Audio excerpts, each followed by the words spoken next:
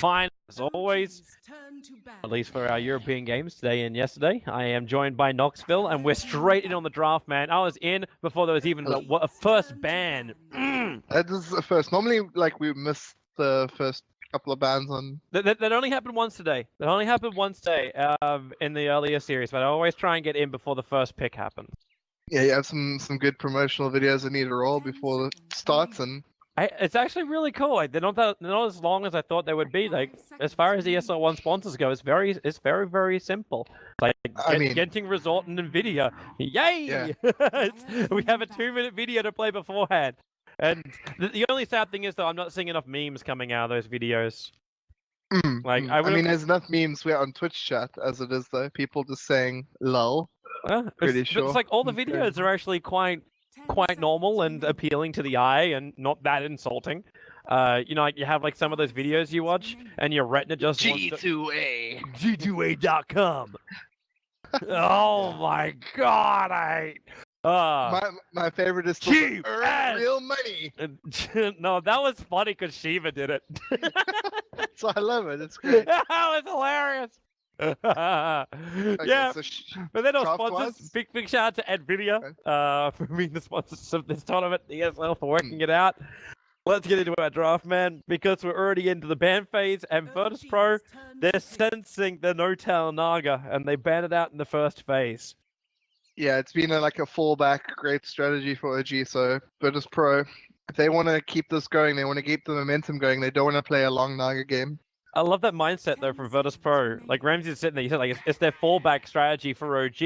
Do you want them to then force them back into the same thing? And then VP like, well, we'll do the same thing. Yeah, so OG had first picked this game, and Virtus Pro chose Dire. Just a selection priority note. And first pick Batrider. Nothing too unexpected here. Have a lot of confidence in S4 to keep picking that up in the first phase, and now he's up against an Ogre and a Life Stealer. 10 seconds remaining.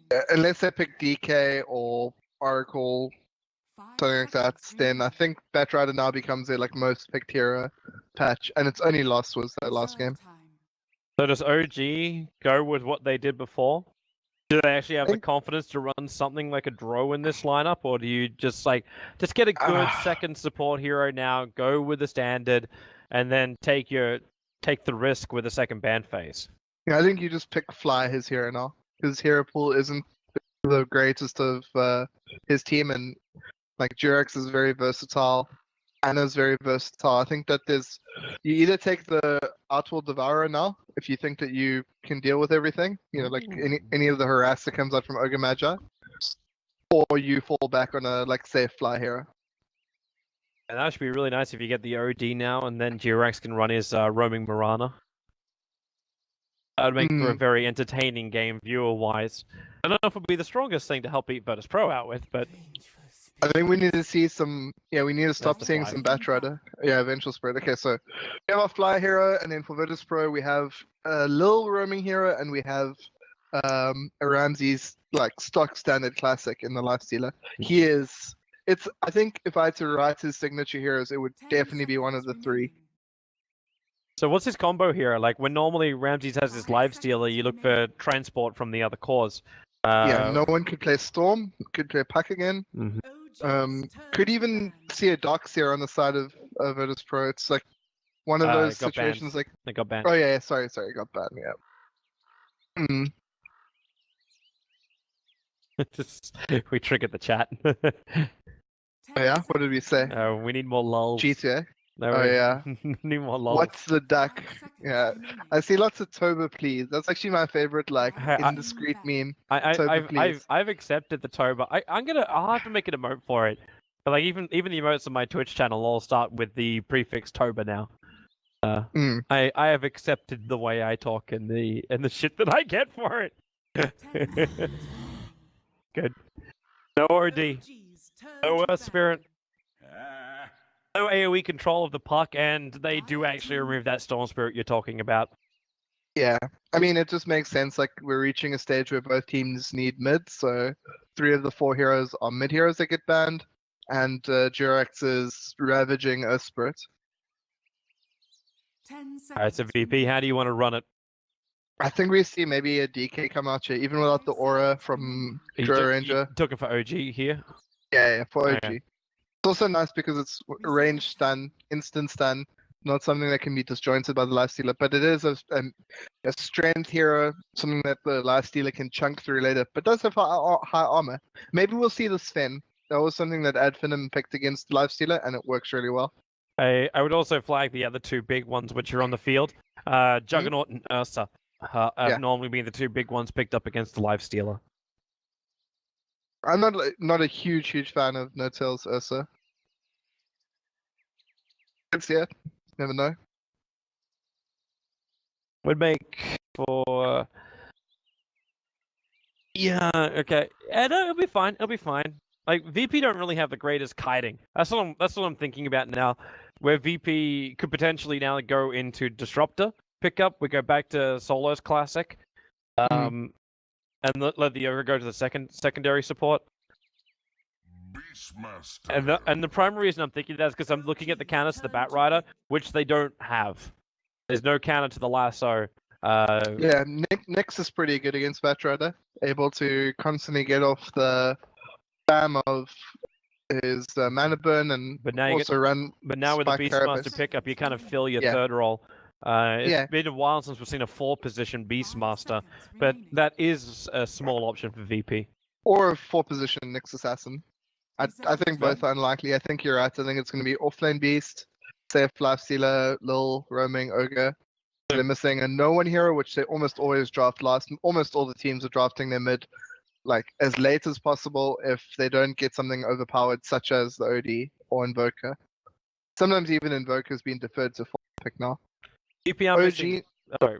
No. VP are missing burst damage with their hero. Oh, they're still going to go for the Pudge, even up against Lifesteal. Filthy hookers.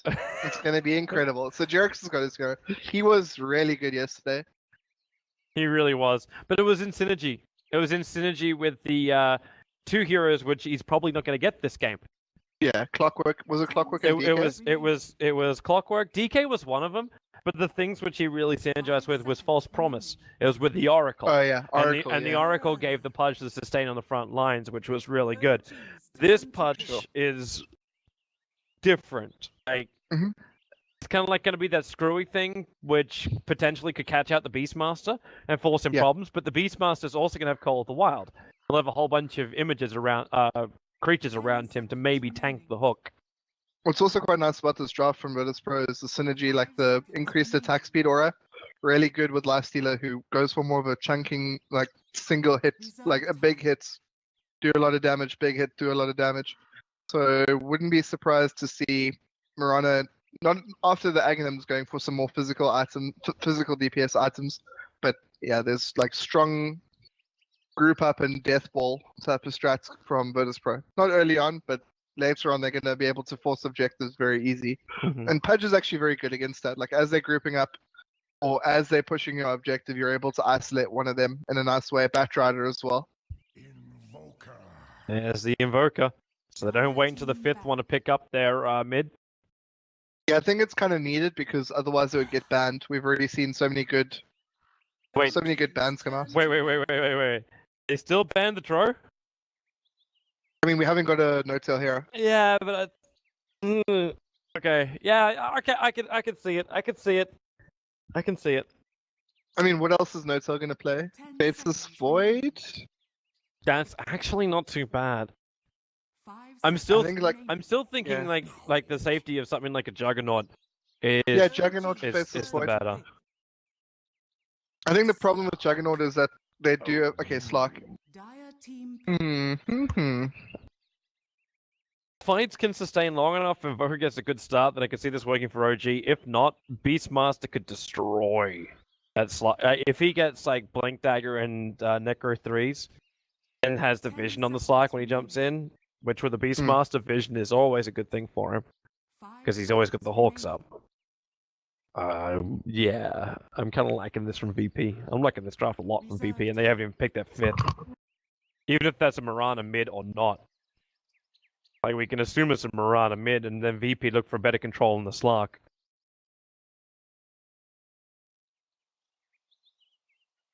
Well, it's actually like one of the best supports they could pick up now. against the mainly to yeah, counter the Slark.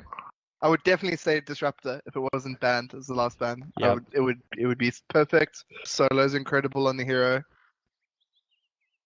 I wonder why VP picked the Marana now, as opposed to. Oh my god. Bloodsucker! Oh, yeah. They've actually played Bloodseeker already. Sorry, no. OG's played Bloodseeker. But you don't have anything recorded for Virtus Pro? They have played it, but twice actually, and they've won both. But I don't know which games those were. And I would guess, actually, neither of them are from the elimination mode. They're both from other normal draft tournaments. Yeah, good. One was from the Summit qualifiers against Team Liquid, and one was from Dota Pit against Team Empire. I'm not going to take the Liquid success as massive because Liquid are having an interesting, turbulent period of time. But whenever two CIS Titans match up against each other, even if it's like Virtus Pro who are doing really well at the moment and Empire who are not having such a great time, unexpected things happen. And with the Bloodseeker, they won that game in 15 minutes. 15? Yeah, 15 minutes, 23 seconds. Holy crap. Okay, that's fast. Well, we'll see Yeah. if VP are capable of achieving the same. As off we run. Straight mid TPs, Jirax and Solo. That's also what's It's quite interesting. Ships in the night. Someone's gonna be looking for this because OG keep doing this exact movement. Like there's not even a change. There's not even like a small little tweak to it. No-Tail's also smoked up, so he's doing the same maneuver. Solo's smoke wore off a little bit earlier. And that's why No-Tail is... Wait, what? Okay. Okay. It's really good against the Beastmaster. Beastmaster can't get a lot out the lane if the supports are doing a good job zoning him. They saw No-Tail. He's fine. Yeah. He can always just pounce away. He's far enough away from the board that no one's going to catch him. But now they're going to be questioning... No one is going to catch him, D. Sorry. But yeah, what's interesting is that Solo's playing the Ogre Magi, which is like kind of... We normally would expect Lil to, because it's like a roaming, harassing, annoying, pesky little thing. Whereas we do see Lil on the Bloodseeker now, and he's got Iron Talon, ready to jungle, ready to rumble. Yeah, good luck with that. And nice counter ward. Anna, they get the counter ward towards the bottom area. They're going to contest the rune though, so... Still means the top once you go to S4 unless Ramsey's... he skilled Rage. S4's trying to have a crack at him. And go Rage, he'll get rid of the napalm. Is S4 going to keep... No. He at least drops Ramsey's down. He'll have to commit a couple of consumables. And look at the Lifestealer item build. 2 sets of tangos and a magic stick holding gold back for fast boots. Or maybe Quelling Blade, Start Shield.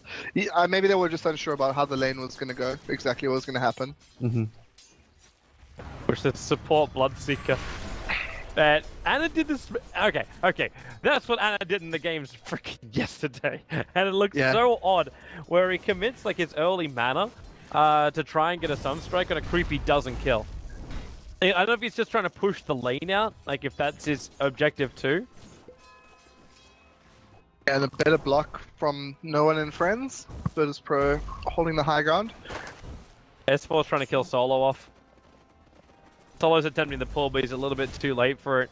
He doesn't get the stack either. He's got 5 sticky napalm charges. Wow. Oh, wow, okay. That's a kill.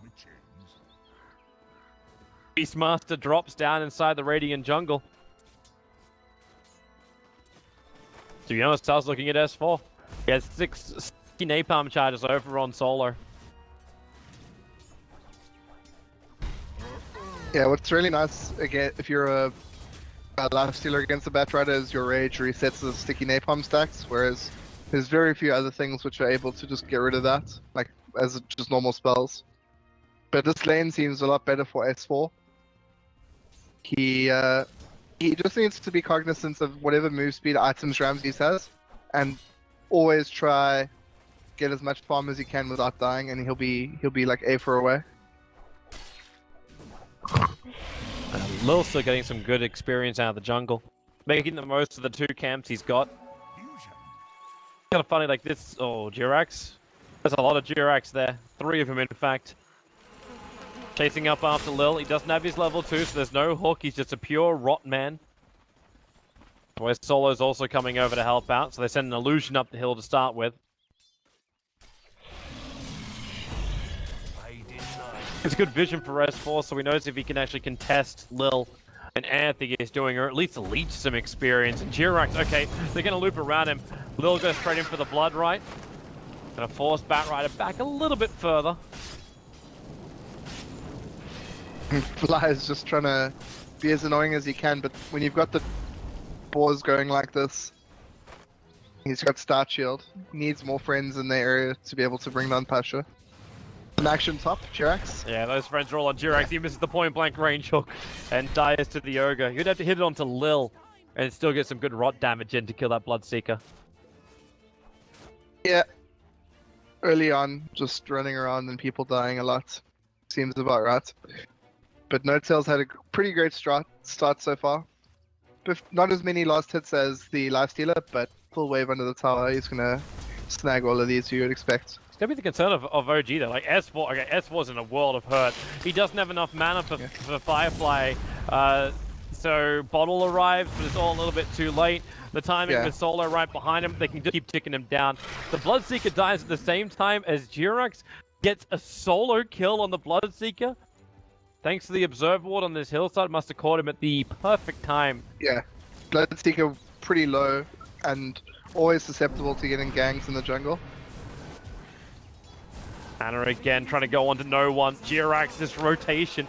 You give this man an aggressive hero. Oh, no! Oh, no one read it perfectly. He'll screw up his own Starfall though, so he doesn't need anything with that, and that could have been enough to get the kill onto Jirax if it did connect. Jirax just wants to get out of here. I don't think S4's too happy about that. S4 could have given him like a couple of bottle charges, but mid lane Mirana, Fly initiated in with a haste rune, loses his life, but it's for the cause, it's for the Anna cause. Yeah, and very importantly that Anna got the kill in that situation. I mean, not important in the sense that like bad things would have happened, but it's just so optimal that he does get it. Jirax suicides. Classic. Once more. Spends all of his money. I submitted my my proposal for the change on that one. Saying. Oh yeah? Yeah. No idea if we'll do anything there, but I guess we'll find out after TI. I mean after Boston. Whoops, Jirax. What did Ice Frog say? Oh, no, I didn't send it to the frog. I sent it to someone lower than the frog. But still high. So like Gabe, you just send it straight to Gabe. Oh yeah, because obviously Gabe is below the frog. I mean, a little bit of bottle abuse in 2016 happening here in the mid lane. No one getting a quick refill from his friend Solo. S4's got really good vision here thanks to the Observe Ward. Lil's coming over.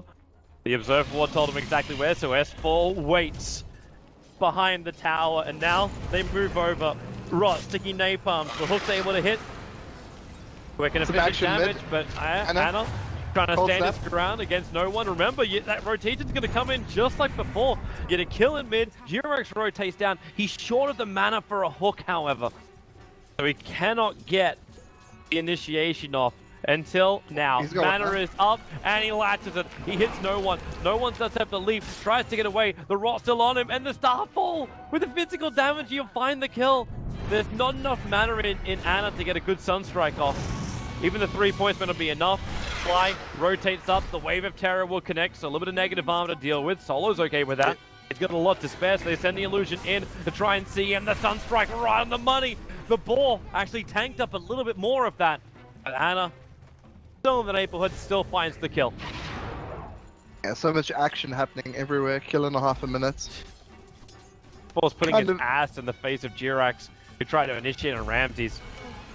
Ramses is kind of okay with this. again, they gotta stop hitting each other. Firefly to start with. Open wounds works really nicely for Ramses when he's feasting off such a huge pile of fat that is Jirax, and Lil will move in. Bloodright will get the kill, but no, he commits suicide. The Rupture, however, it does ensure the kill on the Batrider. So they both can't suicide. And meanwhile, No Tail just farming away downtown. He's gonna get a Shadow Blade at a pretty decent timing. I'm wondering if this is one of these games too where he needs to consider going Hand of Midas. Yeah, that's something that Resolution was always like really good at deciding when he was playing Slark. Like, is this a Midas game? Isn't this a Midas game? Shadow Blade early. Do I go straight for like a big item, a big DPS item? It could hit a very sweet spot in the mid game. He's on his road to getting his 9-minute Midas. Yeah, S4's in a little bit of trouble. The arrow's gonna hit. It's only a short range one, so the stun doesn't last that long, but it's long enough. Oh no! Oh, okay. Whoops. Tata is now MVP. So wait, 3 people have committed suicide so far this game, and 1 creep, or is it 2 plus 1? I think we're sitting at 3 and 1 for the 3 denies and 1 creep kill. Yeah. Okay, so 3 of the 10 kills. Classic. Remember that doesn't count though. Yeah. Doesn't count the scoreboard. Yeah, sure. Well, they're finally going to give GRX some levels on this top lane. That's the upside about this Pudge. The fact that once he has Dismember, they do have a lockdown at all times that can hit the Lifestealer. It's like the only and the hook real also does damage. The damage also does, like his hook also does damage because it's pure damage. Penetrates the Rage. The smoke maneuver out from VP.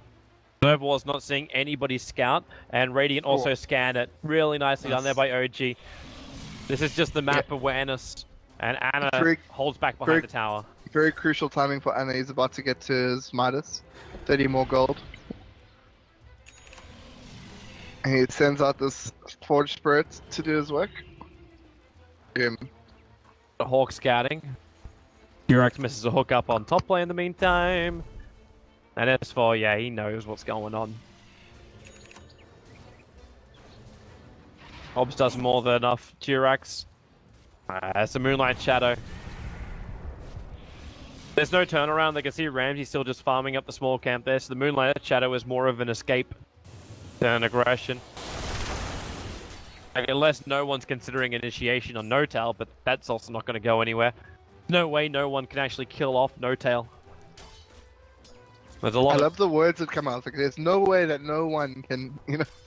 It's a very negative lane.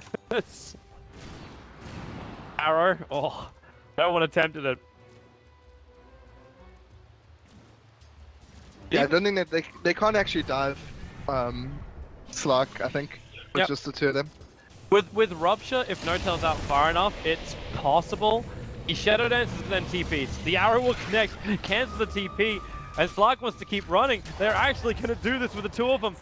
The only way that would have worked. Yeah, I mean, there's no way they can kill him under tower. There's definitely a way they can kill him if he runs into the creep wave and Dark Pact. Because he might have felt a little bit more safer under the tower. BP would have had to take more damage under the tower.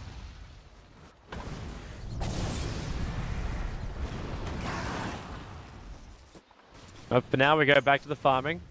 As always, OG giving Fly just that little bit of extra space so they can bring Swap into play. And GRX and S4 are on the hunt. Windlace and Tranquil Boots. GRX needs to hit this hook. No one. Pretty visible. And now he runs out. And the hook right on the money. Straight to this member. With the Sunstrike, Murana will not be able to leap in time. S4 even threw out the covering Flame Break just in case he was going to. That was so good. That was a great hook. Maximum range. Just clips grabs her by the tail almost. And GRX with his money flying in, he's going to be able to get himself up to what he did previously. It's the Tranquils and Soul Ring build. He goes on his Pudge. So it's never-ending hooks. And No Tail's in behind enemy lines, yeah? And there's no flying vision over there just yet. The Beastmaster's in the neighborhood, but he's only got his balls on the field. What do you think of this one from Lil? Doesn't upgrade his boots, just goes straight into Dagon. This is interesting. I mean, when I say interesting, I mean I would probably report someone if they did this in ranked, but It's some good burst damage, in a way. Yeah, they do need the burst damage. It's very important to bring down the Slark. Also, you can mostly go on something like the Vengeful Spirit, and he has 800 HP and 8 armor. You can bring him down pretty quick. VP's got this free tower on bottom. No one's TPing down. VP even scanned behind the tower just in case. It's around the 13-minute mark when you expect the tier 1 towers on safe lanes to be lost anyway. The small trade-off is Ana doing damage to the tier 1 in mid, and Notar bringing the creep wave up to the tier 1 on top. I'm surprised he's not hitting it. It seems pretty obvious right now that no one's coming to defend. At least on this wave, maybe the next wave. Well, they didn't scout out, or maybe, no, the observer walls are too far away. They didn't scout out the smoke. It's just creep skipping it. Yep, fair enough. VP. Now it's their turn to beat into a tier 1 mid. Small little rotation coming in from the Ogre. You definitely want to try and fight this one. While they've got that Beastmaster Roar up, they're looking for the good opportunities. Now the hook. Oh, it caught Ramsey. Dragged him up to Jirax. Keep him out of the fight for now until the arrow from no one able to connect onto Jirax. A very quick death of the VS as well as Pudge. Both supports down. Everyone died so quick there that Ramses was able to get top and defend. And there's a little bit more action happening here. Ana getting stunned out, gonna get silenced as well. He's a goner. Don't know if they just felt confident enough to move forward, but like there was D-warding kicking in. Now your lasso, Notel involved in a fight for the first time in this game. Looking for another opportunity. You can move over to solo, steal off a little bit more. They want to kill off no one. They go for both and they clean both. S4 and Notel realizing just how much of the cookie they could bite into. Yeah, that's like really good awareness. Like if you said like in an abstract sense, we had a team fight, we lost two of our heroes and we lost another one, and then your 2 remaining heroes that you have go into fight versus 3, and you make 2 kills. That's like either really, really good or really bad decision making. In this case, really good decision making.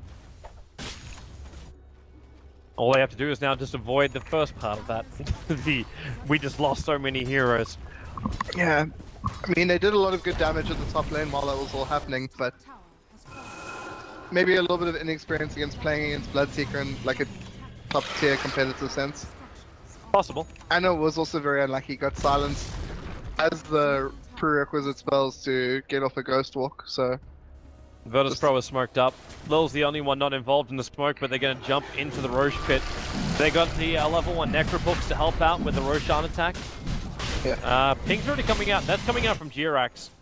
They didn't have proper vision of the movement there, but with the Invis rune of Jirax... Wait, where's the sentries? It's only level 1 Necropooks. They don't have any true sight. Okay, Jirax can walk into the pit. He can walk in. Roshan's already down, however. Ramsey's is very low. 29 HP he'll leave on. The arrows are flying to Notel. He wants to just keep running a little bit further away. But now he's buffing up. Wait, Pasha. Whoop. Put him out. In the last moment. Clark is still alive. If Jirax was there like a little bit earlier and he saw Ramses walk out, he would have hooked him and got the kill. Like every day of the week. It's understandable though that it's understandable though you'd expect a sentry ward to be down. Yeah. He played a bit cautious. It's obviously okay. And with Echo Saber first up, the opposite style of the build to the previous Slark. We saw the Shadow Blade first. Rotation initiation.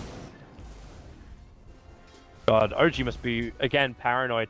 They're scanning just above them to the north because they've lost all their vision from here. The observer wards all got de-warded out. The new ones were not there to replace it. VP's vision's actually quite good. I love this little ward. This is multiple times I've seen VP plant this ward near the top rune. And S4, like, that sentry is only just out of range of it. Like, they're throwing a sticky napalm up there to look for it.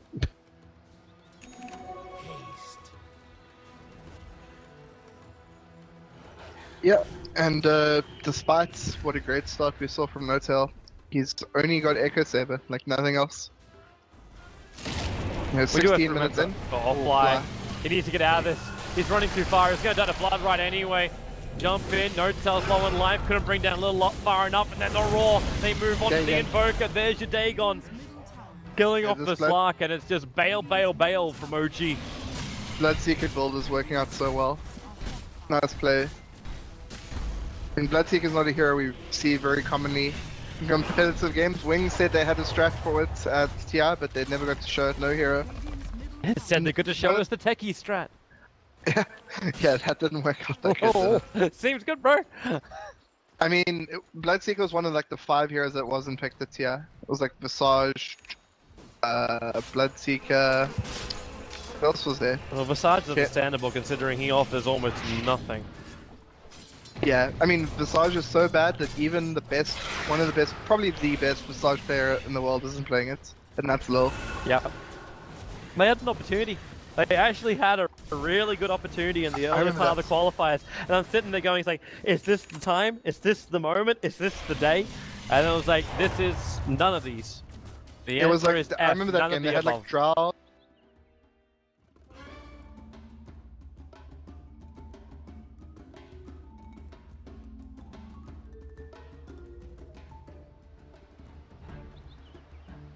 E-Home's turn to pick.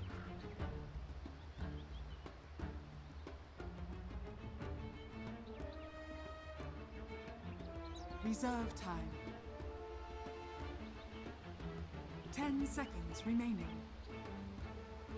Dark Seer. Radiant team ban.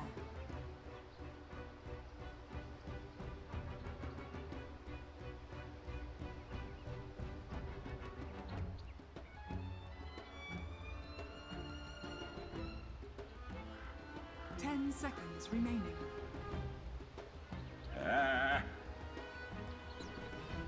E-Home's turn to ban.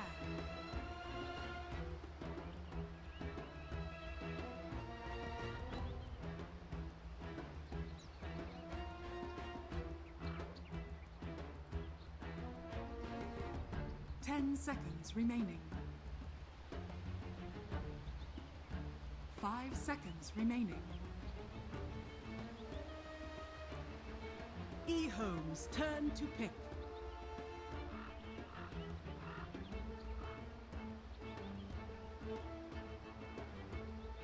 Medusa. Radiant team pick.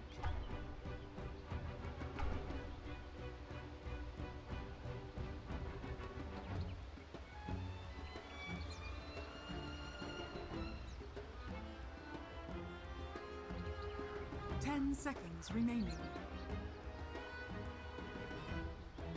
5 seconds remaining. Reserve time.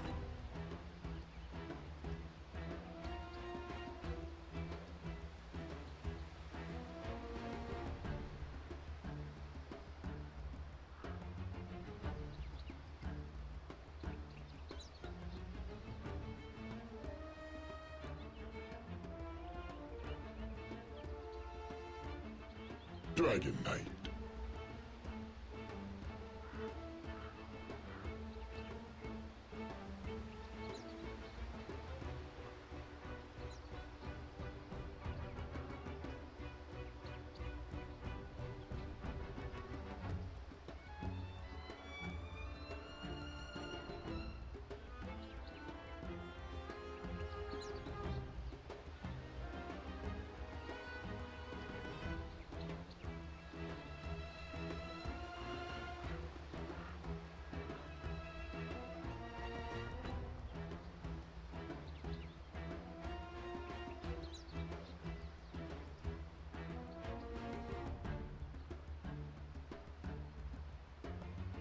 Ten seconds remaining. 5 seconds remaining.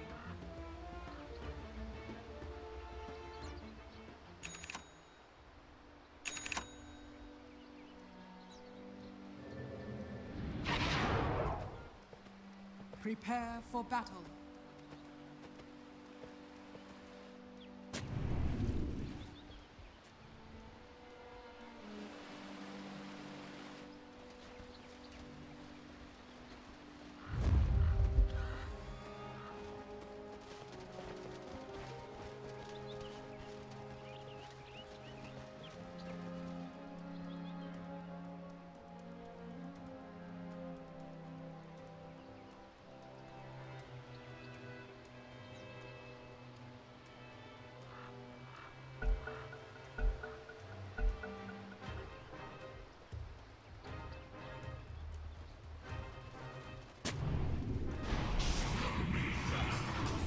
Okay, welcome ladies and gentlemen. We have game 2, game number 1 for today, and we see another disruption coming up all the way. So this is KingCharlie in the house, and yes, I'm the channel host for you people. I don't see any English caster as for yet opening their mic in game, and we see a first blood coming on the side of VP being so aggressive, just using the disruption, and then you have the Centaur Conquer with the hoof stomp, and yes, you get a sure shot kill and you melt it down. So yep, E home losing their life the wave for second, and yes, it's gonna be Spirit Breaker. He's quite tanky enough in the start, but yes, he does lose his life in the progress. Oh, everybody, the horn has sounded, and we are with the Summit Land Finals. Okay, so let's see who's gonna wake it. So we have 3 best of 3 series. So the first series is VP versus E-Home. Then we have another series coming up, and the winner of this series and the winner of the next series is going to be competing up. So yep, we have another 8 hours of Dota 2 action, and yes, I hope we have a caster soon enough. As soon as the caster starts talking in game, I'll stop for you people. But yes, we are gonna see into the mid lane. We have a Dragon Knight who's gonna be walking up all the way. So yep, none is gonna be competing against an old chicken. Now this is quite interesting. I wanna see VP. They have been playing exceptionally well, making all the way to the qualifiers into the Boston Major, and let's see how much prepared they are, because it's just a week prior to international, and both of these teams are being invited to the international. Oh, sorry, I mean the Boston Major. So yes, every time I feel like Boston Major is just like an international. Yes, so it's not less than international. You have 3 million on the pool side, but yes, Pasha against Garda, and Garda is just moving around with Kotal, and this combo is really deadly. You know, just you put that mana leak onto a person, then you charge, and then you have a draw ranger who can gust things up, and you can just make sure you can just kill everything that is coming your way. So Pasha just moving in, and that Centaur set is just amazing. Looks so beautiful, looks so cunning. Oh my god, look at all those right clicks. Look at that booty, man. But yes, meanwhile in the mid lane, we have a Medusa. She's on her last 6 last hits, and Dragon Knight is not having the best of it, but he's trying to cope up. He has that blood armor that's providing him with all the armor and the HP, and Lil just doing some little things. He has 3 set at top enter using that shockwave, but not gonna connect on anything. But yes, Pasha coming from the back line, and a disruption being committed, and Darkseid is gonna be shut down all over again. And Solo coming up with all the positioning and everything, capitalizing it well, and just trying to block up. And that's a really nice thing. You strategize, you move in, you use the disruption, you move up right in front, and you just try to block up the player, especially Darkseid, who's gonna surge out, and he's gonna be running in the vertical direction most of the time. And yes, here comes the charge, and finally there's a lot of problem for Lil, and yes, Illuminate being connected, and the Basher coming out from the Garda. One more right leg will do the job, but that untouchable is not gonna save Enchantress. Enchantress using her creep, and she's gonna throw some shockwave. But yes, whenever this Enchantress is getting caught out in the air in the mist, she's gonna be shut down completely, and there's no way she's moving out. Yes, Solo just going with solo things, and yes, giving all those right click and another disruption, and yes, he just managed to get a choreo snipe, and now this old chicken is gonna deprive in the lane because the bottle and the boots were coming up in the mid lane. Now he doesn't have those for another 3 minutes. So yes, Garter just standing there, and he has to rotate into mid. Now this is free time for Dragon Knight, and none can do a lot of things. And yes, Keeper of the Light, Lanham, doesn't have that mana leak up and running as for now. And yes, Old 11 again caught up, and now he has to go all the way, and Solo will make sure he can't come from this side. And Soul Catcher, and he'll use that disruption, and Luna is coming from the other side, and Ramsey, you can't mess with the Ramsey right now. And yes, one more. Shoo!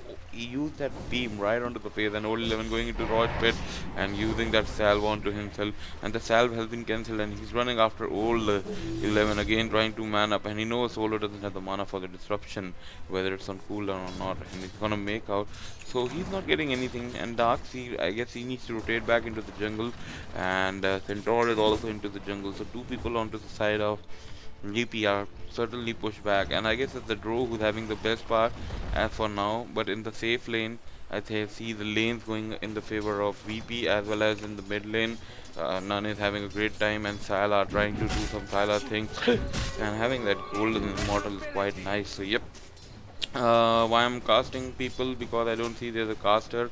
I'll try to click on all over again if there's an English caster, because I'm just quite okay. See, I selected it, and there's no English cast, so can't help it out. So I'll take you guys around. I'll take you on a tour with King Charlie and make sure you guys hit that like and subscribe button. So Mana Void on to Medusa, and yes, all those creeps and pesky little crypts and Dragon Knight running out of mana, and the courier will be about to respawn in a minute momentarily, and this time they're gonna keep in mind that they have to keep the courier into the flying state. It was walking, so yep, it was a melee courier, then you have a flying courier, and yes, another dragon breath coming out from none and making sure the dragon breath is quite nice. And yes, he just popped his dragon form and just to evade out, and we saw that Lanham making a TP into the mid lane, so that ward giving that vision onto the radiant side and just providing. So Lil and Solo are moving up, and this can be a little troublesome if Darkseid's got out and Smoke Out Deceive. They want to go in and they'll try to come in into the mid lane, and I guess they didn't find that smoke out, and they want to go and find something out. But into the bot lane, yes, the Darkseid and the disruption coming up, and here's a Hellbear Smasher and Centaur connecting the storm, and one more right click. Ramsey using that Lucent Beam and completing the kill into his account and getting all that gold and immense amount of farm, and slowly stealing. He's kicking in. He's on a gloves of his, I don't know, maybe he's going for a Midas or something. He's having that extensive amount of farm, and I never seen Luna going for a Midas build. And as for yet in this professional game, Ramsey can do anything. He's just a quick annoyance. You know, he just annoys people with all those new builds and new stuff coming up onto the board, and none just going to grab that rune, and there's nobody contesting him, and he needed that rune desperately. And it's very hard to shut down a Dragon Knight who's especially having all those points in Dragon armor. So blood armor is providing you with an HP, and yes, Pasha. Talk about, okay, so Eclipse being thrown down, and yes, Cobra of the Light, and nothing is working on the side of E-Home. E-Home losing immensely, and finally TPs are coming in, and yes, Spirit Breaker coming in, and the Centaur Stomp has been used. So Wall Stomp has been used, and everybody's running away.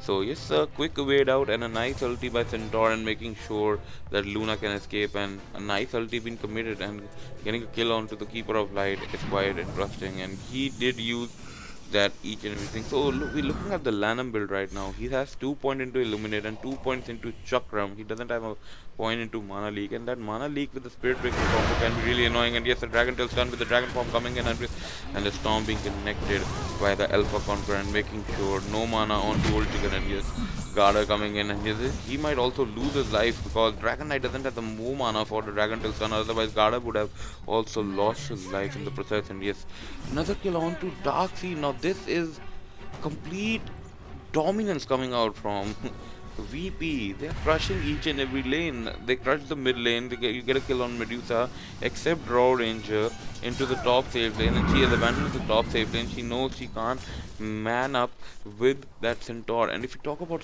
Centaur right now, Centaur is on third highest net worth, and the safe lane farmer, that is Raw Ranger, onto the side of E-Home, is not having Sylar, and yes, another disruption. And this is what you do with Luna. You use that disruption, and you have another 8 seconds. You just use those Blaze of Wisdom and try to shut down each and every tower. And yes, another beam being thrown down onto Creep, and that is very cost effective. And Old 11 just standing there trying to delay the tower push as long as possible. And yes, another storm coming on and trying to slow down Keeper of the Light and Hoof Stomp, and yes, you have a double edge and you get a kill onto Keeper of the Light, and you make back a TP back into the fountain, because you know there's a Spirit Breaker who might be chasing you around into some bushes or something. So yes, you back out, and a safe TP coming out. So yep, Centaur is gonna go back, and he's very close to his Blink Dagger. If you talk about Blink, and an offlane Centaur having a Blink by 9 or 10 minute mark is gonna be completely absurd. Now this is something that you don't see, and look at the Stampede. He's just using it every time and just moving up, and I guess he might be going for an Exim Scepter. That might be,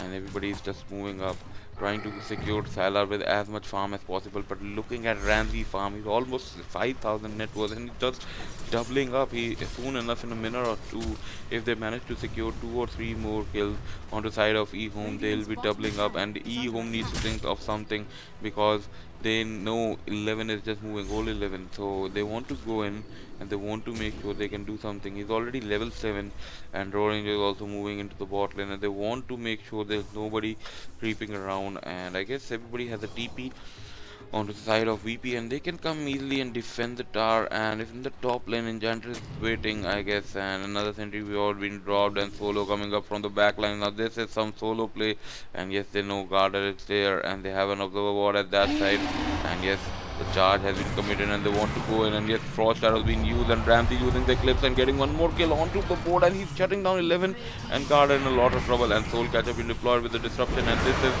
something that Garter doesn't want to have it right now. But yes, another stone gaze being deployed and the stone gaze has been deployed by Medusa, but they are not gonna get anything in return. And that evasion ulti, now you know that Medusa's ulti is down for another 90 seconds, and this means I guess 2 tower push easily.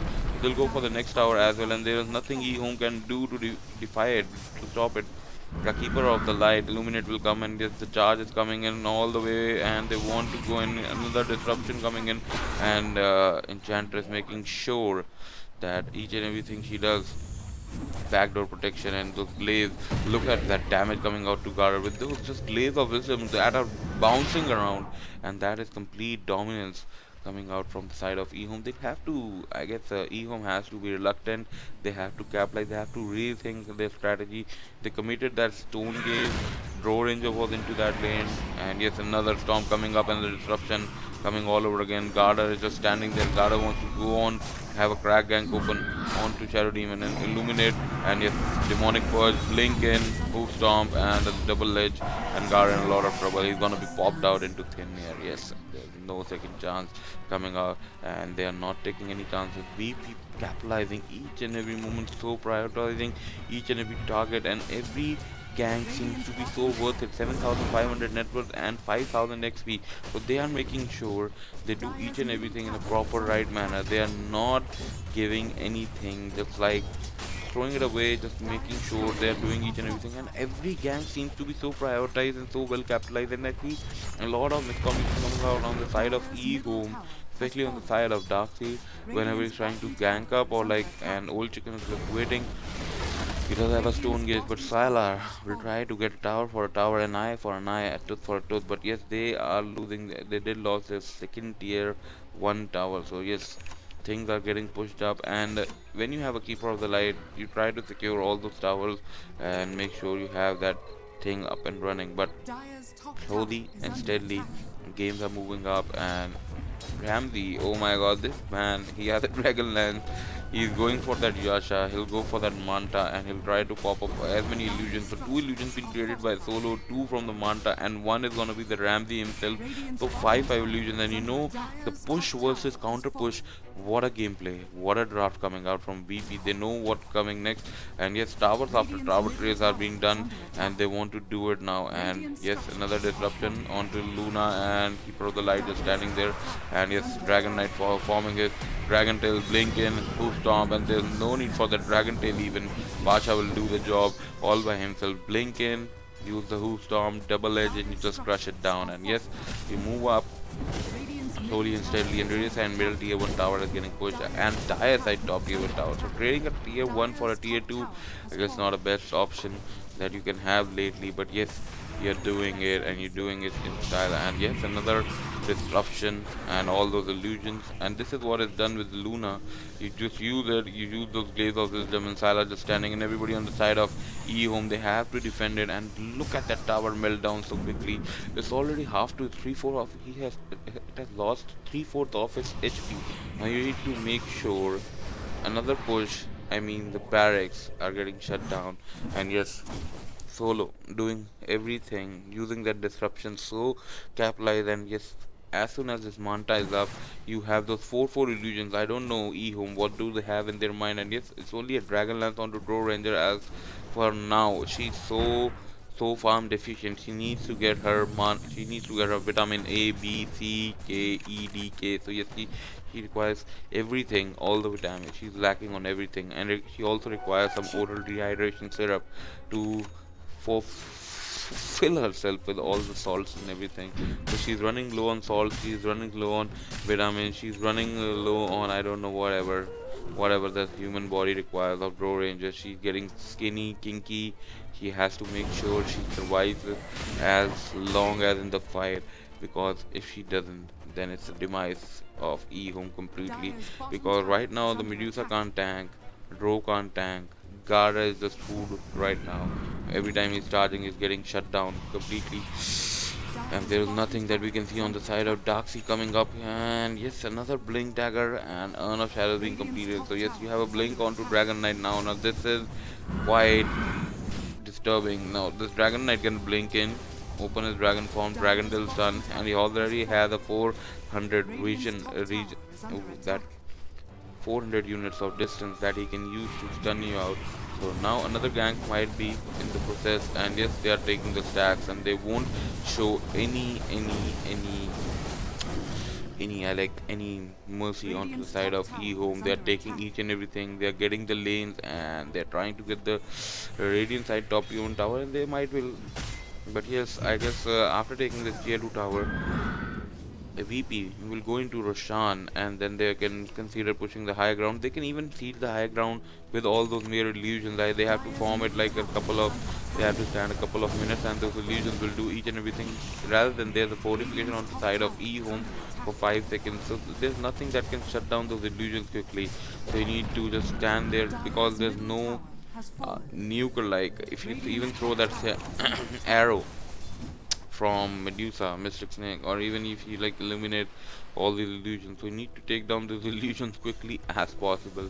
But now they're gonna back off, and they'll wait for E-Home to just push in. It's only 16 minutes into the game, and feels like this game has gone so long, and VP are well prepared for the Boston Majors. They know they have to put something on the board, and they're trying to do that thing right here, and they're proving in the very first series. So we have a lot of series and a lot of submit action till Sunday. So yes, right now this is the first series, and this is just the start. So finally a smoke of defeat coming out from the side of E-Home. They're trying to move up, and they want to go in and have a crack open. So yes, who's gonna be?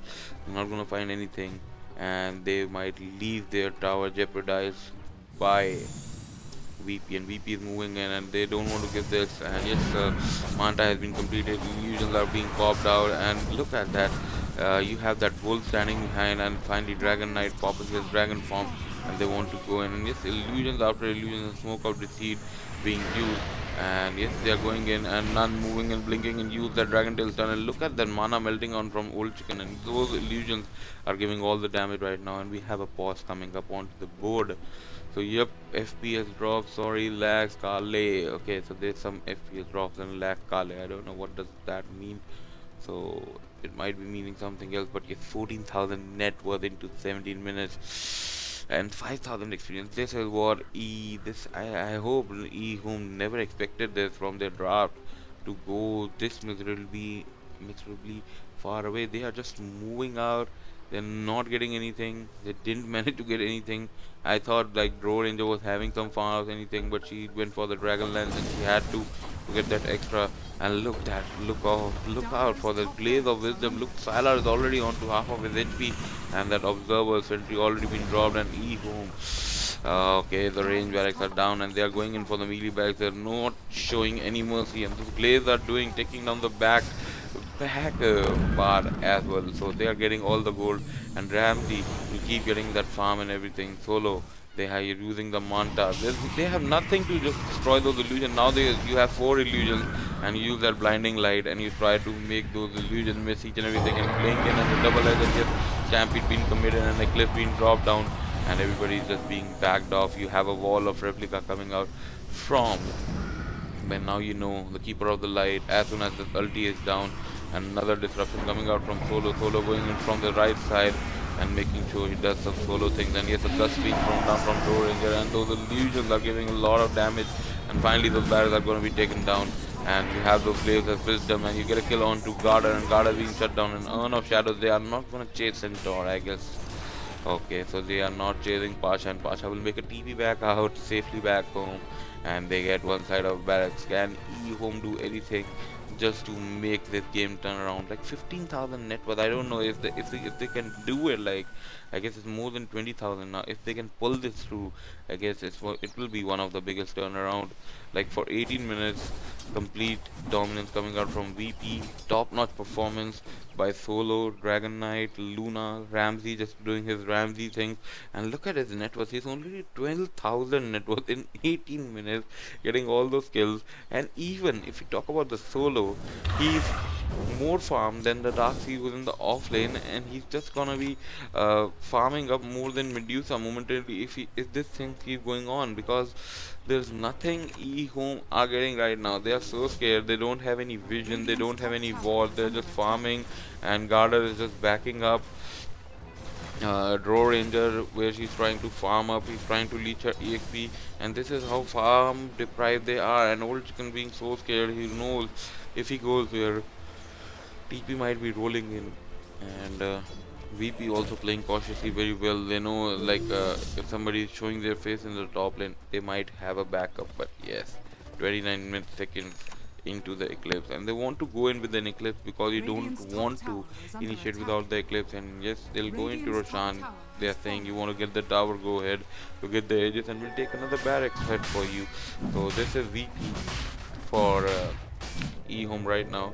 They're moving in, trying to get those barracks, and yes, slowly, steadily, game E-Home. They're making a TP back. They want to defend the Roshan, and you see, they're not pushing forward. And E-Home, they know Roshan is being up. They know it's the last fight, and they can't give the ages. It's the last stand, and Pasha is standing right up next to the corner. Will they go on to 1500 HP Centaur and giving that right click? But the ages has been taken, and ages has been dropped, and they want to go and fight back. And yes, there's nobody onto the side of VP who's gonna engage from the lower ground, and they'll go in like a gentleman, like a decent gentleman, and try to push the bot lane all by themselves, and pushing and making those illusions and trying to get those barracks all over again. So yes, a complete I must say nuisance coming out from Solo. They have to make sure that they can take down the Shadow Demon. But how do you make sure that you can reach down to the Shadow Demon? And yes, they're coming in from the back lines, and no, they have to get the gang.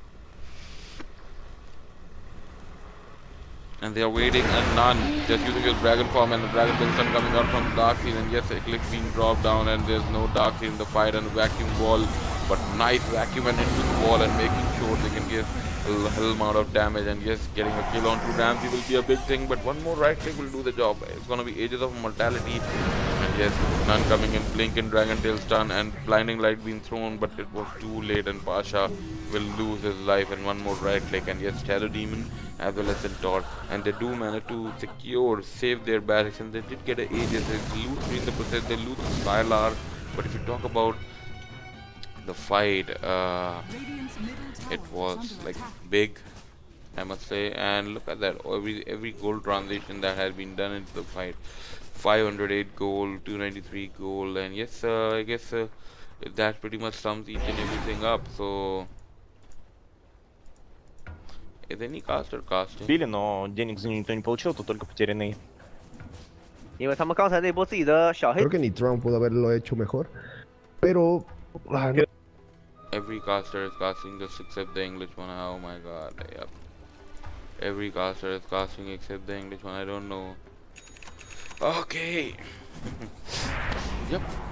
The lanes are moving in, and they're going in back into the fourth, and yes, they want to get something done. And you have an observer ward, you have a sentry, and you're trying to bring down each and everything, and you have a disruption going, and now they're trying to go and push in those tower and those barracks. Now there's nobody down, and you have the equip being used, and the illusions complete again making a nuisance. Now they know everything was used and was committed, and another disruption coming out from Luna, and you'll be sending those illusions. You have the maelstrom to take down those illusions, and you're sending those illusions from the low ground, and but the damage is being done.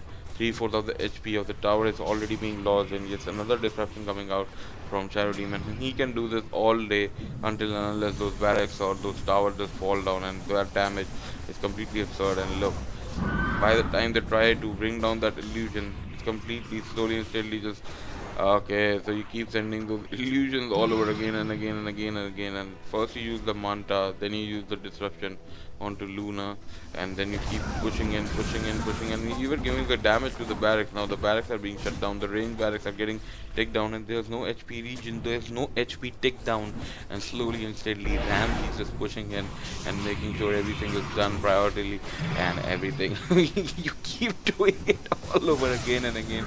You keep using those illusions, you keep using the disruption, you keep doing it day and night long until the end of the night, till that moon settles down, and then you have a sunrise and the moon settles down all over again. But you keep doing this thing until and unless those barracks are getting shut down, so you keep it, keep putting. And meanwhile the top lane is also getting pushed. That is already having the super mega creeps. So yep, not the mega creep, but yes, super creeps, the big creeps, the giant creeps, whatever you can say. But yes, the top side is already having some big creeps just pushing in. So very much annoying thing for eHome, and eHome trying to delay this game. I don't think so. Like, they're doing the right thing as for now. They need to just reset their game momentum. I guess this game, 25,000 net worth, man. How do you even just, how do you even like plan on to getting it back? Like 25,000 net worth. Are you serious, man? Like, wow, 25,000 net worth.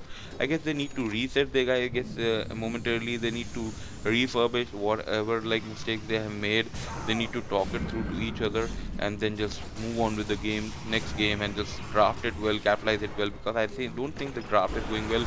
And now the illusions are being dropped on each and every place, and none just moving in. And yes, the blinding light being thrown down so that the right click damage can be avoided.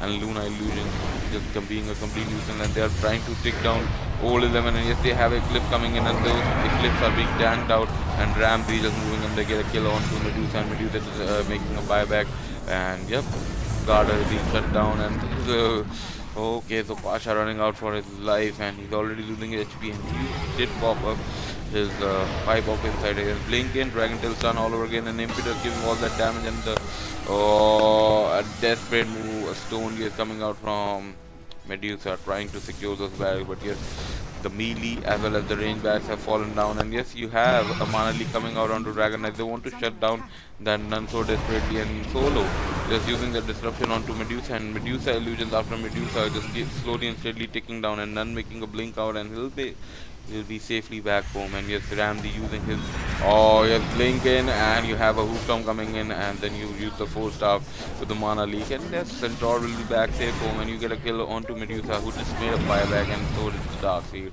And this is game number 1 for you people. 26 minutes into the game, and GG, and there was no way out escaping from hell, because when you do some bad sins, you make sure you're getting demised for that, and you're getting paid for it, and there's no way that you can repent, right?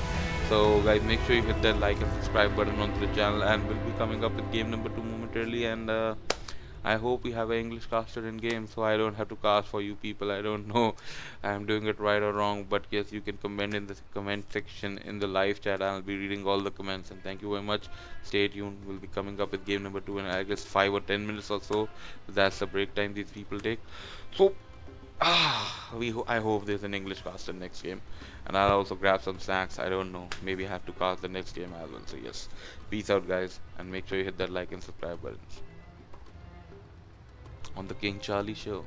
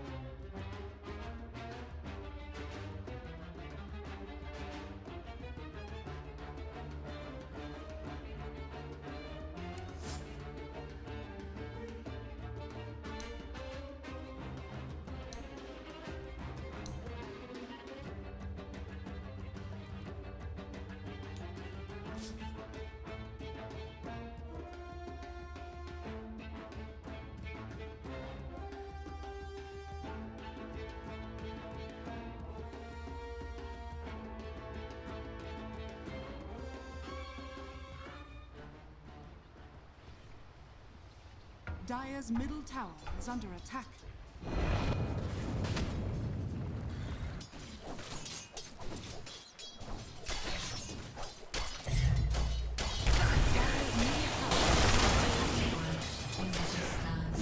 Dire's middle tower has fallen. Dire's middle tower is under attack. Radiant's top tower is under attack.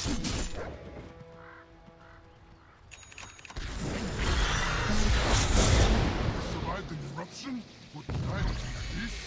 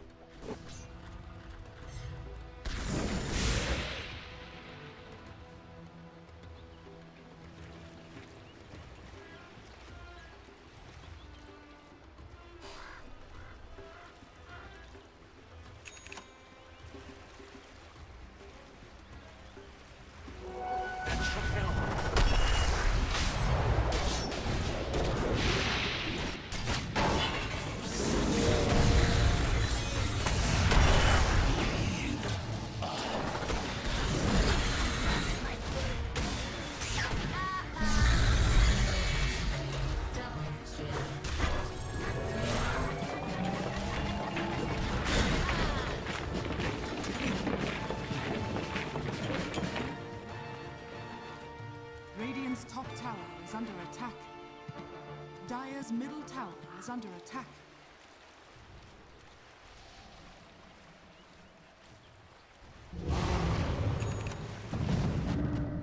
Dire's middle tower is under attack.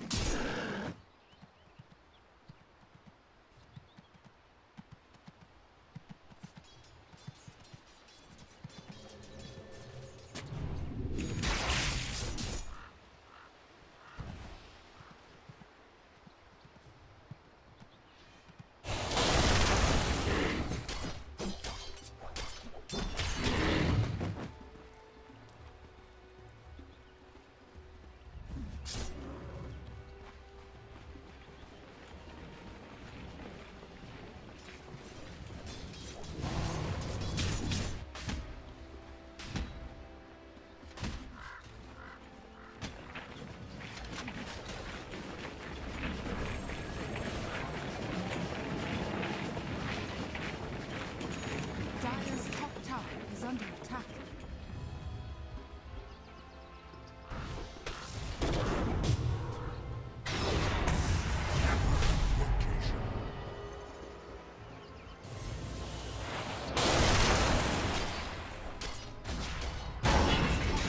Is under attack.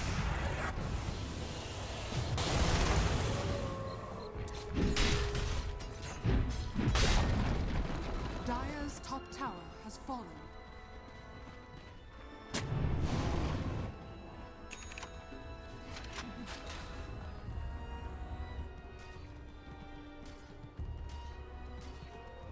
Dire's top tower is under attack.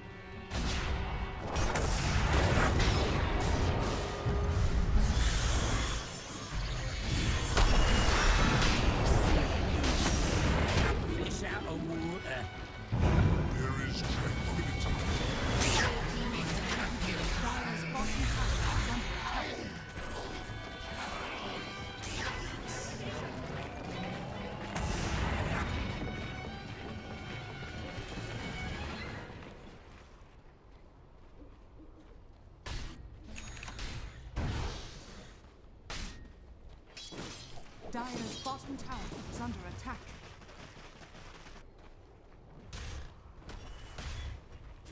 Dire's structures are fortified. Dire's bottom tower is under attack. Illusion. Dire's middle tower is under attack.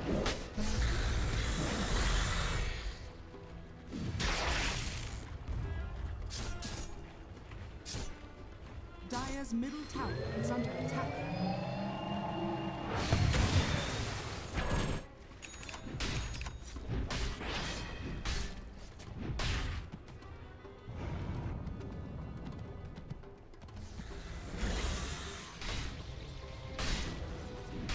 Radiant's top tower is under attack.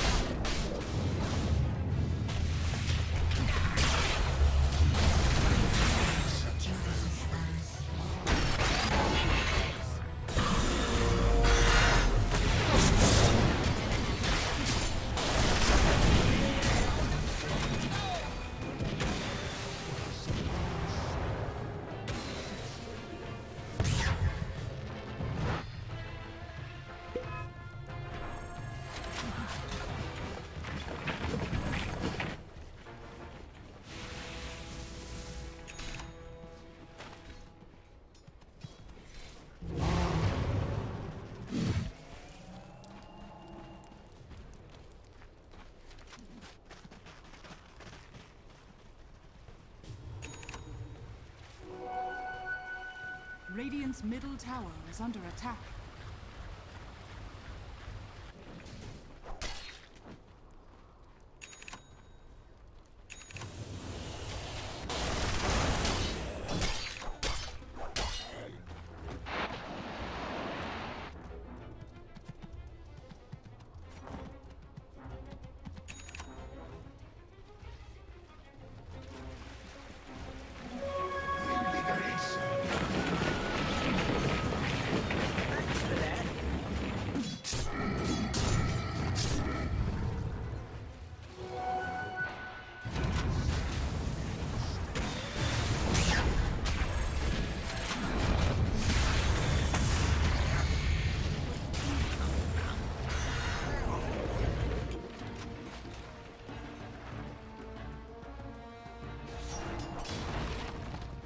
Radiant's middle tower is under attack.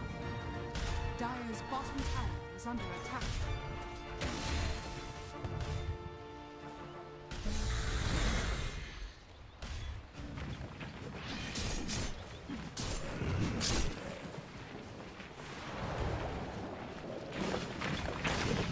Dire's bottom tower is falling.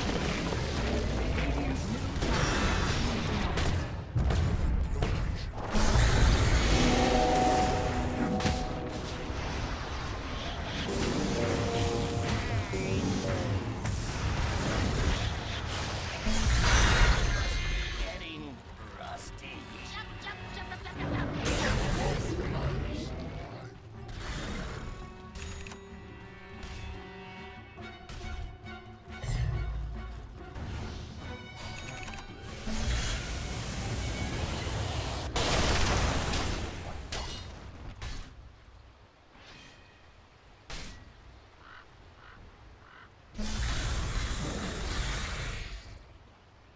Dire's middle tower is under attack. Dire's middle tower is under attack.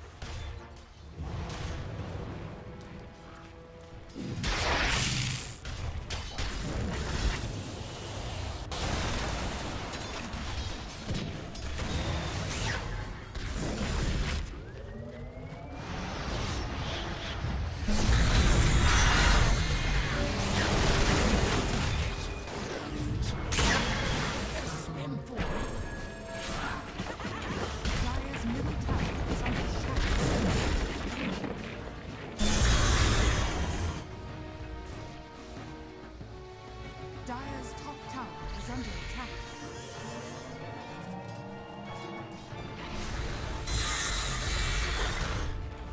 Dire's middle tower is under attack. Dire's middle tower has fallen.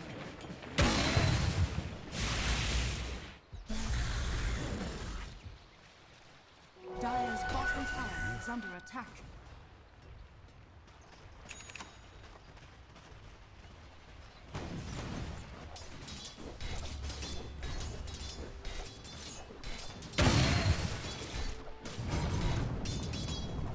Dire's top tower is under attack.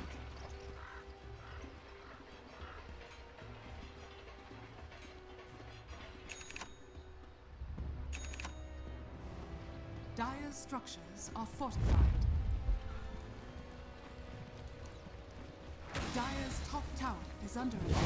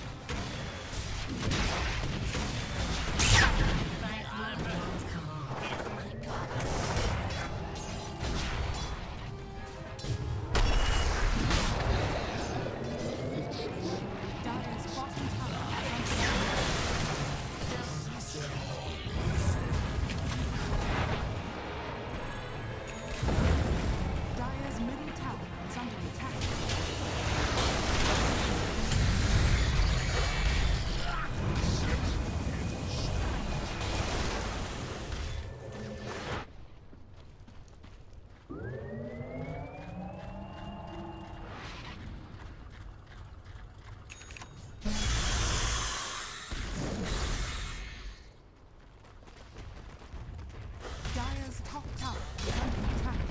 Dire's top tower has fallen.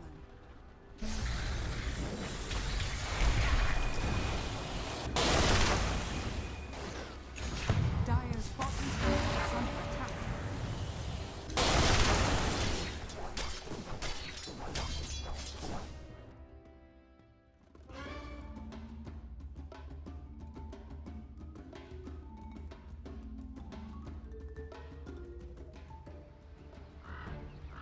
Reserve time. E-Home's turn to ban.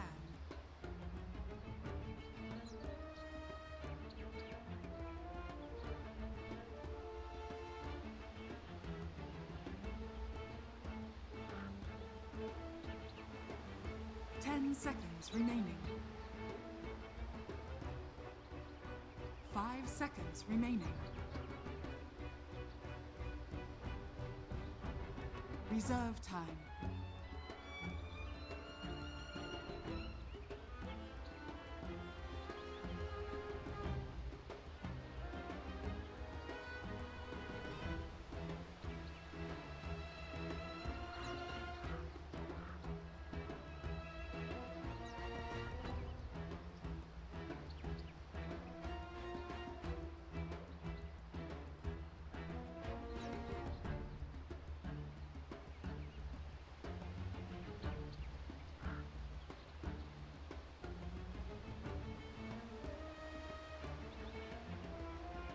Radiant team pick.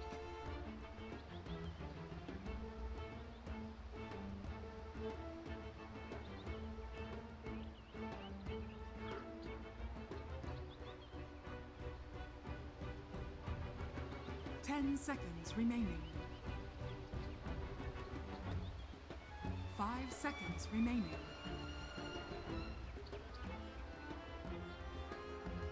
Reserve time.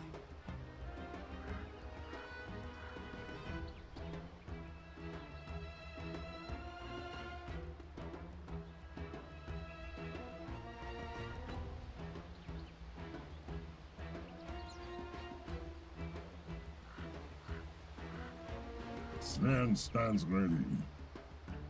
E-Home's turn to pick.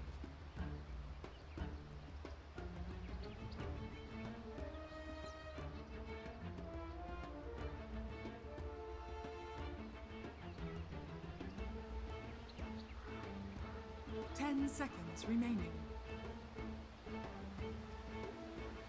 5 seconds remaining.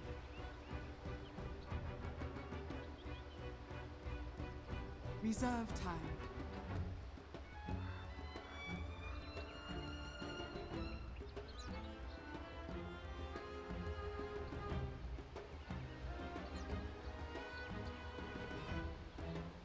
The undying waits.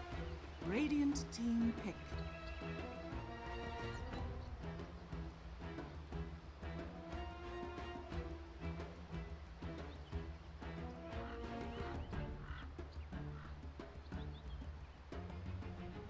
Ten seconds remaining. 5 seconds remaining. Reserve time.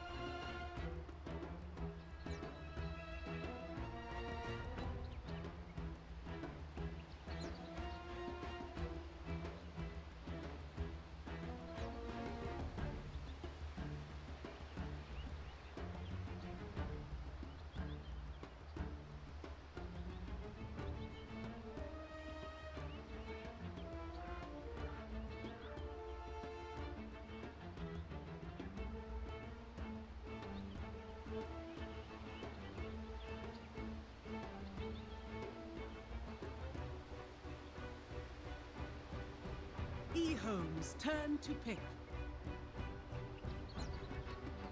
Tuskar! Radiant team ban.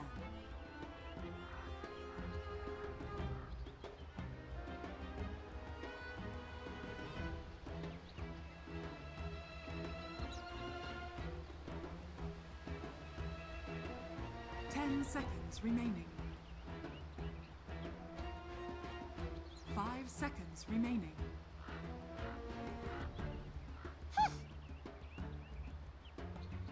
E-Home's turn to ban.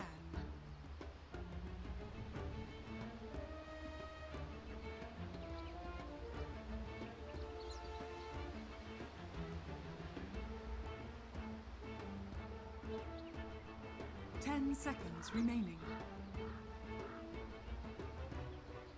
5 seconds remaining. Reserve time.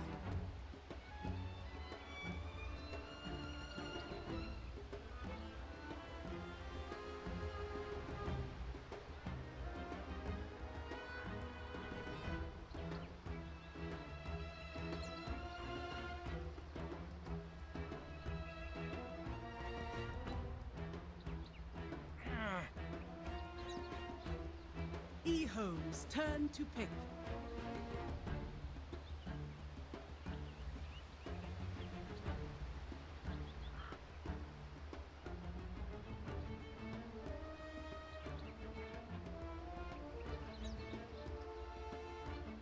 Radiant team pick.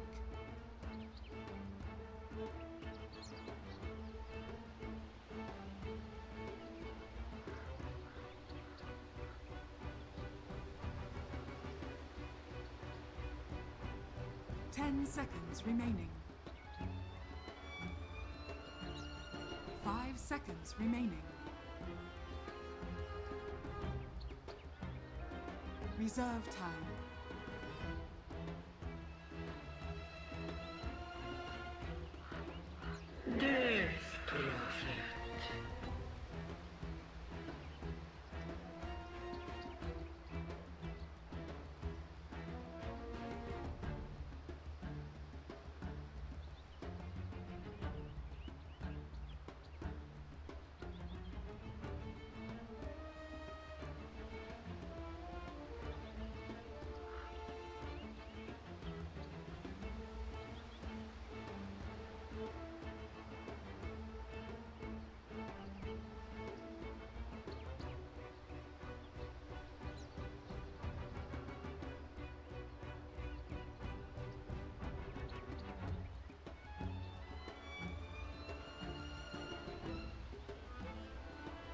10 seconds remaining.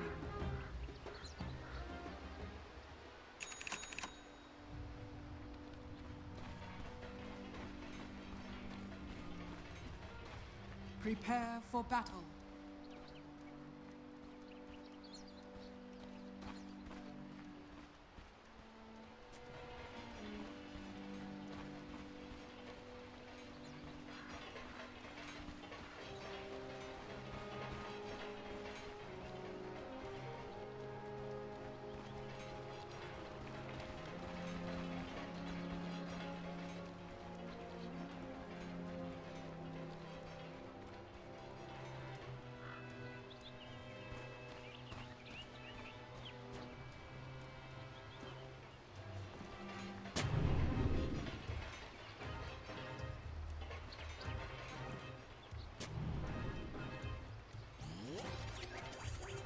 Thirty seconds to battle.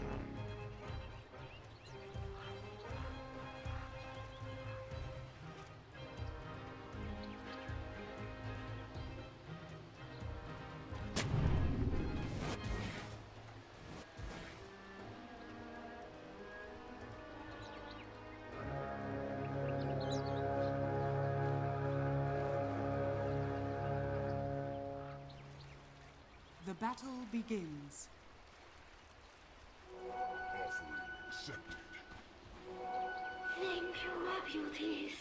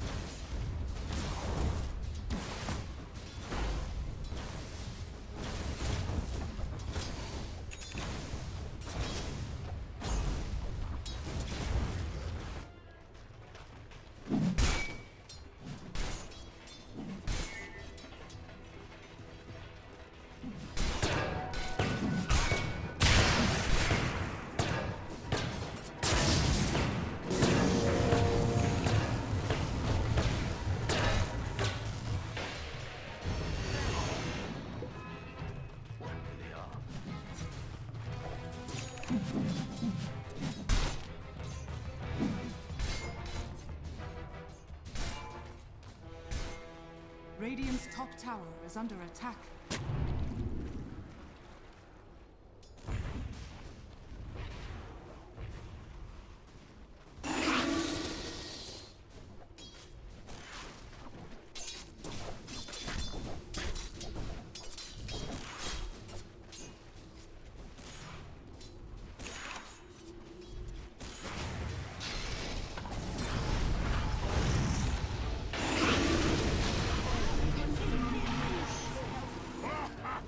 Dire's middle tower is under attack.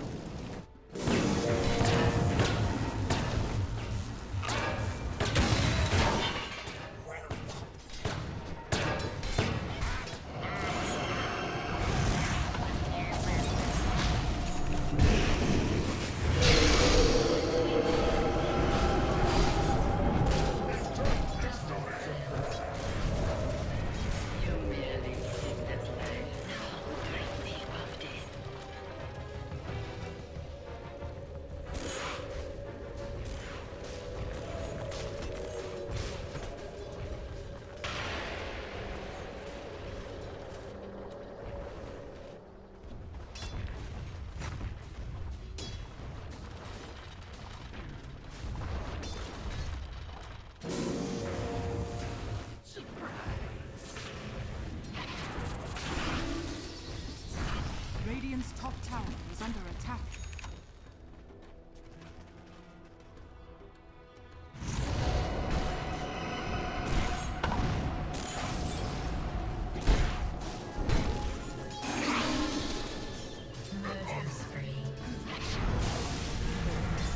Denied. Radiant's top tower is under attack.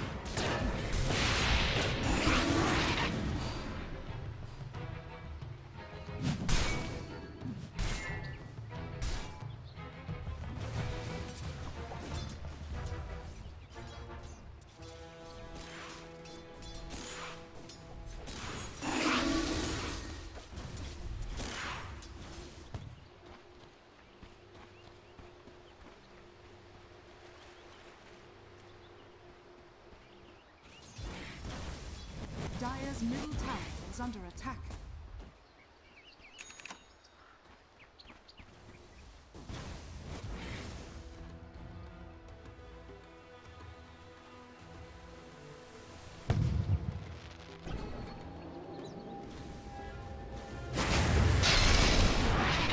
Okay, guys, I'm back. Okay, so I see a lot of people in the chat that we don't have any casters. So yes, as of here, 4-4 is the score, and I'll be going out for soon for my dinner. Okay, as soon as I go for my dinner, then I'll stop my casting. But yes, Radiant side middle, bottom tier 1 tower is getting pushed, the first tower of the game, and yes, old chicken making sure that they get the better part of this game.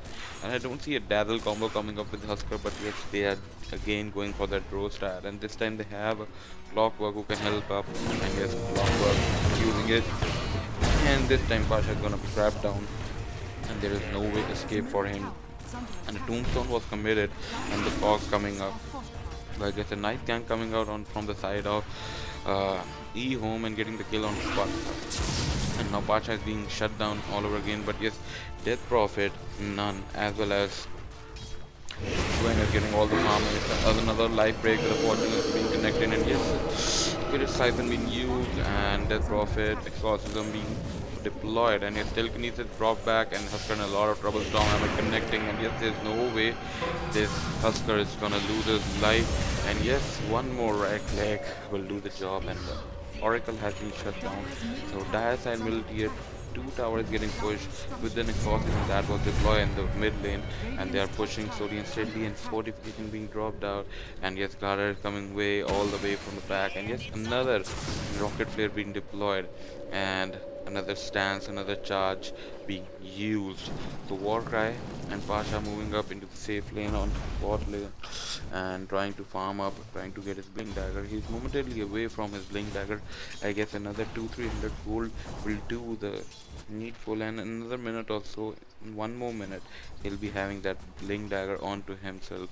So yes, that can be a complete problem for Husker, who's just life breaking into everything and making sure that he's trying to do his stuff, but I guess they need to be having a draw ranger to back up, or maybe a Clockwork who can just use some cogs and get some things done.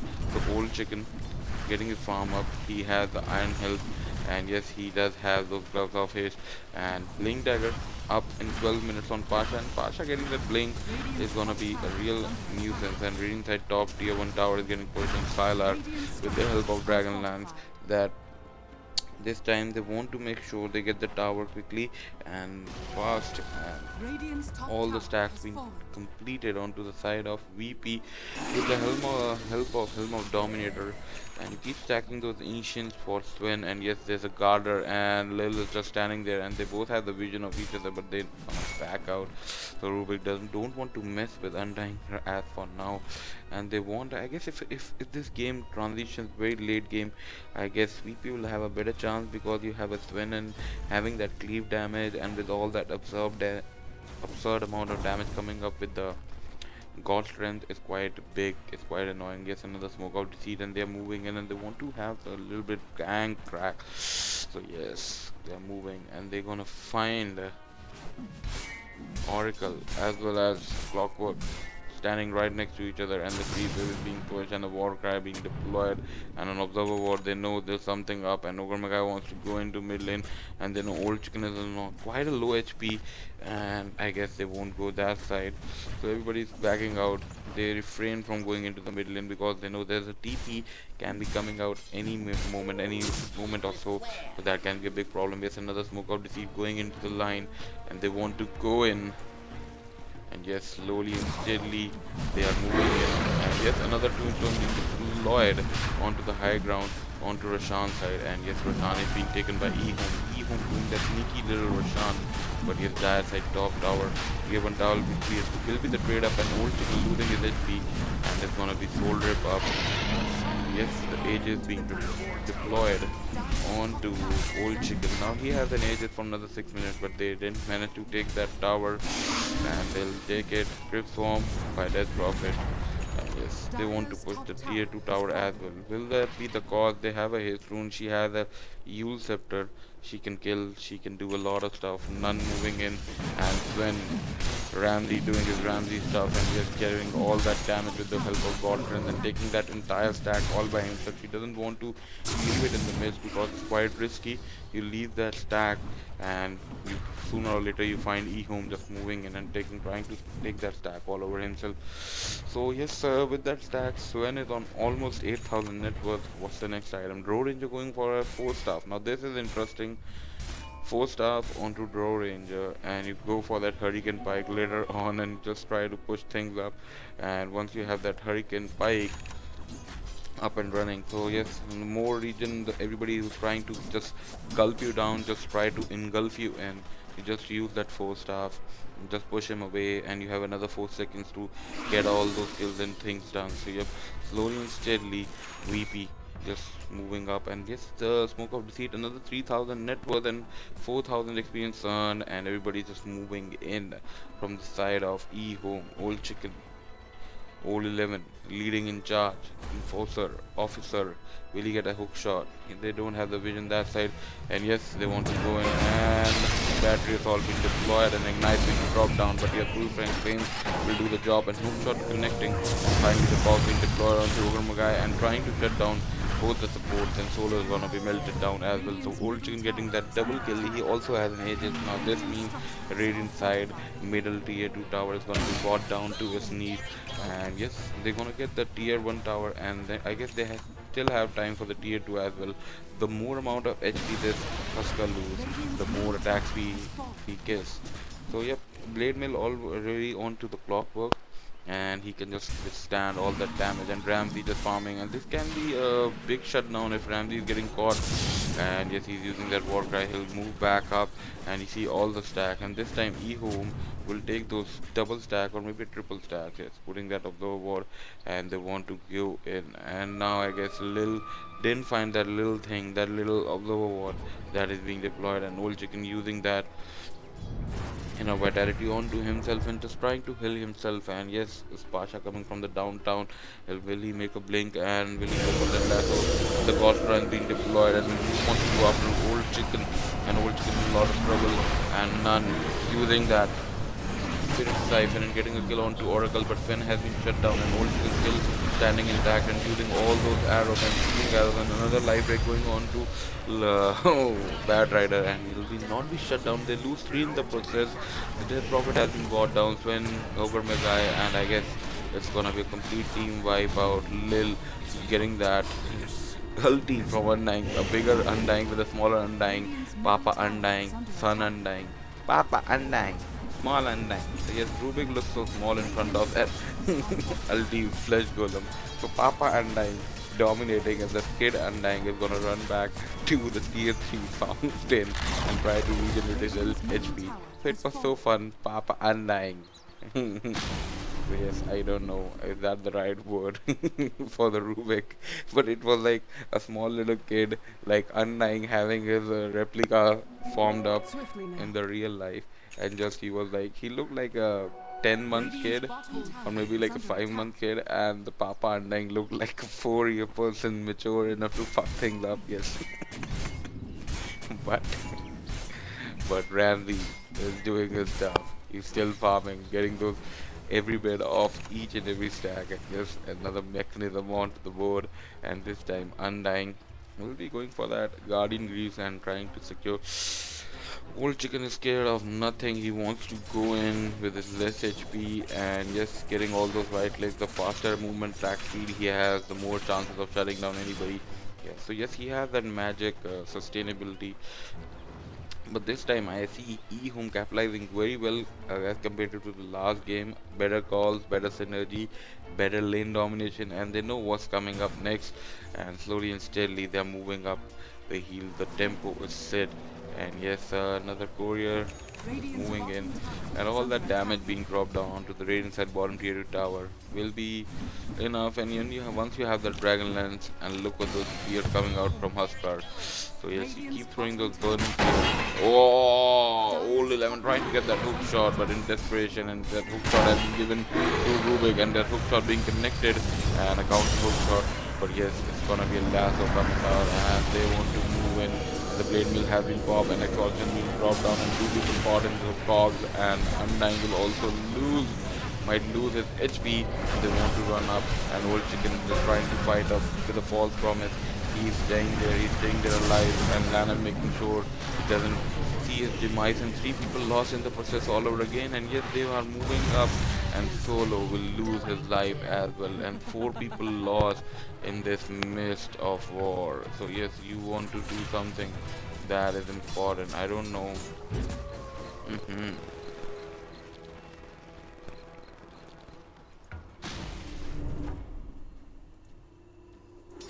Where the fuck did my I don't know why I'm not able to see that shit. I'm not able to see this show fight recap. I guess it's a bug or something for this tournament, but yes, anyways, we'll move back. 12:30, 12:33, 12:35 is the goal onto Grow Ranger, and Bad Rider trying to go for that 4-star. We'll be having that 4-star soon enough, and Ramsey making a TP into the bot lane, and this VP did lose a lot heavily in those last 2 fights, and from last to last fight in the mid side they lost 4 people. Now they lost 4 again for a clockwork, and they did get a kill on to Husker, I guess, on to Old Chicken, and StarLadder just moving in. He has a Shadow Blade and Warcry, and he wants to go have a crack gank open on to Ramsey, and yes, I guess he can shut him down, and he's just using that gust onto him and giving that frost arrow damage. He finds out that damage is not enough, and he's gonna refrain, and he's gonna run back and using his 4 staff and trying to just back up. So Ramsey need to get something up. He's trying to go for that BKB. He already has the Ogre Club, and he wants to get that Mithril Hammer up and running with that recipe. So once you have that BKB, I guess VP would refrain from going into the gank, and that would be a great thing, because if you don't do it in the proper way,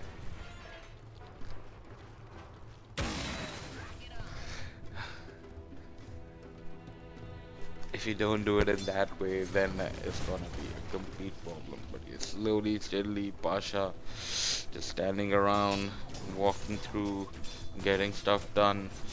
So just StarLadder moving up, pushing the lane, raiding side bottom tier 2 tower already being dropped down, and he wants to hinder down the tier 3 tower. Old Chicken, I guess the next Roshan is coming up immediately, and they want to go in, and you have a Sage on to Husker. Is he going for that Haven's Halberd? I don't know.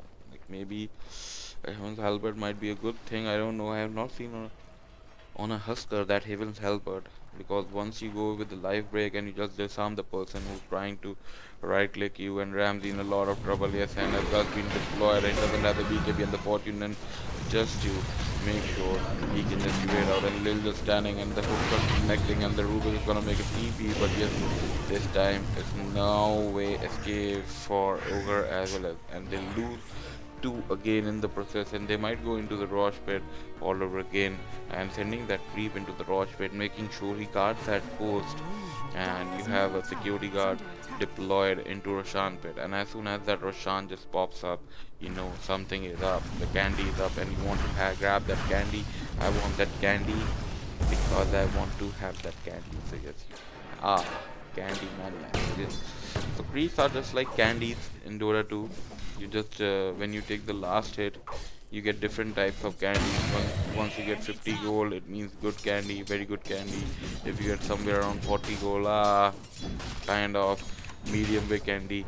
And when you get that 35 or 39 gold, you just do sour candy. So yes, creeps are just like candies, each with a different color. Like the color remains the same, each with different flavor, with different amount of something.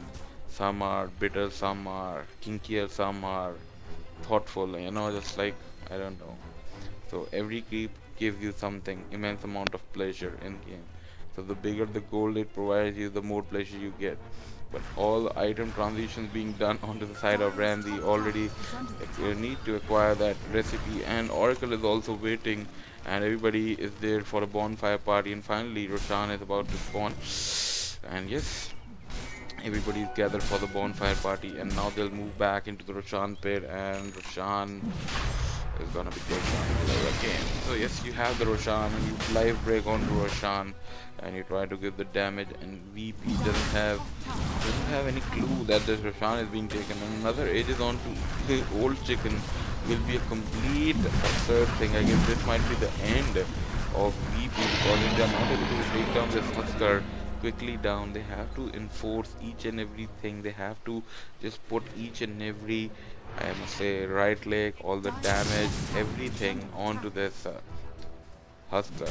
Chicken has to be shut down. The old chicken, you have to slaughter this chicken to transfer into Kentucky chicken. You have to convert it into KFC original recipe. You have to grab that chicken and you have to munch it down. So yes, will this old chicken still be able to fly around and do quack quack quack quack quack quack and run away? But yes, time will tell. Another telekinesis and being a drop down. Old chicken still fighting.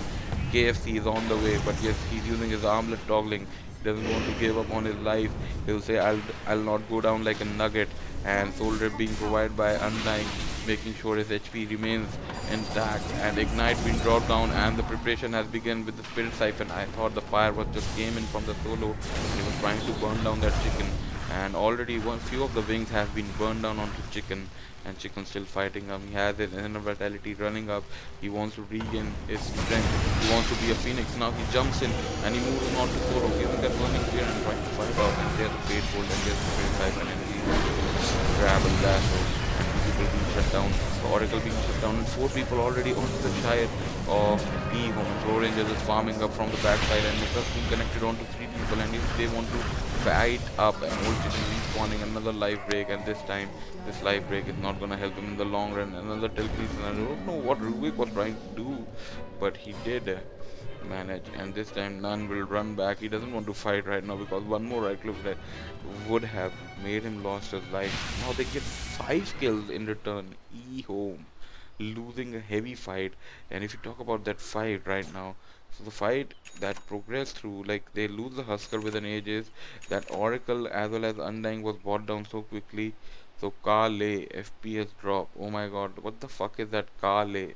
And what, I don't know what the fuck this shit is going on Facebook. Sonam Gupta Bewafati. Wow, wow, I don't know what the hell is that, but if you guys are having the clue like what the hell is that thing, just give me an update into the chat. Like what does that shit has to do with this game, man? Just give me some just give me something. Like what the hell is hot shit? What does Sonam Gupta Bewafati means? Just give me how does this came into being? Like every time I see open that Facebook, I see some other shit. Sometimes there's an Apple pen or Apple share or something. There's a Harlem shake going on, or I don't know, like a lot of shit. People do like to get into shit, and people do tend to get that shit done.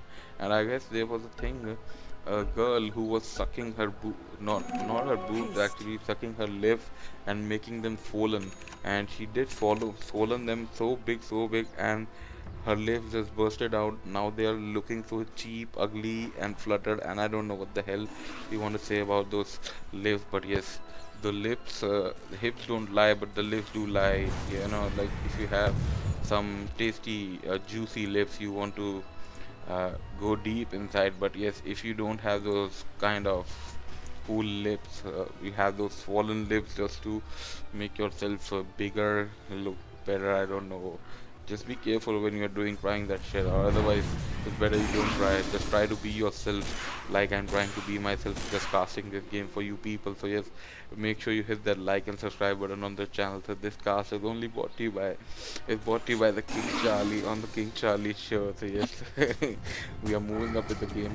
It's my dinner time. Okay, so my dinner is ready. If it goes to game 3, I won't be casting the game 3, but I'll do put the game 3 for you people just before I leave, because I have to need to have my food. My stomach is growling. There are some rats or insects in my stomach.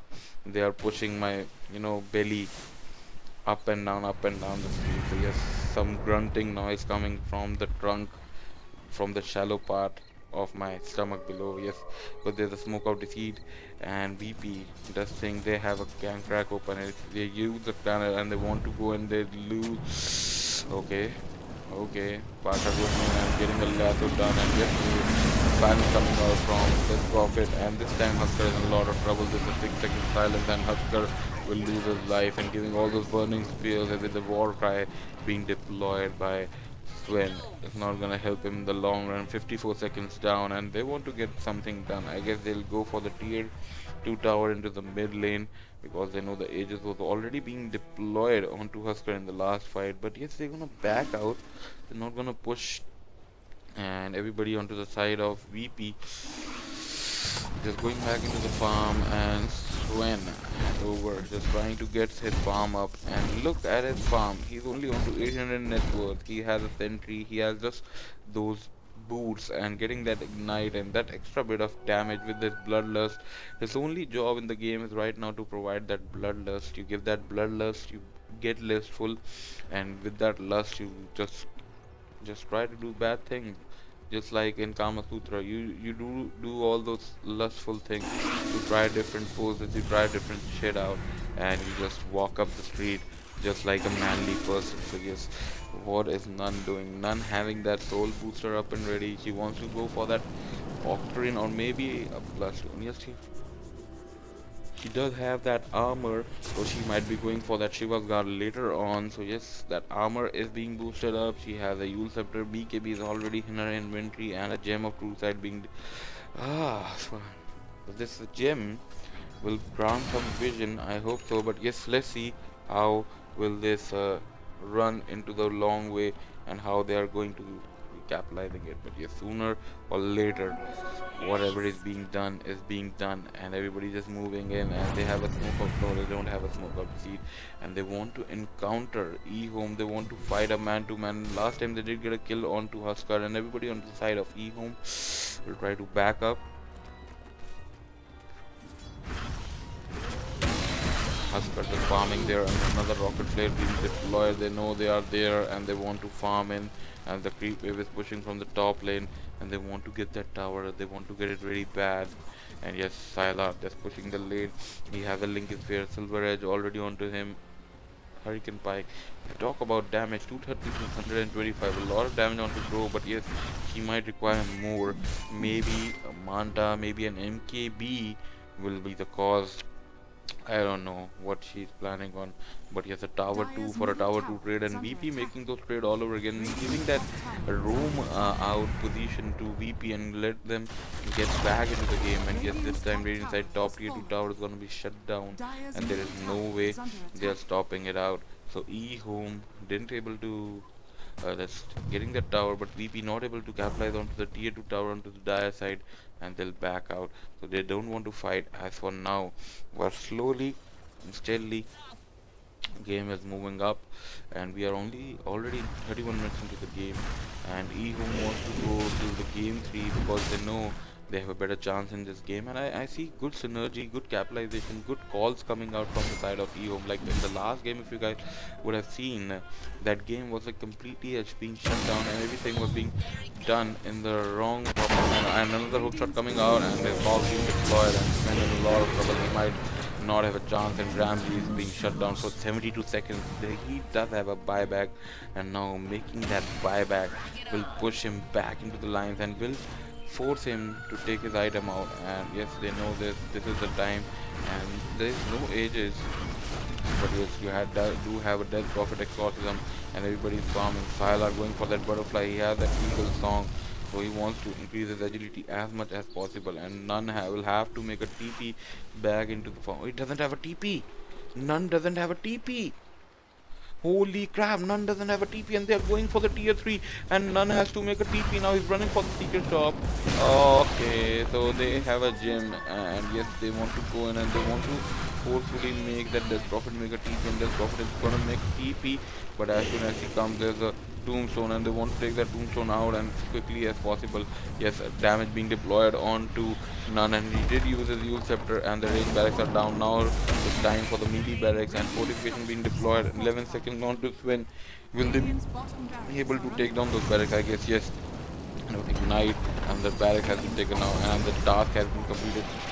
They want to go on to Old Chicken Spirit Tyson, and yes, Link and Lasso and the block was deployed, but the clockwork was not gonna help. And yes, finally Exorcism being used with the BKB, and BKB was used, and Exorcism, they want to go on to Nun, and giving all that damage, and Old Chicken giving all the damage in the world, and using that force from coming out from his ally Oracle before he went out fall asleep, and they'll be respawning to the fountain, and yes, they'll lose screen the process, and GG will well played being called. 4 people being melted down in a quick succession, and VP won't waste time saving those barracks, the middle barracks or the top barracks, and they mean some pure business, and they'll get along with it, and they are doing what is necessary. So guys, make sure you hit that like and subscribe button into the chat on the King Charlie show, and stay tuned. We'll be walking up with the game 3. We have like 2 more best of 3 series after it, and this series just went into the whole stretch. And meanwhile I'll put a pub game for you people, and if you guys want me to sing a song, I can sing a song for you people, or if you want me to dance on camera, I can do that as well. So yes, I do love dancing at times, so if you guys want to see me move my hands and do some kind of dance, I'll be doing that in between streams. So don't freak out, don't get agitated, because this is what I do. I love doing creepy stuff. I love doing that naughty mischievous things. So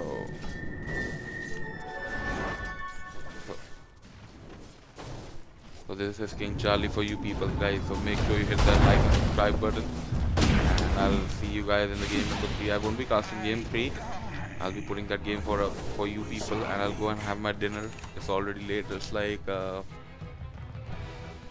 1:10. It's 1 a.m. in the morning, and I need to go and grab my dinner. So yes, I'll see you guys in a while, and peace out. Love you all, and we'll dance in some more games coming up. Yeah, we're gonna do some dancing. Yeah. So peace out, guys.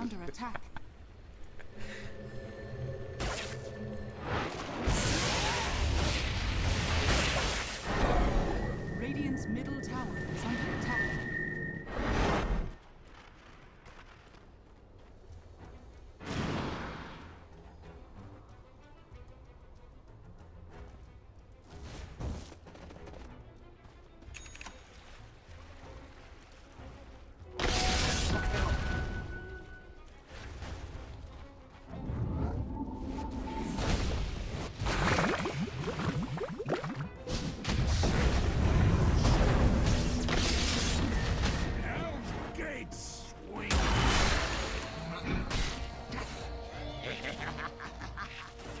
My spirit is loosed.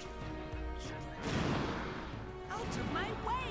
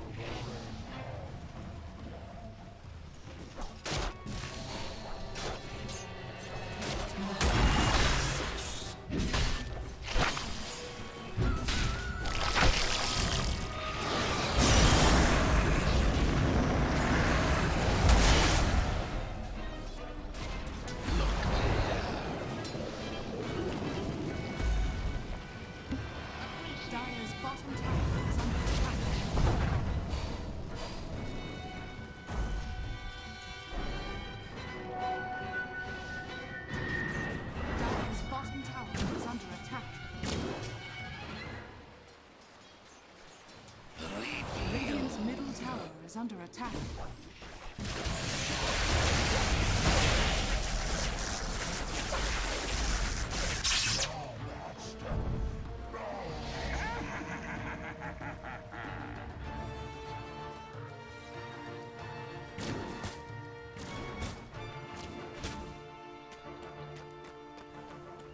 Radiant's middle tower is under attack.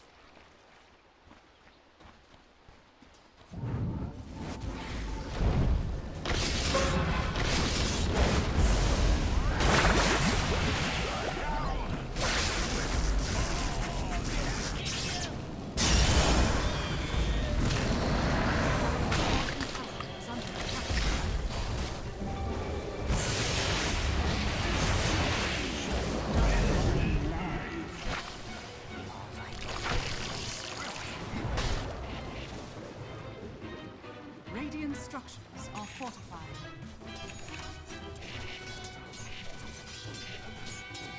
Radiant's middle tower is under attack.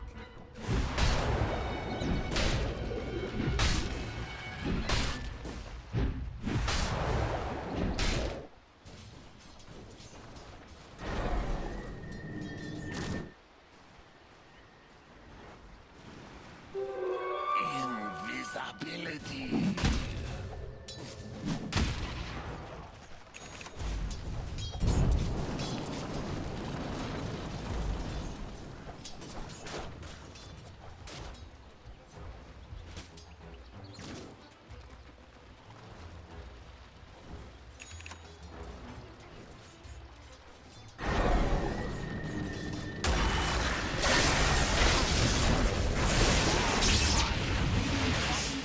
Is under attack. Dire's middle tower is under attack. Dire's structures are fortified. Radiant's bottom tower is under attack. Dire's top tower. Radiant's bottom tower has fallen.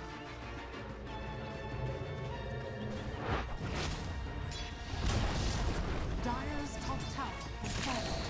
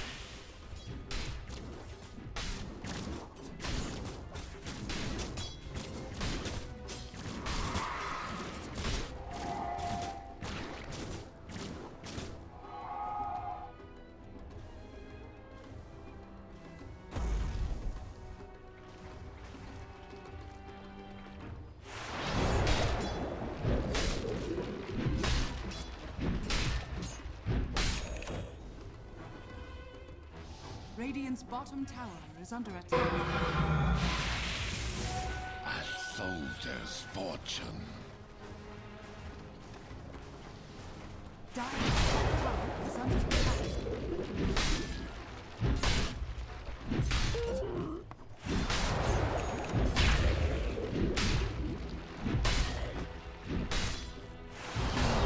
Armor melts away. Dire's top tower is under attack.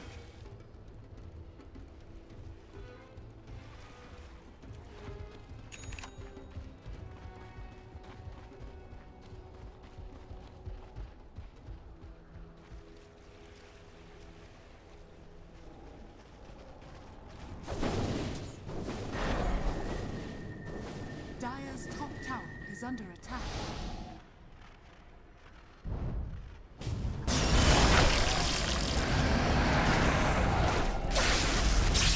It cannot be. Radiant's middle tower is under attack. Dire's top tower is under attack. Dire's top tower has fallen. Radiant's middle tower is under attack.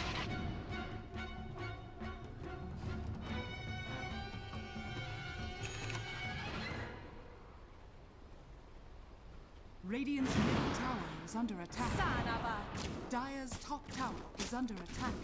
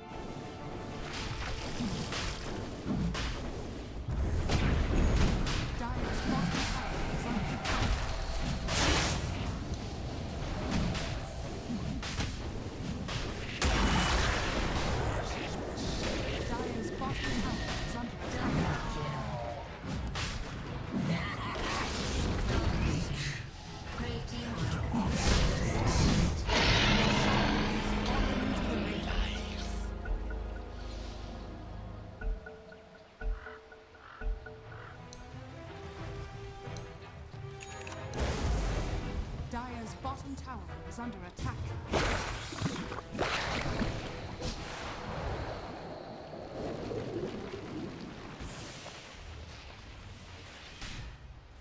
Dire's structures are fortified.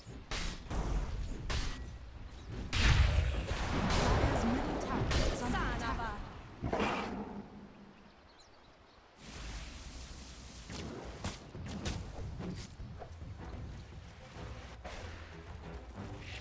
Dire's bottom tower is under attack.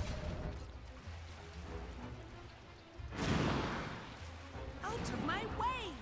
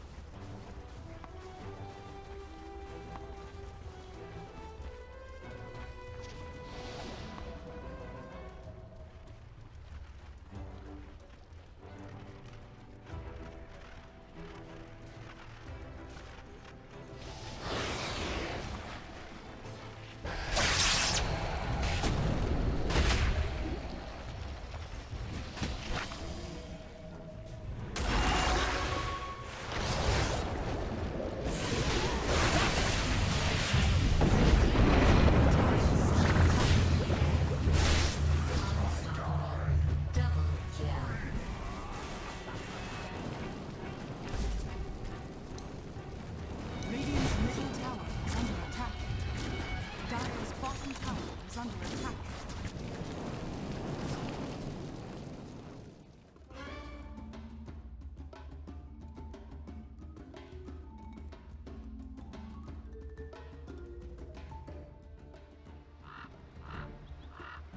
E-Home's turn to pick. Reserve time.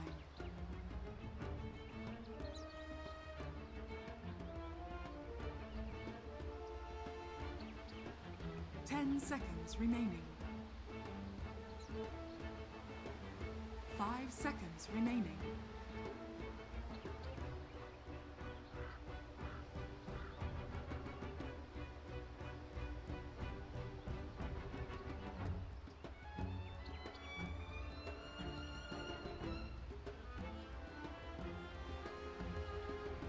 Radiant team pick.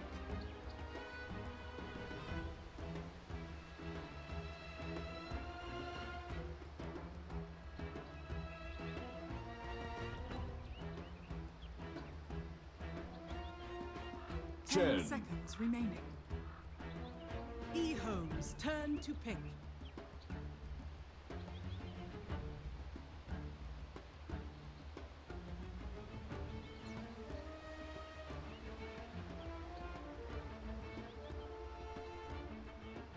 Ten seconds remaining.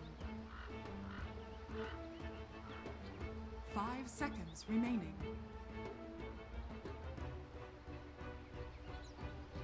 Reserve time.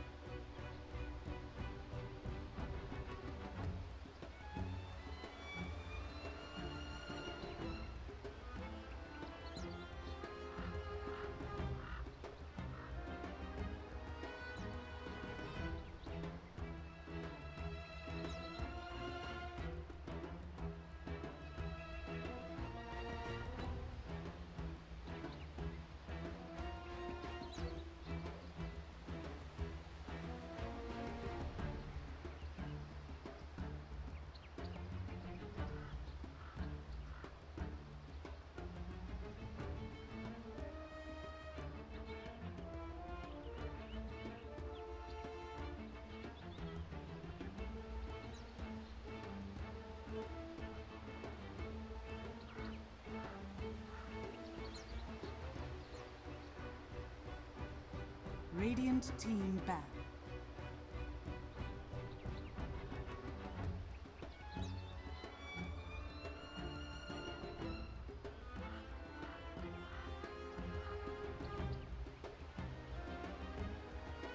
Seconds remaining. eHome's turn to ban.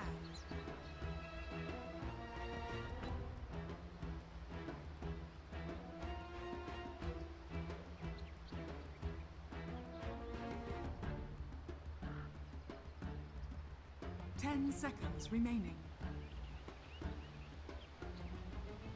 5 seconds remaining.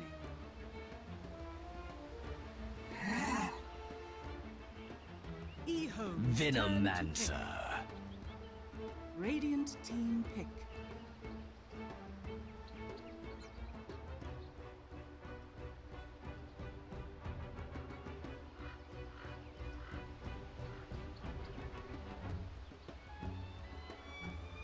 Ten seconds remaining. 5 seconds remaining.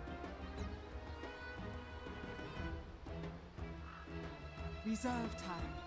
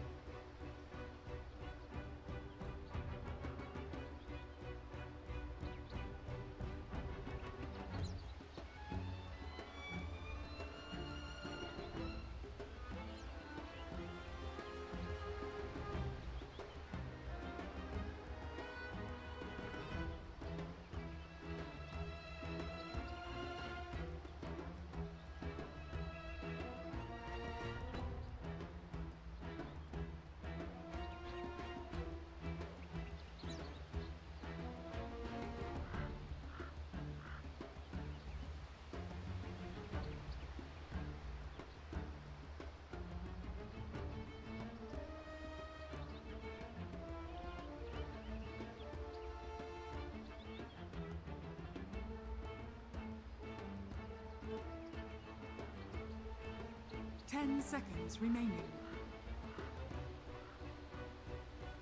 5 seconds remaining.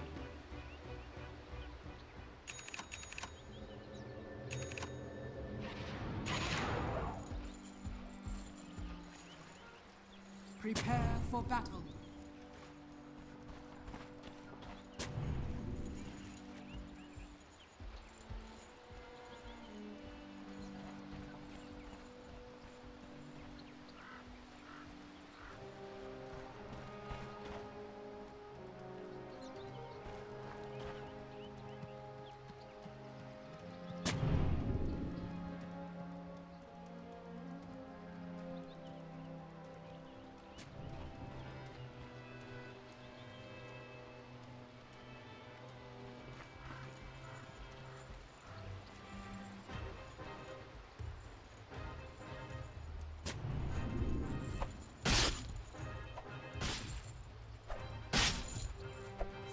seconds to battle.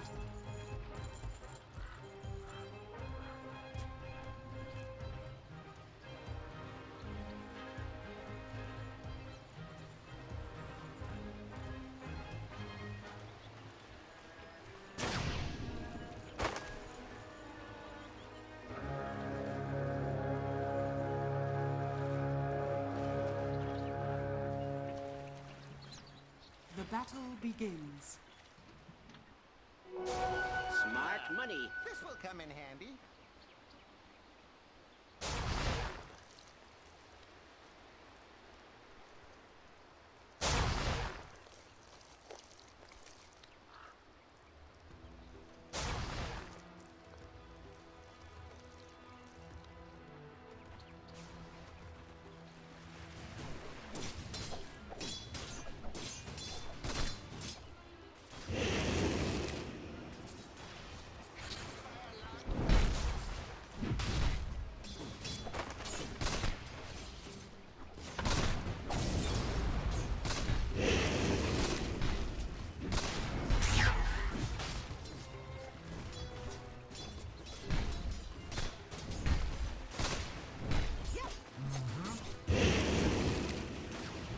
Fixered.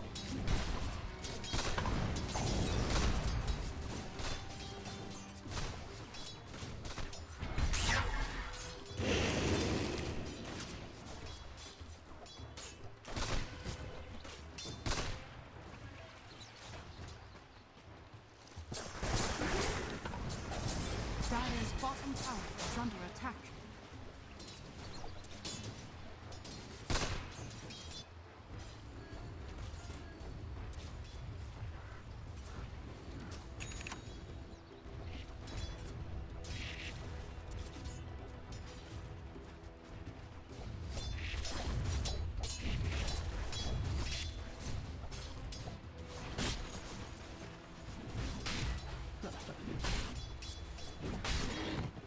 Dire's bottom tower is under attack.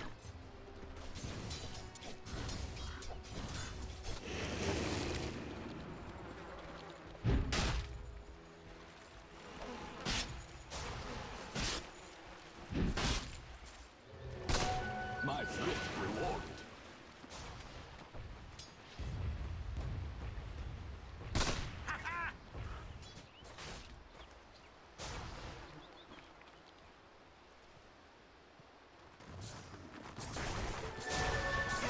Dire's bottom tower is under attack.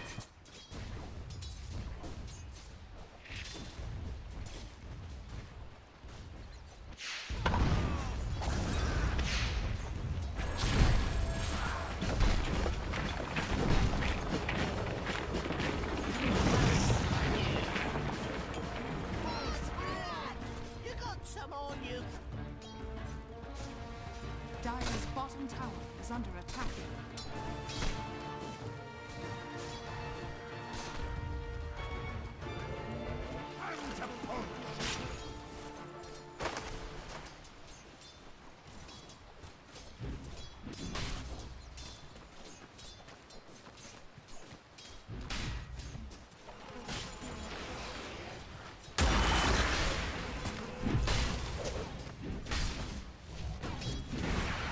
Dire's bottom tower is under attack. Ye of little faith.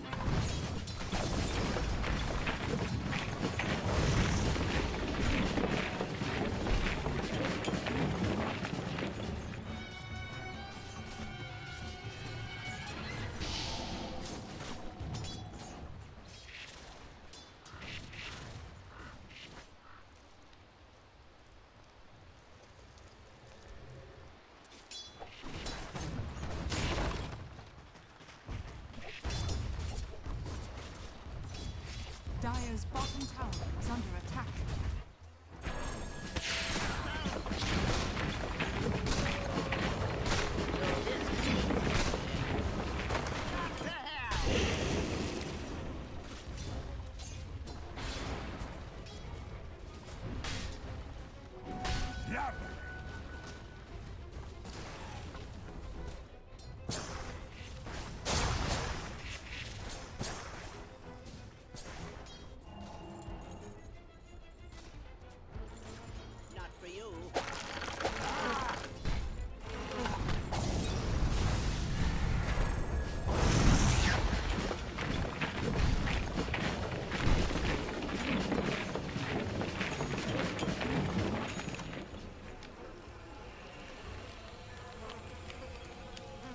Frostbite for me.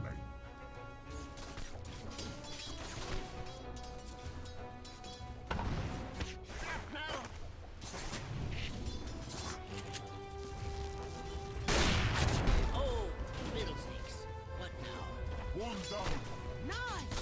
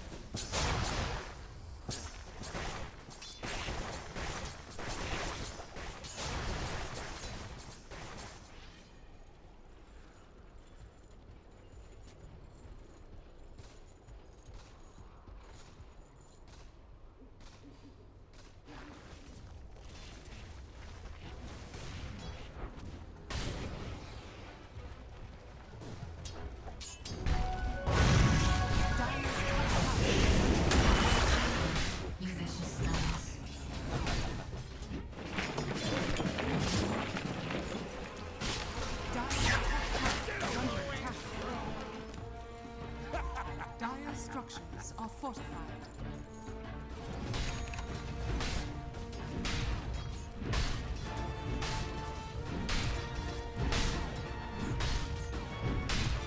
Dire's top tower is under attack.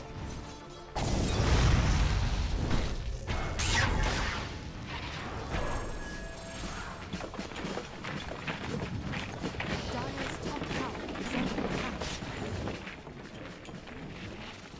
I'm out, Joe.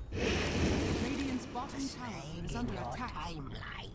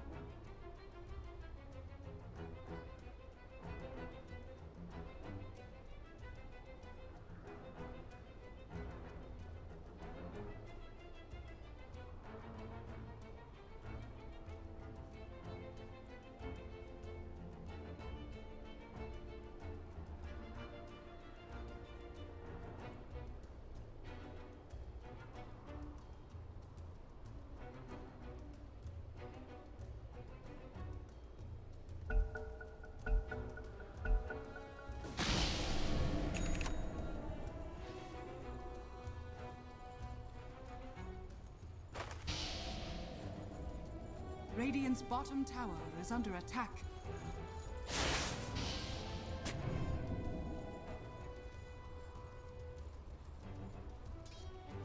Radiant's bottom tower is under attack.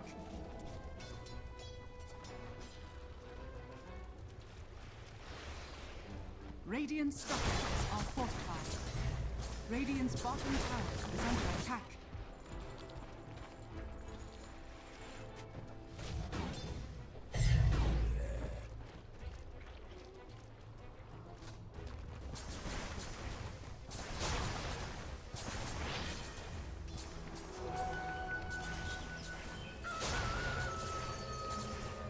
Radiant's bottom tower is under attack.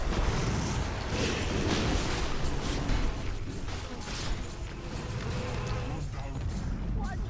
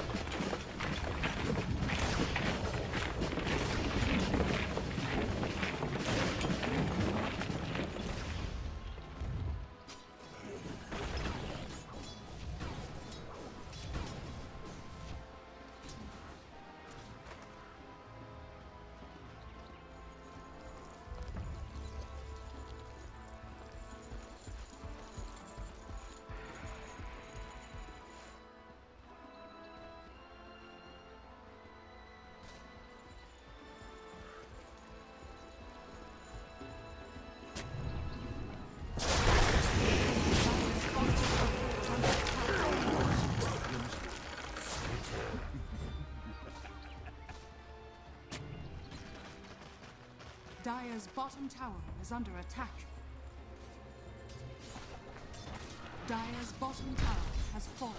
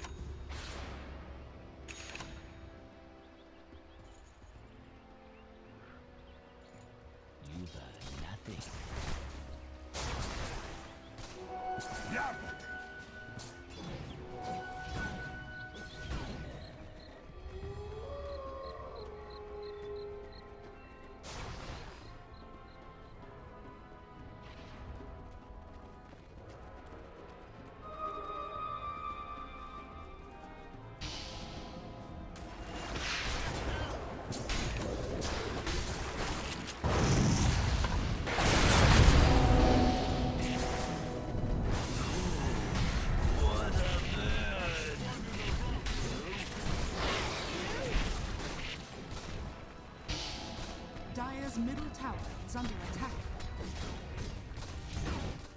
Dire's structures are fortified.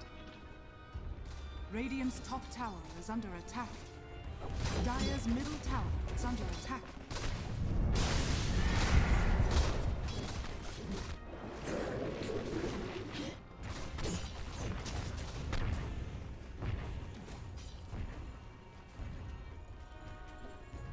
Dire's bottom tower is under attack.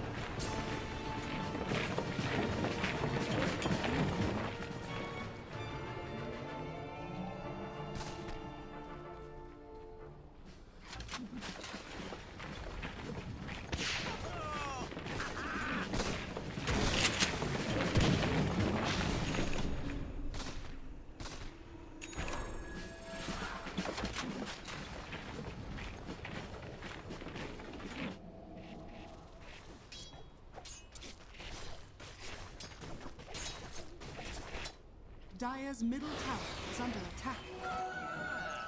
This will come in handy.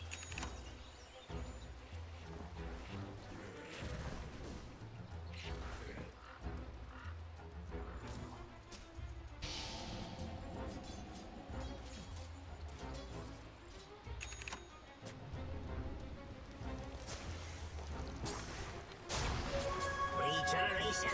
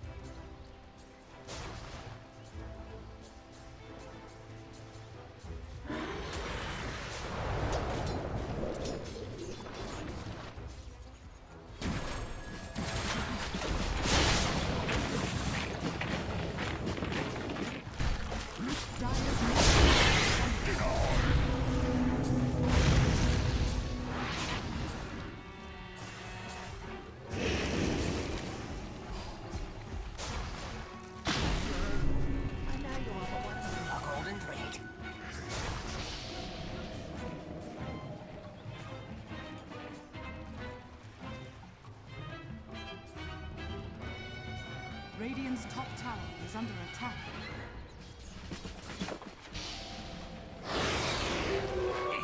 Invisibility.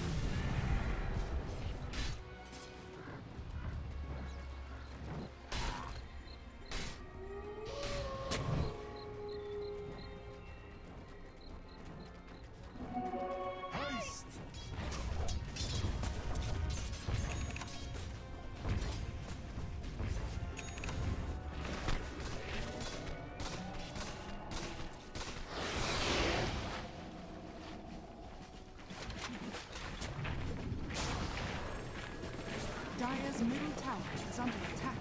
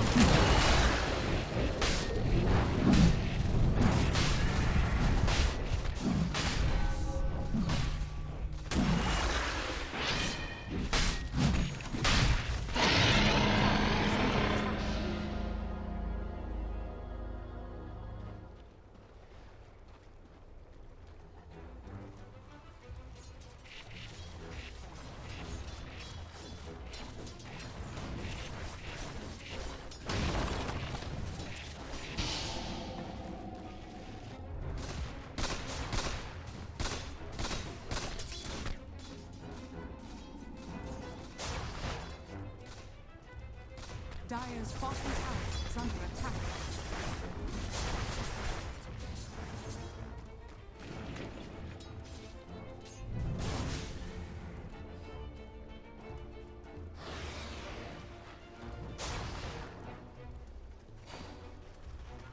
Dire's middle tower is under attack.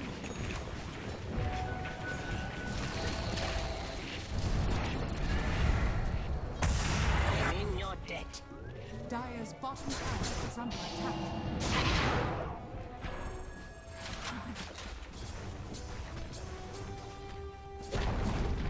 Dire's bottom tower is falling. Dire's middle tower has fallen.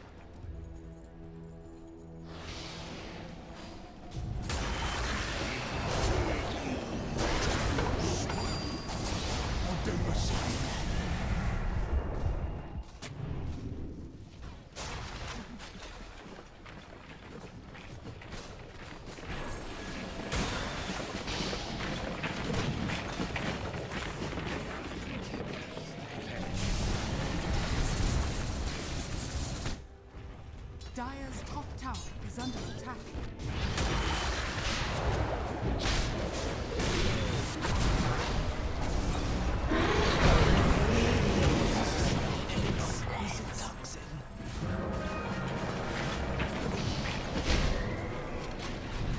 Dire's top tower is under attack.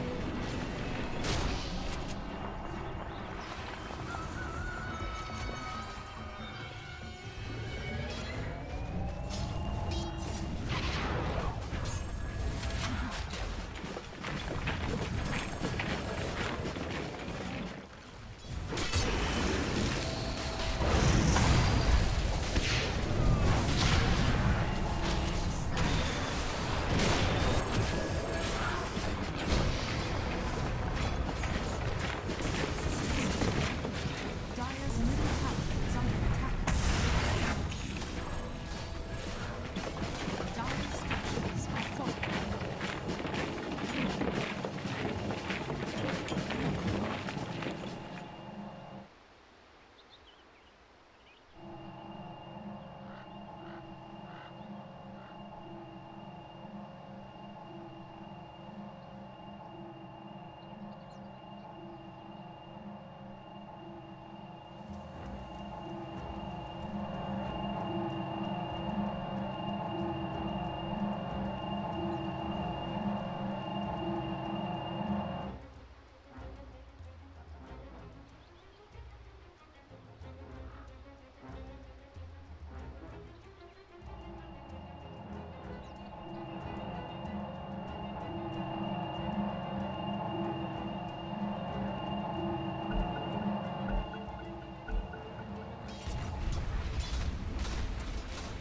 Dire's middle tower is under attack.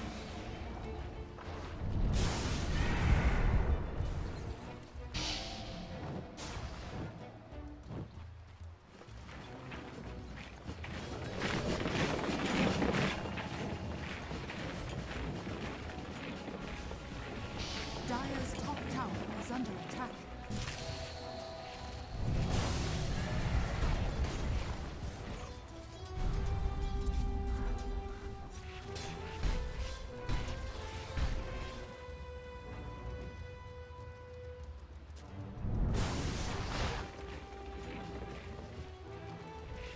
Dire's top tower is under attack.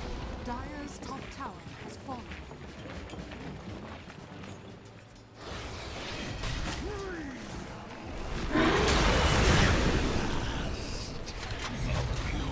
They never Dire's top tower is under attack.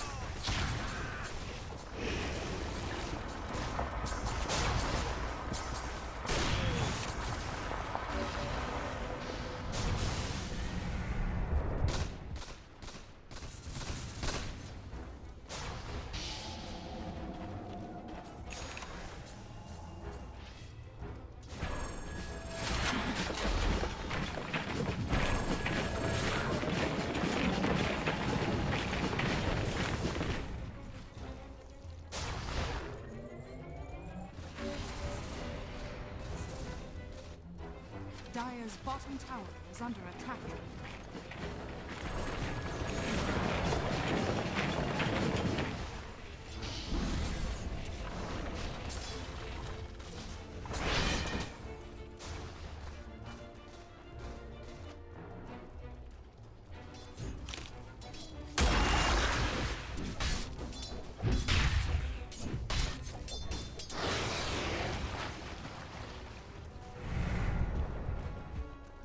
Dire's bottom tower is under attack.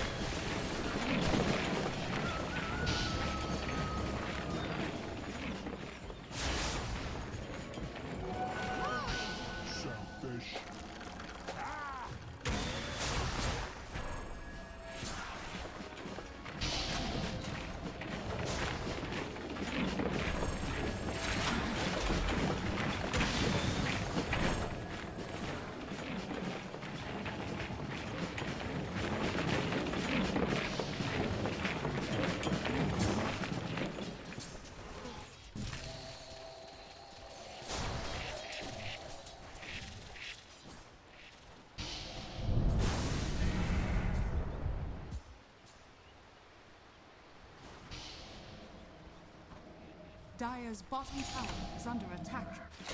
Dire's structures are fortified.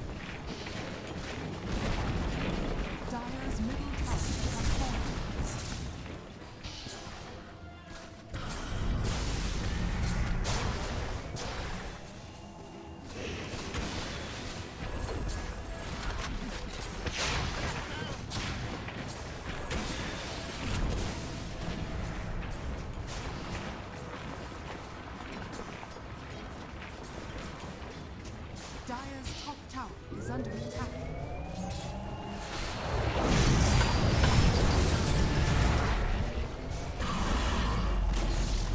Dire's bottom tower has fallen.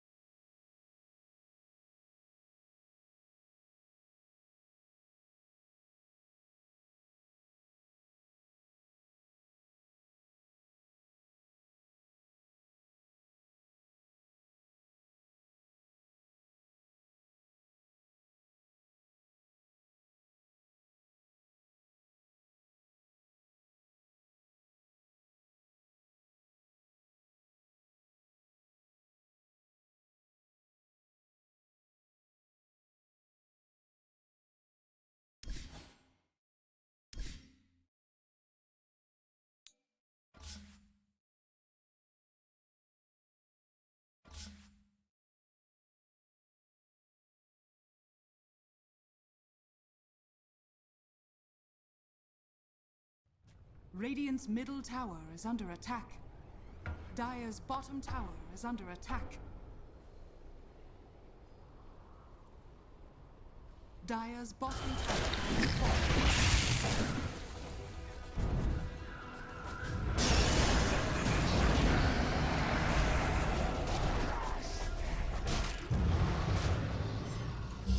Dire's bottom tower is under attack.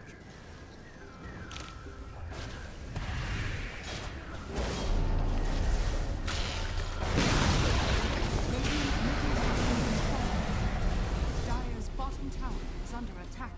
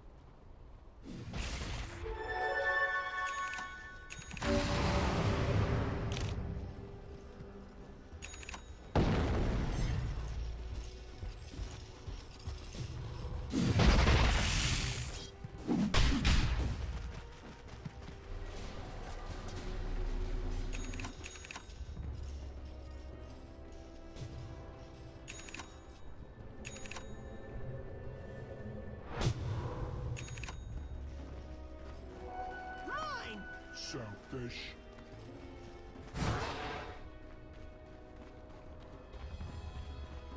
Radiant's bottom tower is under attack.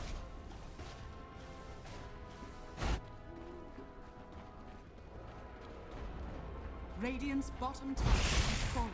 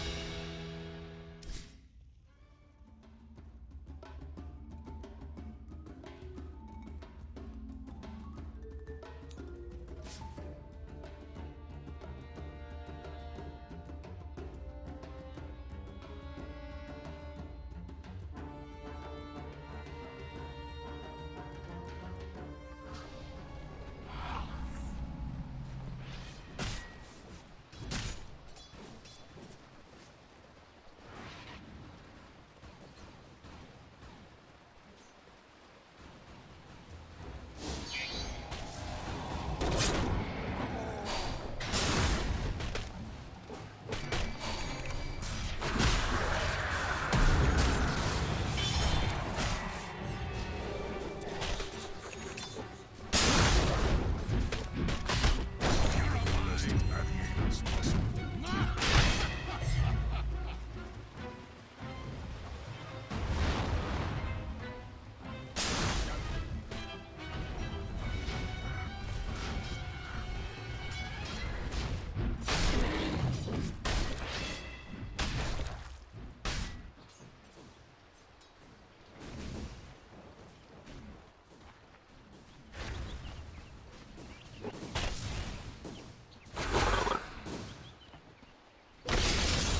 middle tower is under attack.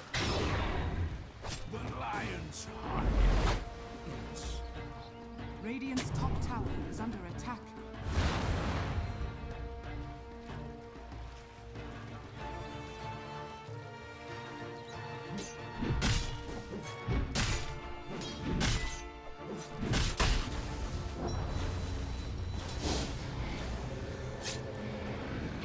No sorceries avail.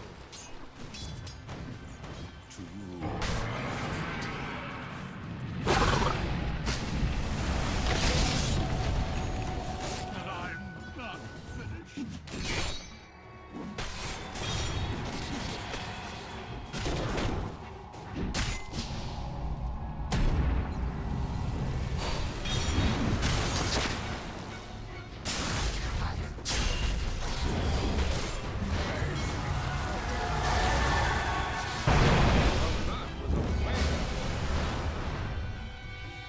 Radiant's middle tower is under attack.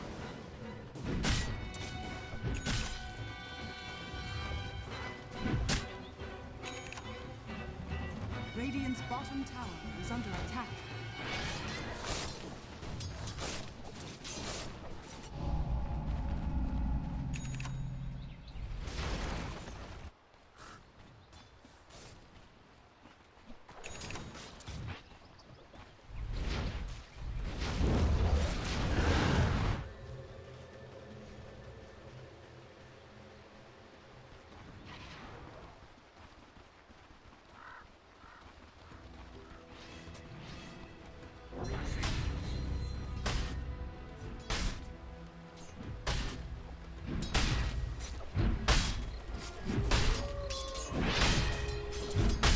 Healing and harm.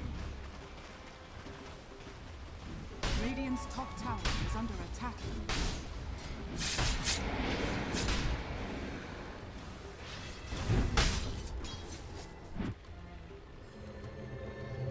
Radiant's top tower is under attack. Radiant structures are fortified. Has been denied.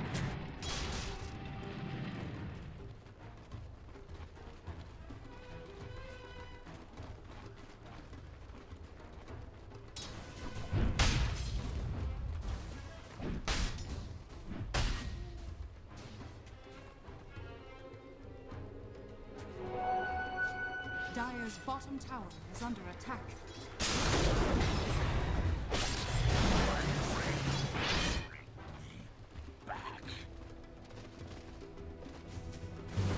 Radiant's middle tower is under attack.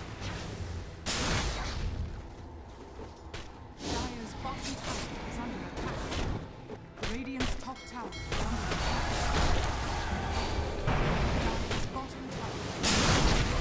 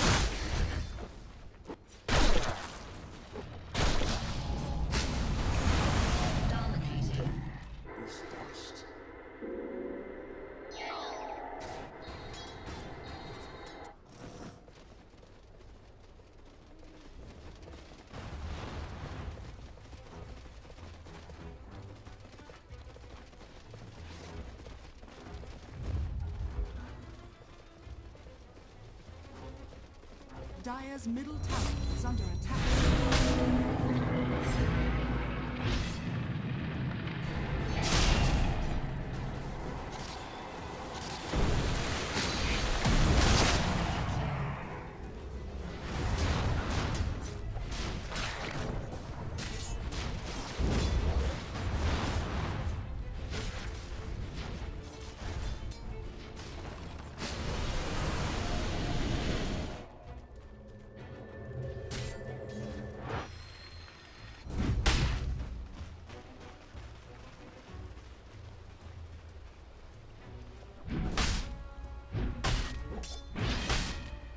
Radiant's middle tower is under attack. Thanks.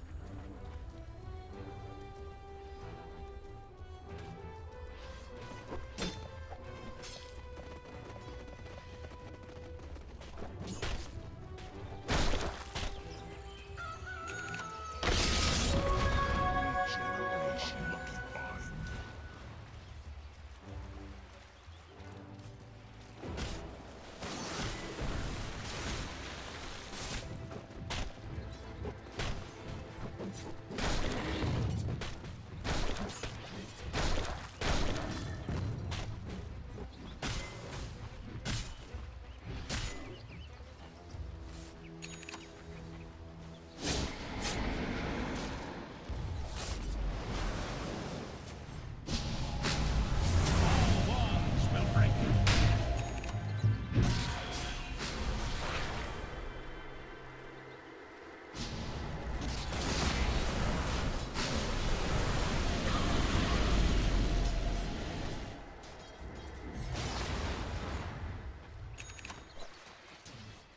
No sorceries avail.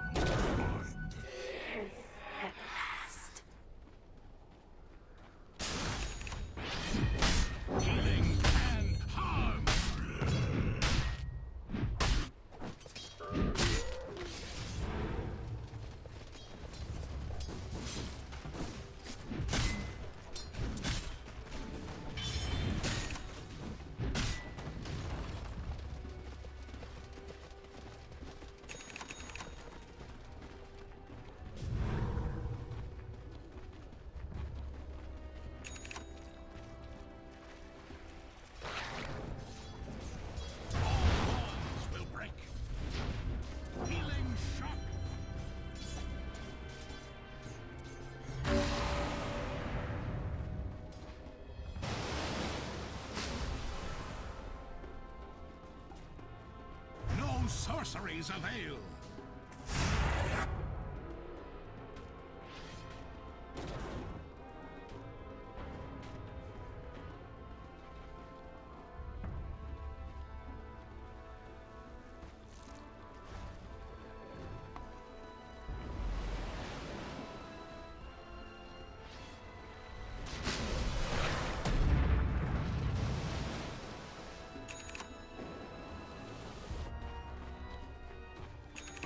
Radiant's middle tower is under attack.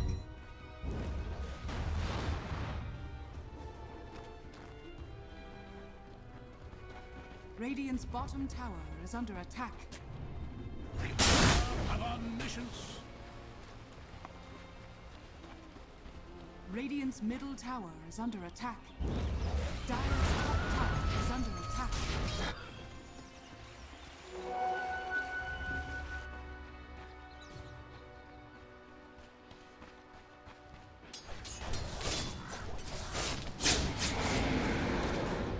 Radiant's bottom tower is under attack.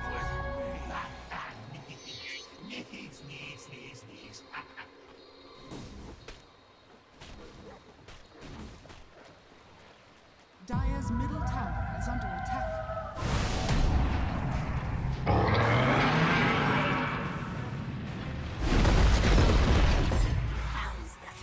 Dire's middle tower is under attack.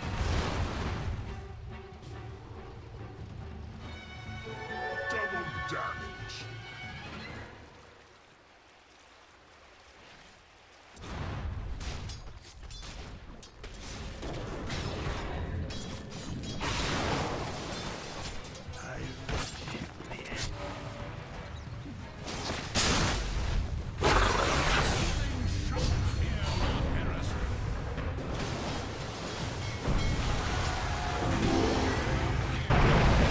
Radiant's middle tower is under attack.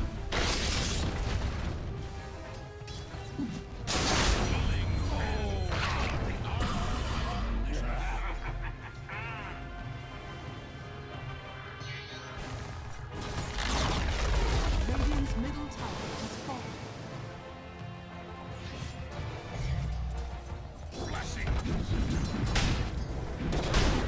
Radiant's bottom tower is under attack.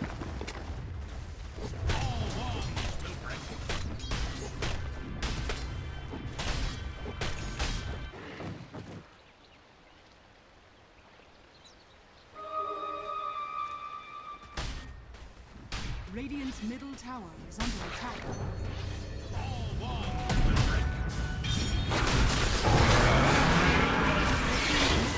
Has fallen. Is innocent went waste. Sorceries avail. Radiant's bottom tower is under attack.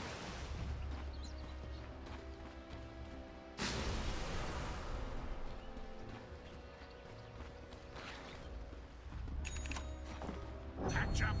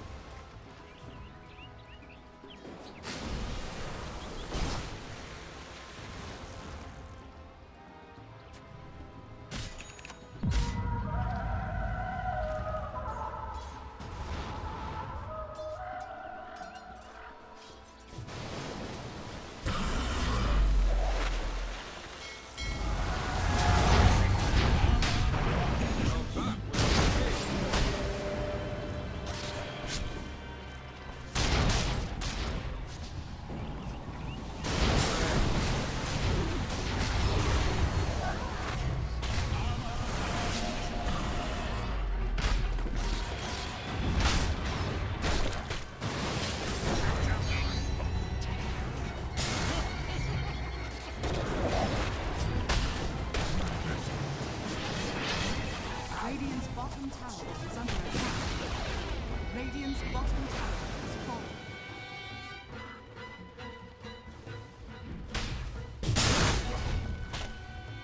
Dire's middle tower is under attack. Radiant's bottom tower is under attack.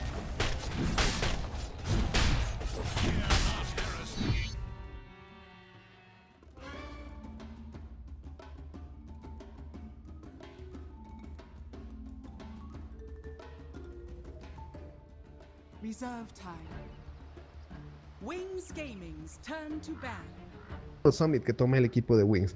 Entonces ya tenemos al actual ganador y campeón del International 2016, más aparte tenemos al actual campeón de The Summit número 5, tratando de sacar el siguiente título. No sé si sea la única persona que haya, bueno, el único equipo que haya ganado consecutivo.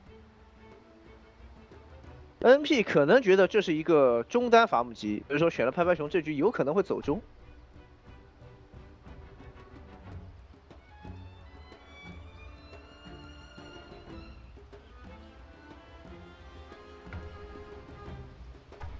Equipos que dependían únicamente de un solo jugador.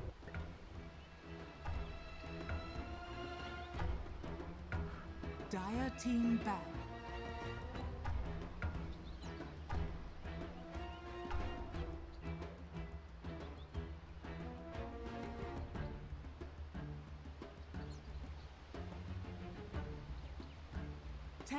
A lot of team fight, and then they have this Ursa. So let's get some vision, let's get some Roshan control, and then let's also maybe look to split the map and get some slip push going. But they could also just pick more team fight for themselves and try and fight up against NP, but that might not be the best route.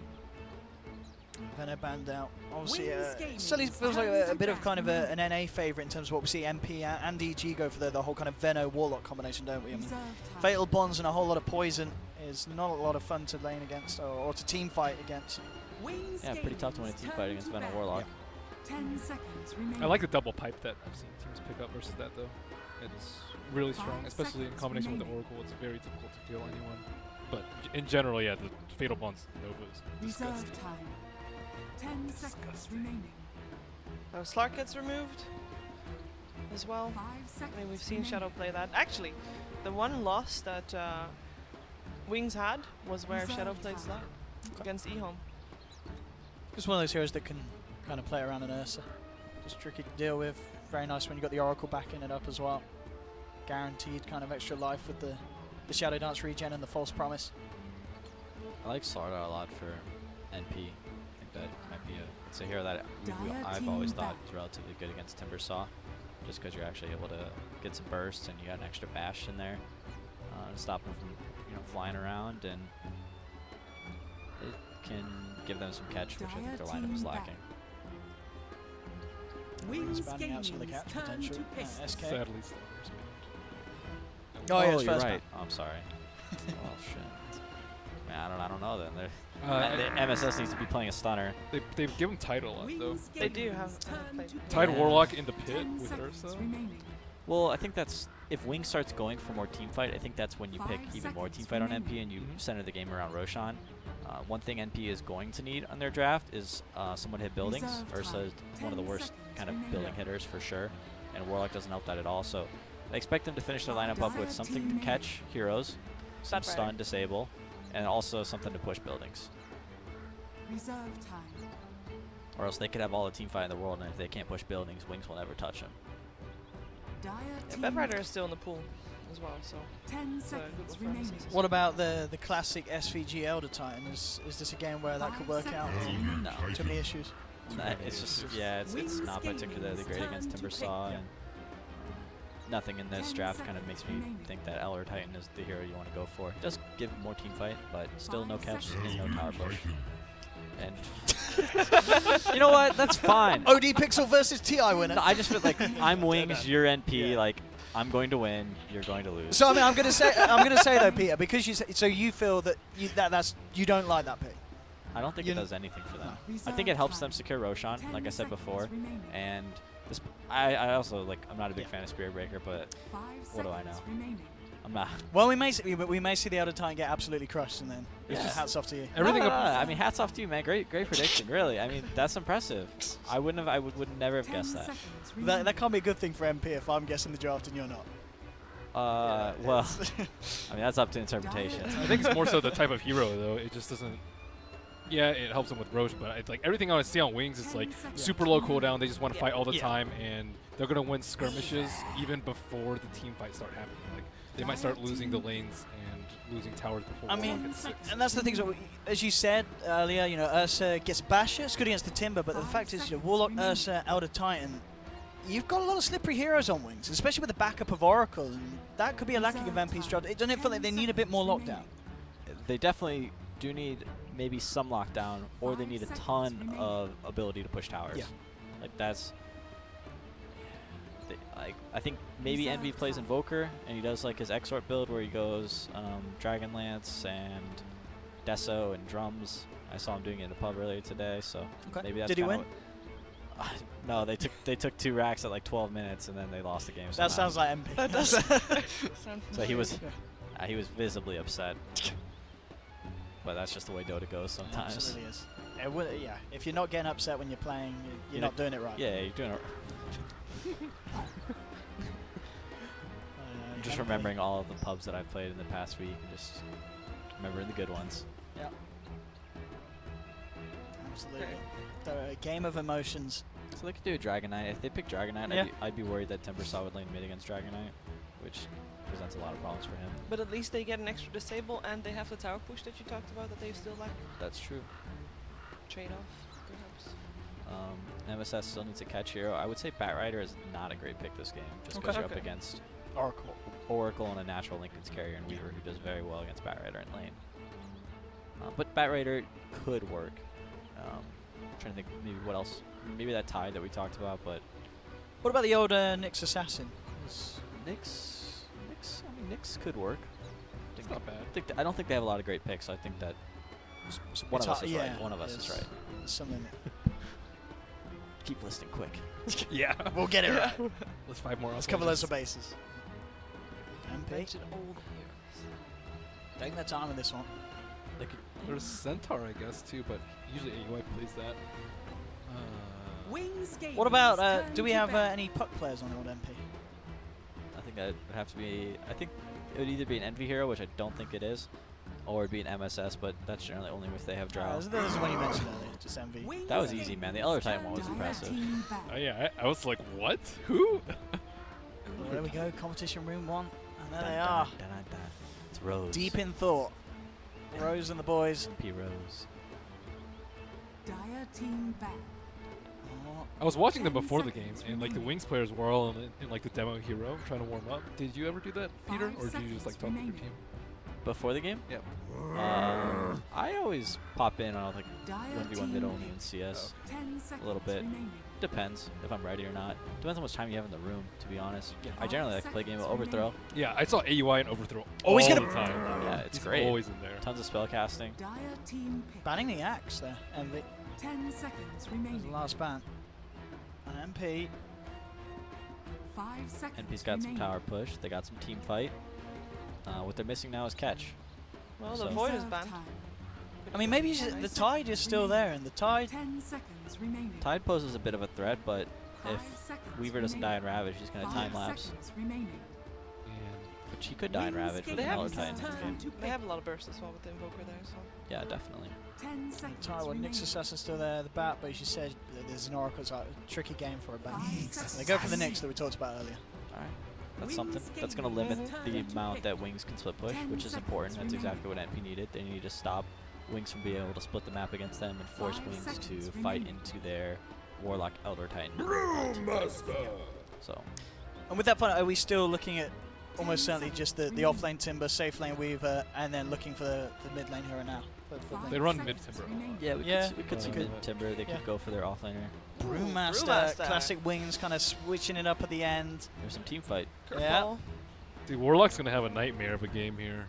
Like they have Spirit Breaker to run at him. I've seen them pick it a few times, and the Brewmaster just like completely. I forget which game it was, but I remember just a Brewmaster in this very specific situation just completely ruining all their team fight. And I mean, I guess the Brew is great because you use the split.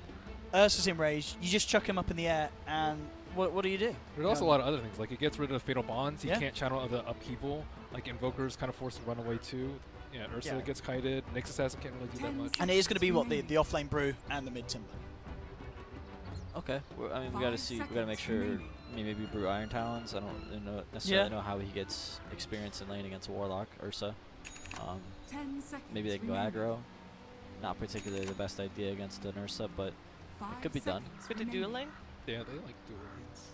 Oh, dual lanes. I don't think dual lanes I don't think a dual melee works too great against Ursa. I think that's a losing fight. But He's prepping for lane. Yeah, it looks like he's laning, so we'll see how it goes. Well, here we have it, ladies and gentlemen, getting ourselves in the first game of the second match of the day. MP versus Wings. He can't ping. He can't ping. Oh, no. No. Envy's ping has been removed. Dude, I love the ping, man. We need the ping is where it's at. Ping's important. It's so fast. Saying go here takes like half a second. Yeah, that is true. And then you have to comprehend it. If you see a ping, it's like, yeah. Well, the speed Envy talks, he can say go here in half a second. It's impressive. Go here, go here, go here, go here. Go here, go here, go here. It takes 3 times as long for people to understand them, though. Yeah. And he has to say it a lot in a row as well. That's true. He won't say it at once. Oh. There we have it. Getting ready for lane indeed. Faith Bian on the off-lane. Brewmaster at the moment looks to be heading up there on his own. We'll see if there's going to be kind of the 2-1-2s coming out. If they will just leave the Brew to lane up against, as you were saying, Peter, what's potentially going to be quite a nasty lane for a Brewmaster on his own.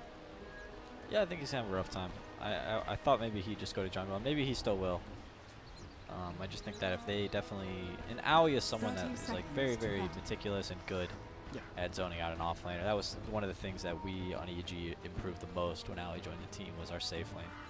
And just like the science behind how to zone an offlaner. And it was just amazing the difference between Aoi and I laning together and then what Artur and I were doing beforehand. So definitely taught our team a lot about how to win the safe lane. So I would expect similar things to happen here. And in terms of obviously then on the other side, the safe lane for Wings, going up against the Nyx Assassin, you feel the Nyx Assassin is going to be able to do alright in this lane in return? I think it's a little bit better for him. Yeah. Not a ton better. But he could also get help from Elder Titan perhaps later on. Or I think Nyx will have a better time than Panda. And I guess there's always potential once the Nyx Assassin gets a few levels. With a rotation from SVG, Envy with a Sunstrike, you can get kills in this trial. Yeah, we'll see how it goes. It looks like safe lane control is going to be important for both teams this game. Because I don't think either offlaner is planning to Iron Talon and go to the jungle. Spirit Breaker is going top though. So they will be Okay, starting off with dual lane, seeing how it goes down. perhaps. Okay. I would expect potentially first blood in the top lane. And of course, finally the mid lane matchup that we yet to really talk about too much. Blink versus Envy. Timbersaw against Invoker. Not really a lot that SVG can do just with a level 1. They got a really good block off. That creep wave is like super close to town. If there's one constant that I've seen from Wings is that they don't abandon the off lane. Like the times they lost really early, like they committed super hard off lane. They died, they would just go back up there, die again as 2, and just keep going back up there. I think part of their philosophy is don't leave their safe lane alone. Keep losing foot off. Putting a lot of pressure on already. Ice and Faith Bian really getting up to get the punches in onto Aoi. SVG and Rose will be there to back up. They do have a lot of regen with them. Well, I say that Spirit Breaker only has 1 tango left actually. Do you like the heal first, Peter, or would you prefer Fatal Bomb? I think heal first is always better. It's like one of the best level 1 nukes in the game in terms of damage. At the moment, certainly getting the space for Aoi. 6'4", he's doing fine. Meanwhile, of course, down on the bottom lane, it's also looking good for Weaver. And in the mid lane matchup, 5'3" against the 6'3", so very, very much close. In pretty much all lanes across the map. No one falling behind heavily at this stage of the game. There'll just be a little bit of a difference in the way the XP gets doled out with the 2-1-2 on Wings and the 3-1-1 on I mean, which team is most likely to come out with the early rotations? Who's got kind of most posts in sequence? I'd say Spirit Breaker. Top lanes, I mean, the level 2 upheaval and the Sunstrike NP. Very nicely done. I mean, you can never underestimate the slow and the range that you can cast it. This Warlock and Rose sees the opportunity, puts a point in it, and it allows them to guarantee first blood. Yeah, the clap with Ursa in combination with that is a ton of slow. And the Spirit Breaker wasn't even there. Yeah, maybe if the SP's there, you can get a good charge to kind of knock them back, stop them. He didn't go for charge level 1, he went for the bash level 1. He's ready to get punches. He's got all the Orb of Venom as well. It's certainly slightly unorthodox. I guess, a lot of the time, getting charge 1, you don't have the point in bash, so yeah, it's not that much use. Very used. Unless you think you're gonna die, you can get out. Yeah. Perhaps, but that's like... Yeah, I guess if you're a core and you're laning on your own, you've at least got an escape mechanism. It's okay for like a level 1. In this situation, you want to be right.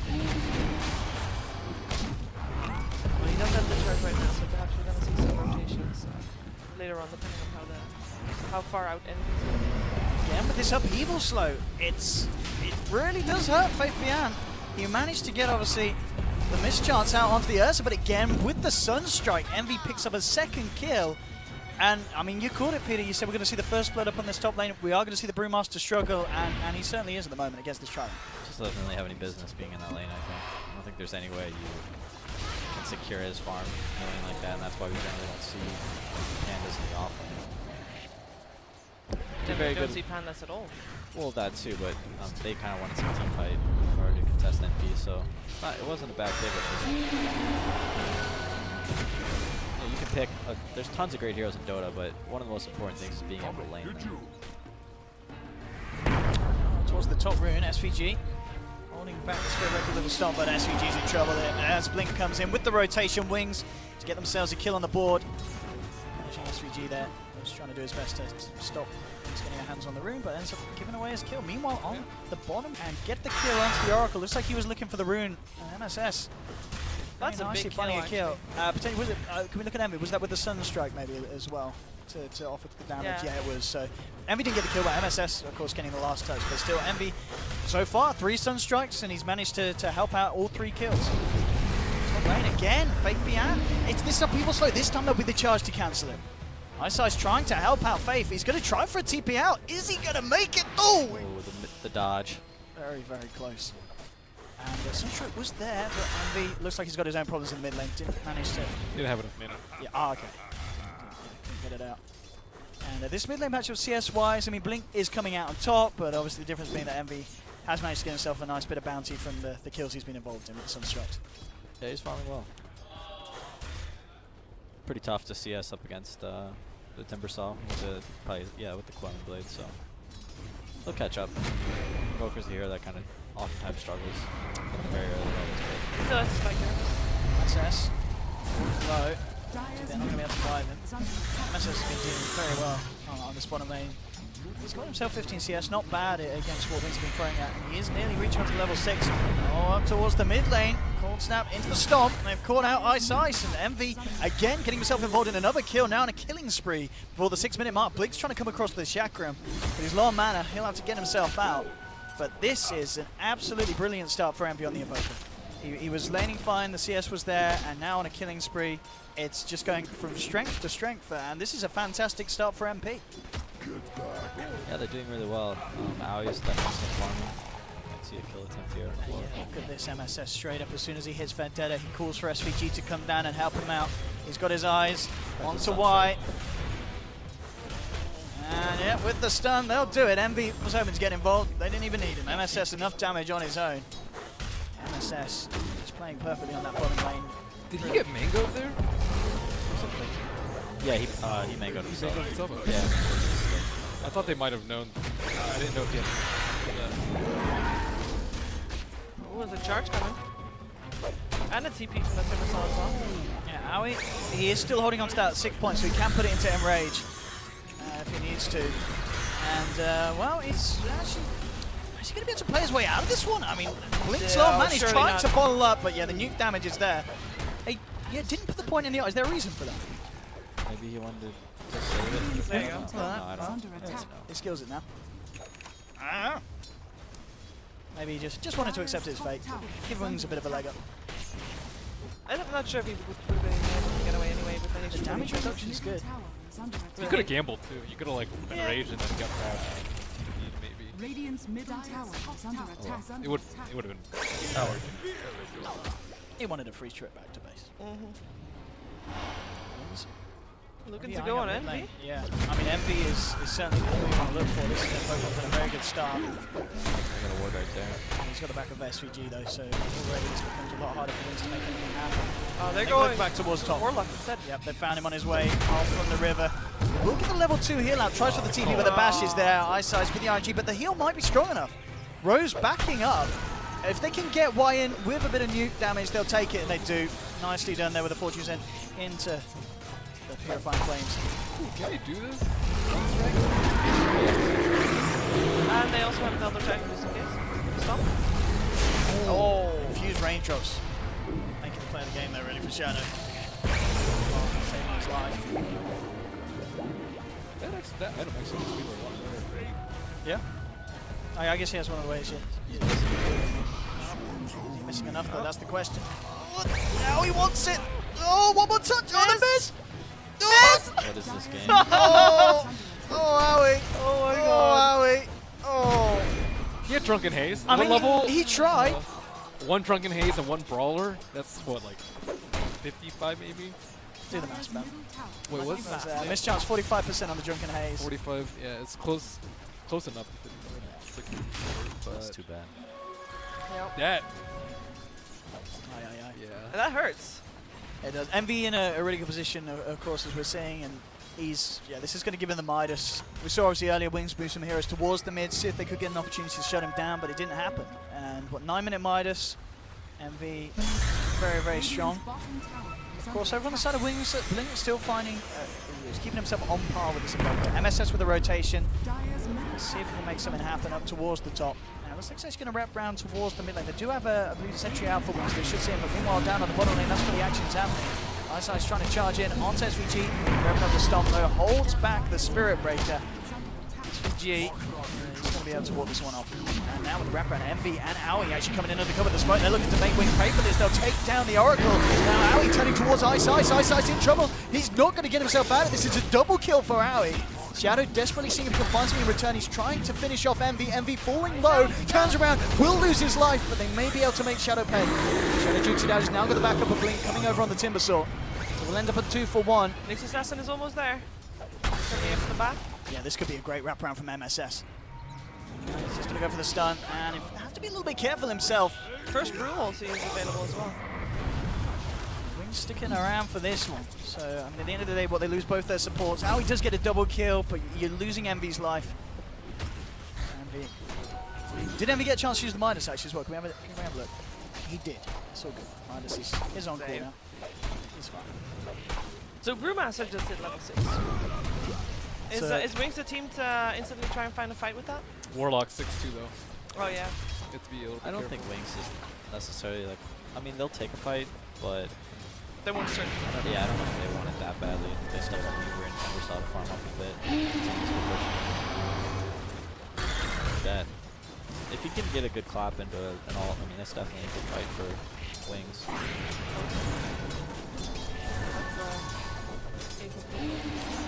I think it's maybe to they go for charge on Rose, but holding back. Oh, scared of Envy's potential. As we can see, MSS is coming around up towards the top. We do have 3 members here. MSS under the Vendetta, maybe looking to set something up. Spirit Breaker's already gone home. Blink's playing it careful though. Clears the wave, heads away from that top lane. And looks like, okay, they probably spotted him out going under the Vendetta, so they knew MSS was going to be in the neighborhood. Yeah, they have that ward at the tier 1 top. You can see any TP coming in. Got him twice now. That was spotted.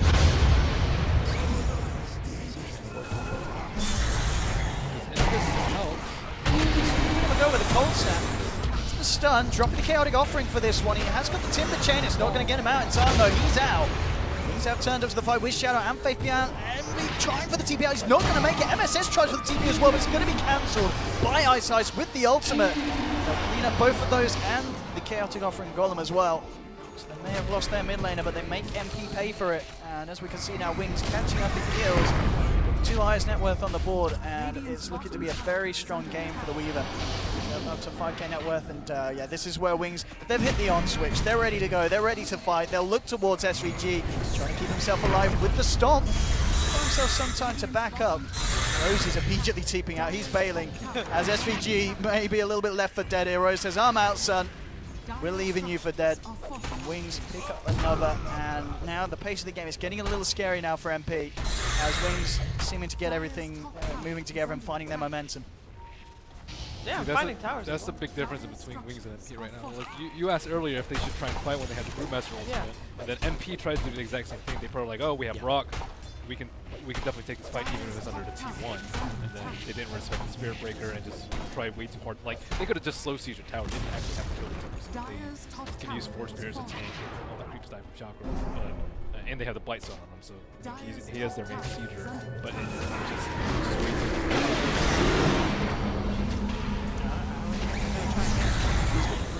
ready to dive. They have better vision in the back now. They're bringing everyone down here. Wings are going to be ready to do something in response. Blink pulling up the false promises there. Ice charging across. SVG with a stomp to hold back the Spirit Breaker for a bit of time, but he still gets the ultimate out onto Owie. Owie trying to get himself away, but Blink bursts him down. They'll find themselves the Ursa. They may even get more Shadow. Moving forward, chunks out the bugs. MSS still under the cover of Vendetta. You've got Rose on the sidelines trying to work his way away from Blink. He'll go to the straight TP out. He'll escape. The stomp onto Ice underneath the tower. Again, though, this play, the Oracle can't quite keep him alive. He tries his best wide. It's not enough, but it may be enough to find more kills. Moving in, MSS. He'll be taken down by Shadow. They've lost 2 on MP. Shadow and Faith Bian have to be a little bit careful now, though. Pulling low, the Fatal Bonds doing work. Look at the stomp onto the Weaver, and he's actually out of mana. No regen as well. Envy and Rose turning up, and they should be able to pick up this Shadow kill. One more touch. Oh, it's going to be close. Oh! Auto charge. Oh, Envy. Ooh, so close. Oh man, that was a painful kill to have slip away from him. It looked like that Weaver was good as dead. MP though, yeah, take a bad fight. They still look to try and make the best of it, heading into the pit. And Wings, they may not have died, but both the Timber and Weaver, they've got to get themselves back to base so that they won't be here for this one. And Rue still hasn't used his ultimate. Yeah, it's pretty rough. He ports into a fight, he has like Tranquil Boots and Iron Talon. Yeah, he's not got any mana. There's not any mana really. He also, like, he's getting closer to Blink though. Once we see the Blink, it's definitely sees what he does. Good call there for MP. Lose the fight, but not to be thrown off. That bottom lane, MSS. Set up, allowing Owie to come in and clean up that Brood. That Blink Dagger is going to be put on hold just that little bit more now. Struggling. He wants the Blink, but he's got to wait. Just to be careful, Ice is on the sidelines with the Spirit Breaker. Is under attack. Radiant's bottom tower. He has now got the backing of SCG, the presence of the other times there, and already the rest of MP maybe looking to wrap around towards the mid lane to try and get the stomp onto Shadow. Does Ursa have TP? Probably does. Radiant structure. Radiant's bottom Well, you never know. You never know, MP. You always do. Yeah, and he will take also that tier 1 tower, will be the first tower for Radiant's under attack. Wings is grouping up, trying to push down the tower again. He's got all his spells up already, all his teamfight up. An organized teamfight is actually wins, but this fight is scrappy. They have the advantage. Yeah, that's the big one. Towards Blink side, stands up on the back lines. Faith Bian coming in with the Primal Spirit, looking to focus Envy. They're jumping in, Ice with the ultimate. They'll take out the Invoker. Wings, they've found one, they're looking for more. Owie pops the Enrage, trying to fight, but the damage is too much. He's lost the Aegis. MSS still under cover of Vendetta. Could look to try and help out Owie. Comes back, will blink himself away out of danger. Now looks to maybe come back in. Goes in onto Ice. MSS with the control onto the Weaver. They get the kill. It's a huge one. They're taking down Weaver. Owie looking to finish off the Oracle, but he gets the false promise off in time. Wise trying to walk it off. Rose at the sidelines with the upheaval, slowing Faith Bian down to pieces. Surrounded by 3. Owie was able to finish off the Oracle. They've taken 3. The stun's going to miss, but they'll run down Faith. They should be able to find this one as well with the Spirit out. The Shadow are taking him down. Owie jumps in, picks up the triple kill, and MP with an absolute stunner of a fight there. Even though they lose the Aegis, Owie immediately gets the blink out after respawn, comes back in, and at the end of the day, it's MP causing the chaos and breaking Wings apart in these team fights. brilliant positioning from Rose as well, from 157. With the upheaval, he could just, I think he casted the entire duration of that. He had the perfect rock. Spirit Breaker was trying to line up for a charge, could stun him so he couldn't blink out, and then he casted right before his Aegis expired, and he was able to run closer to the tower. And they were all looking to kill the Ursa because they had Enraged down, and he wouldn't have had blink up too. Yeah, it was a nice team fight. I was very concerned when I saw Invoker get ulted by Spirit Breaker and die instead. But they turned it around. Very nicely done. It's our first Panda split. Yep, and that's successful. They're doing things, they kind of ran out of damage when the Reaver went down. Yeah, of course you got to kind of look at that fight as well. And obviously, Owie picking up the triple at the end. To say the Wings took that fight when Owie didn't have the Aegis, it would have been a much different story. For sure. That second life really allowed yeah, him to turn it. Who? Dire's middle tower. Probably Confusal, yeah. That's what we've seen. A lot of viewers. Also, the thing that we said MP might not be really strong at taking down towers, we're able to take down a tier 1 with that fight as well, so that is a big win for them in terms of map control. Good momentum as well for Rose and the Warlock getting a recipe out for that fight. Midas. Wings smoked up. Down towards the bottom. Only SVG to stand there at the moment, but he's keeping himself hidden in the tree line. He's got the ultimate at the ready. And the split is up. No Warlock ult. It's going to be interesting how heavy Wings want to go in on this one. Still keeping themselves hidden. They look to reveal themselves. SVG has to be careful. Blink starting to chop down some of the trees and immediately SVG is going to back out. Just to the tier 2 though, so still preparing if Wings want to push in for more.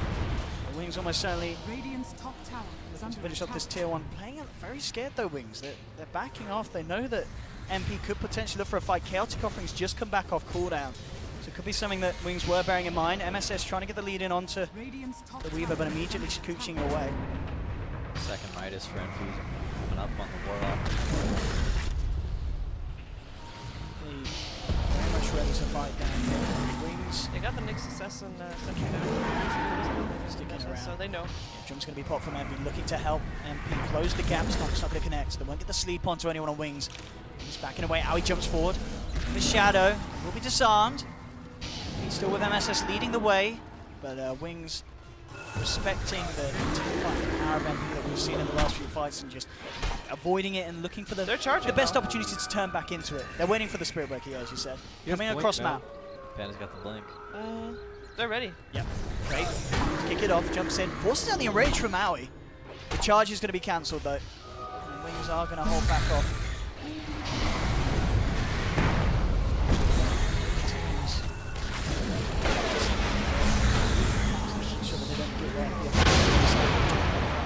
It's a Midas gaming going on. Spirit Break going for Midas as well. Oh, there it goes. Nice size, focusing Rose. To try and make sure that there's not a charge for Chaotic Offering to come down. He's falling low and he's gone. There's not going to be any Chaotic Offering in this fight. Behind looks to focus down Envy, backing away. A stun out with the Primal Split Bears. Envy trying to run. Forward the stun, holding back the Timbersaw Blink. Can he get the Shackle Mount? Envy doesn't need to. Ice Ice finishes off the Invoker. They've lost 2. Owie in response takes down the Oracle. He's still in this fight, but he's out of mana. Will get stunned up. They're holding Owie up in the air. He still has an enrage. He could look to try and fight him in return. Shadow will Shikuchi out of the tower range. Ice Ice charging it forward. Jump in across again. Blink with the Timber Chain. MSS getting bashed up from Ice Ice, and that was the fight that Wings were looking for. Great play from Ice Ice, getting in at the start, taking out the Warlock, and then they follow through, kill after kill. We saw the Primal Split used absolutely beautifully. The stun onto Envy, chucking Owie up in the air, just breaking up the fight, as we expected Wings to look to do so with this draft, and it does pull MP apart. They'll get the tier 2, and as we're seeing, both teams with the potential to find very good and convincing team fights. There's also that save your buddy syndrome there. Yep. They tried running in to save Warlock. We're like, if we can get the Warlock all off, we can win. And then Warlock all didn't come off. Envy started running away, but doesn't have any mobility items. Spirit Breaker is down. 15 for 15, 21 minutes in. It's certainly looking to be a close one. Up and down the board goes, but 3K kind of swinging either way. Is there any one of these two teams that is, in terms of lineups, just straight out better than the other in late game? Depends on Roshan. Yeah, I like Wings, but Invoker can be quite a threat once he gets the 360 Deafening Blast. But I think Weaver and Tinker and Panda. You would give Wings a slight edge. I would say Wings in the late game. I think Ursa falls off quite a lot in a game like this. Okay, so I guess the fact that it's even benefits Wings. I think so. I think the game is still relatively even. It just depends on the next couple team fights go. We saw NP take the last team fight where Warlock was actually able to cast all of his spells, and then the previous team fight didn't get any of his spells off, and they kind of got crushed. So just need to take the right fights for NP, and should do a lot better. It's all about initiation. And that's something Wings. Spirit Breaker can do it, but I mean, all it takes is one person to interrupt his charge. Things get turned around. Imagine if there was a Nyx or someone there that was able to stop Spirit Breaker from ulting there. Warlock gets all his spells off, maybe even lives and turns around and gets a nice upheaval. Yeah, having Wings in that fight, it would have made things so much easier for him. Also, that like they're having a tough time protecting the Invoker from just getting beat down. Like if the Warlock dies, then Invoker generally just dies immediately after. Like no force stabs or anything that I've seen yet from their side. Yeah, he's going because like he is fulfilling the role as like the building hitter, right? On NP with the Invoker, he's going like very physical damage, right-click build. Well, not quite yet, but he's got the Blightstone. And they've got the Blightstone and they've got the Death Zone out. Backpedal, backpedal. He's committed hard for this. Yeah, no. Damage build. I mean, maybe a Yules would have been cool this game. He doesn't have a lot of attack. Any Yules on the NP would have been actually great, just to stop the charge, because that's the biggest initiation that Wings has, obviously next to that Brewmaster, but as we just saw, if you have a Yules for that Spear Break, right, could have all the time for Warlock to live. I'm surprised that MS has so far behind. He had a really good solo kill in his lane, and he also got a couple of free kicks, but he had a really limiting dagger, which wasn't built to the moment. The mass TPs, they want to fight. They've got a lot of good fight potential around the pit MP, and Wings know it. They get themselves out. And Wings lost their vision on around the Roche pit. They still have them. We're actually TPing top. Maybe he's just going to look to play around with Envy. Diffusal blade, he can do a fair bit of damage. Envy just immediately going for the TP out back to base, but he's dead! Oh, whoa. Shadow! Oh, nicely done. That was very nicely close. done. Diffusal blade Weaver, you pack a hell of a punch. Definitely did more damage than Envy was expecting. That was a Timber Sword, believe it or not. And that's, you know, he had 16 Bloodstone charges, so that will knock him back into place. Yeah, but it also means that he is back alive again already, so they might want to try and fight this. They'll be back for the Roast Pit, but they might lose Ice Ice. Ice Ice taken out as well. Aoi picking up a double kill, and I mean with the Spirit Breaker down, they still don't feel confident enough by the looks of it to head back into the Roast Pit. Still being careful about winning for that one MP. It's really tough losing that T2. You can just get chased down. If you lose like 1 or 2 heroes, Spirit Breaker will just continue to chase in that area. Was he trying to like get on the high ground and TP out? He just stopped early. I was wondering what he was. Oh, I'm in the river. Obviously, got the BKB done as well. Oh, buddy. That's a build. A lot of damage. Pretty good at tearing through Weaver and Timber, especially with the ETR. Yeah, I mean, we saw just now how quickly he ripped through that Timber Sword. I'm just worried that he's going to get kited. He has to deal with the Oracle, the disarms like super low. Him and Nyx really need to work together. Yeah. But Wings also doesn't really have any 4-staff heroes, so kiting isn't a huge deal, except for like the Timber and the Panda, or the Timber and the Weaver skirting around. Panda ult too. I guess is what BKB's for. With the Deso, you can kill the Pandas though, unless you get Cyclone. Then he's useless. So both teams back to farming on their sides of the map, waiting for the other to make a move and react on that. I mean, Roshan is going to be the main. Yeah, but she's got priority back to for wait the from teams. Roche. Yeah. Can you defusal someone down from a Panda Cyclone? Yeah, you can. Oh, actually, I don't know. Yules you can. Yeah. But I was just thinking that. I was going through that in my mind. I was like, wait, that probably wouldn't come up unless it was like, because Ursa's probably the only one on Dire that's going to build it too. I guess. So I mean, would Weaver ever want to do it? Oh, I mean, if they had a Yules on NP, like if Invoker Yules himself in the air to save himself, then he might do something like that. But would he ever use it on the Panda? Oh, I find it really hard pressed to find a situation that he would, but I guess it's possible. Yeah, I mean, I'm sure it's circumstantial. Maybe. Maybe. I think if you like already have a chakra in there, and you want to get him down, stop this play. Big smoke gang wrapping around here. This is scary. A lot of tension around the Roche pit. MP, they do have 3 members in the neighborhood. Envy's there, with SVG and Rose. But Wings, they're looking to go and see. They're going to watch from the high ground here. And in fact, oh no, it's SVG coming out. To try and get himself out of this. There'll be a charge coming through. Question is, are MP going to fall to the save your friend syndrome? They did start to move over. The stun onto Y, but Yana coming in with the slow. They're going to have the charge onto Aoi as well. Charlie Goffin will be dropped. try and turn this one, MP, but the ult coming through onto Owie. It spots the BKB and the M-Rage and just looks to back this one off. MB into the air. Goes what is necessary. Just a extra boost out. Jump forward as Owie comes back in onto the backliners, takes out the Oracle. They've taken down Blink as well. Fabian gets the Blink off in time, but MP, they're going to look to chase this. Fabian trying to turn. The stun, MSS just holding onto it, trying to line it up perfectly. Turns towards the Weaver, holds him back, making sure that Envy can get away from Shadow in time.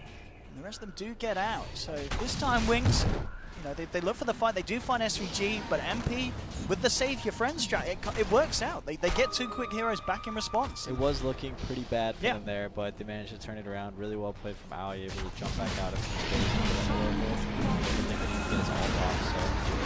I think Wings just stays too far too. I think as soon as the BKB comes out on the Ursa, they could have just backed up. They would have used BKB and the Rock, and that would have been good enough because they already got the ET kill. And they could have backed off and secured Roshan. Fabian kind of left behind it. MP find another, but this time it's Blink trying to save his friends. And he's down again, and this man down to 4 Bloodstone charges. Owie now beyond godlike. NP, they are looking in a very good position here in game 1. It is still close, and it is still quite a game indeed. 29 minutes in, 21 for 17. But MP showing us quite the fight here. And again, up and down, up and down. Oh, this game really could go either way. It's incredibly exciting to watch. I think they need BKBs. Like Timbersaw got destroyed last fight. Like the Nyx like linked in front of him, and then Carapace. Like it's really difficult to fight into like fatal bonds and Nyx without BKB and Thunder for that matter. But I don't know if they're gonna have to perform it. I guess you have to now at this point. It's pretty tough against Nyx. It's very hard to like split push and just farm. That's why I think we saw all Wings trying to force fights early. I think they might just continue to lose fights though with the Ursa Aegis again. Yeah, that's what I'm really surprised when the last Panda for Wings. Like, I get the idea of picking more team fights so you can actually take these team fights, but even with the Panda, I'm not sure the team fight is enough to really fight up against them in a 5v5. The lineup really just wants to like chase, right? Like Spear Breaker's not even that great of a fighter. You can sometimes work decently well if you have like a Dark Seer or someone. You can like charge through and get that pseudo rampage. But the lineup wants to chase and take really scrappy fights, and MP just wants to group up and ball together. And MP is doing it. Just come back to the Cyclone. It says dispellable with any dispel. Alright. Confirm. Blink, as you're saying, had a good start, certainly being slowed down by the fact that he's losing those Bloodstone charges. But, his life's going to get even harder without having that bash yet, as we talked about earlier in the draft. Recalls havoc for team.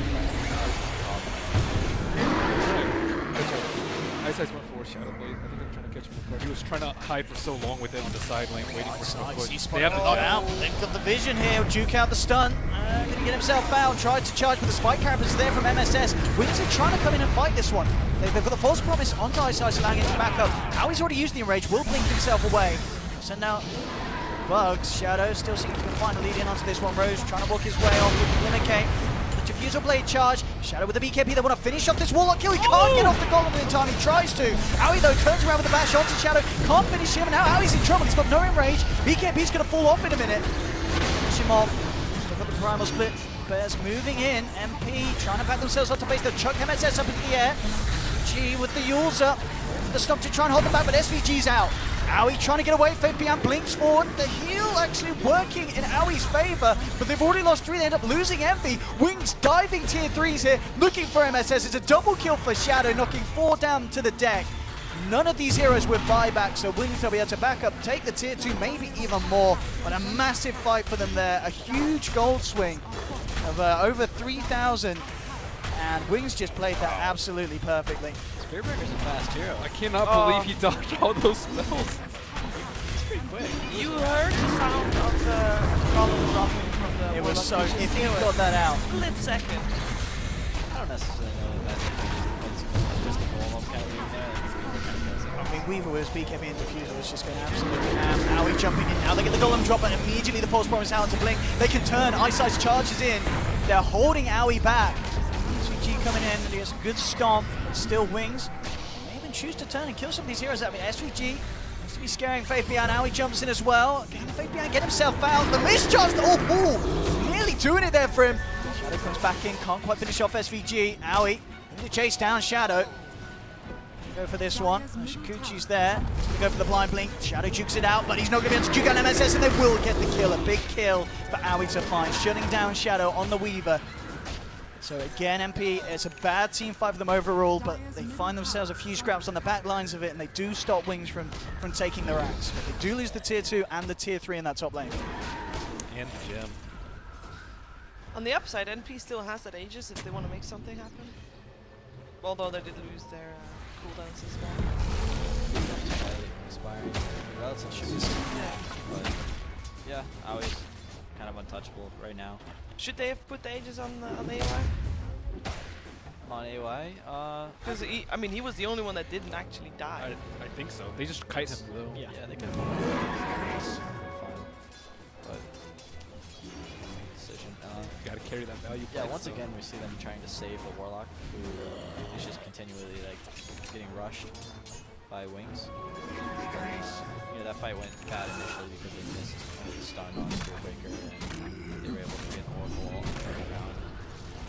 I think the fights are generally going a lot better for MP when they're able to take them on their terms and hopefully initiate onto that Oracle and stop them from saving someone else from the Nyx Impale. Because that's where Ursa's connecting all of his damage during the Nyx stun. What was Weaver going for next as well after the fuse of BKB? Straight up damage with the Chrysalis. I mean, obviously with the fact that Aoi's nearly got that Abyssal Blade coming out, that's going to cause some issues for Shadows. It can, but the Oracle can save him. Yeah. So it just depends on this Oracle. Does Oracle have an Aether Lens quite yet? No. Maybe he'll go for that. But he's his ultimate already has really big range, so he's doing a really good job. Or at least in the last two, his last two ults have been great. He might get Ghost Scepter instead. Yeah, that's true. Aoi didn't go for the Diffusal Blade. So. He's really short on item slots now. Yeah, and Ags on Brew. Obviously Fabian picking this up.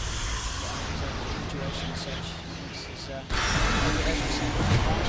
causing issues for MP in that top fight. He's having these bears out. It's very hard for MP to fight around it. Fabian is the one with the gem as well? Oh, they fight the Warlock. They played against him. It throws down. I mean, 50 seconds. Just gonna try and get something done with this one. There's a buyback. He hasn't Roshan respawned. Oh, wait, yes, what Wings just going to wait for that at this stage. Yeah, not a lot to achieve. They charge right though. Now. So they follow through on this. They do have Blink near the mid lane. And yeah, with the charge, it doesn't know that MSS was thinking about going for that, so Blink just backs off. Yeah, it's important for Wings to find kills like this because they really aren't able to spend them. So they need to kind of run together. And by getting a couple hero kills here and there, it's going to keep them on the farm. I'm more worried this Weaver might just die. Like even if Oracle's kind of ready, like with Abyssal through the BKB, he can just drop. With Ellertine Aura, he can die very quickly. That's a YOLO build, dude. I guess he was the BKB. And with Axe. Come out, Vision here, jumping forward. Nice tornado, 1-2. Looking to set something up. Having glass back to try and knock down the Panda, but he has the primal split. To move forward, they'll get the ultimate from the Spirit Breaker onto Envy. The rest of the team trying to get Envy out of there. Shadow with the BKB moves forward and takes the kill. They finish off the Invoker and Wings, looking for more. Ice charging forward onto Rose. MSS trying to turn around and go for the stun. Keep Rose alive for the time being, and now the turnaround. They drop the golem. Shadow will get the time lapse out. False promises there as well, so he'll live. Does end up being able to finish off Rose. MSS trying to find why, but he's just picked up the Ghost Scepter, and that's going to save him. MSS can't get the final touch in. They're able to walk the Oracle out of it. MSS being forced back.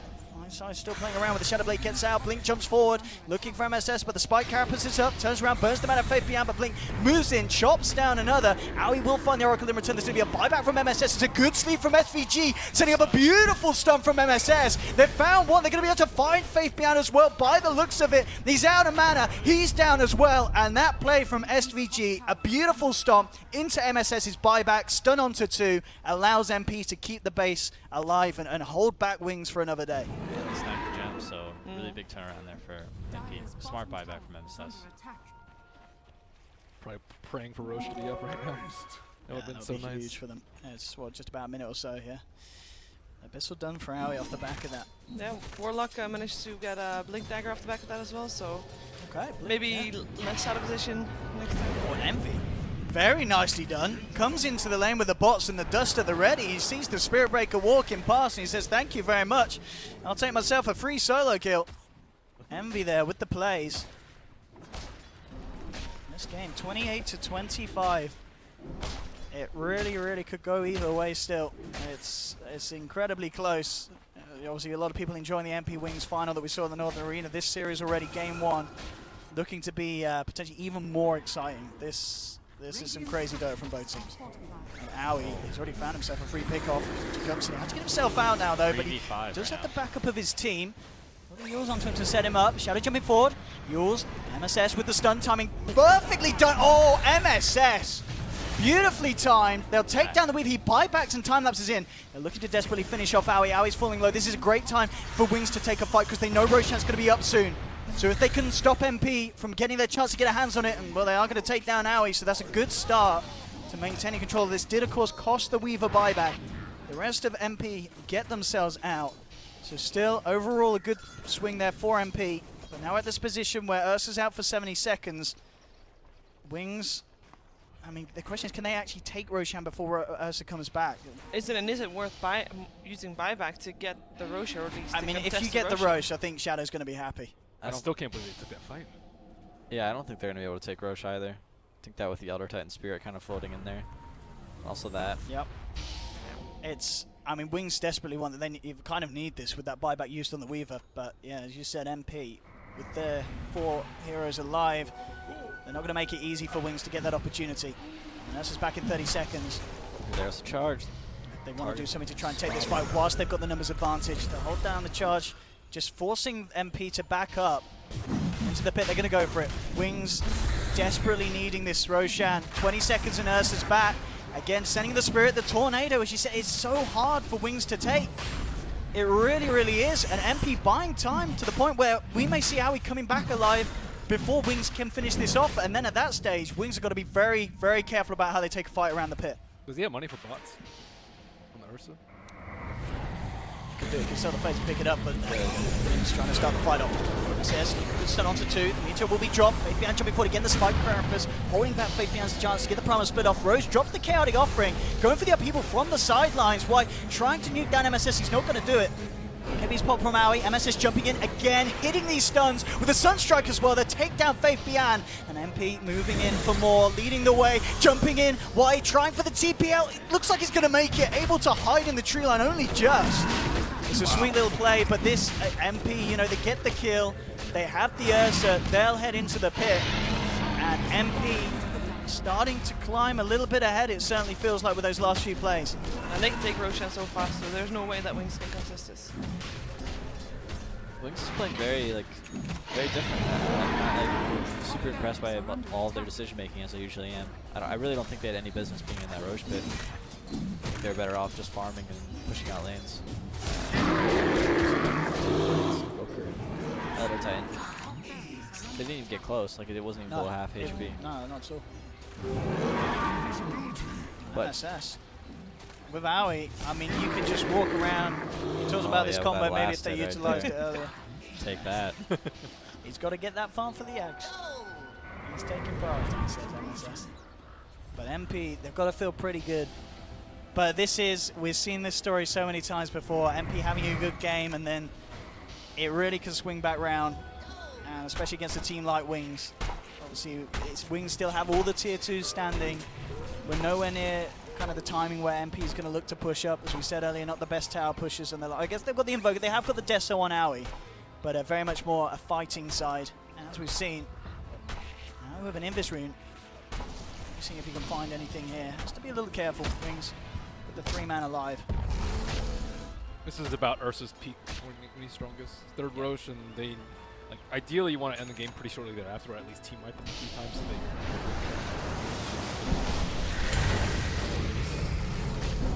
getting there. And it's also the time the opponents start picking up Ghost Scepters, Force Staffs.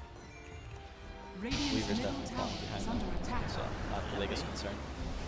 Play around with this. We took the ice. Well, Shaddy just lost the BKB at TP's out. He's terrified. I would be missing. That was all blind. He didn't have any detection.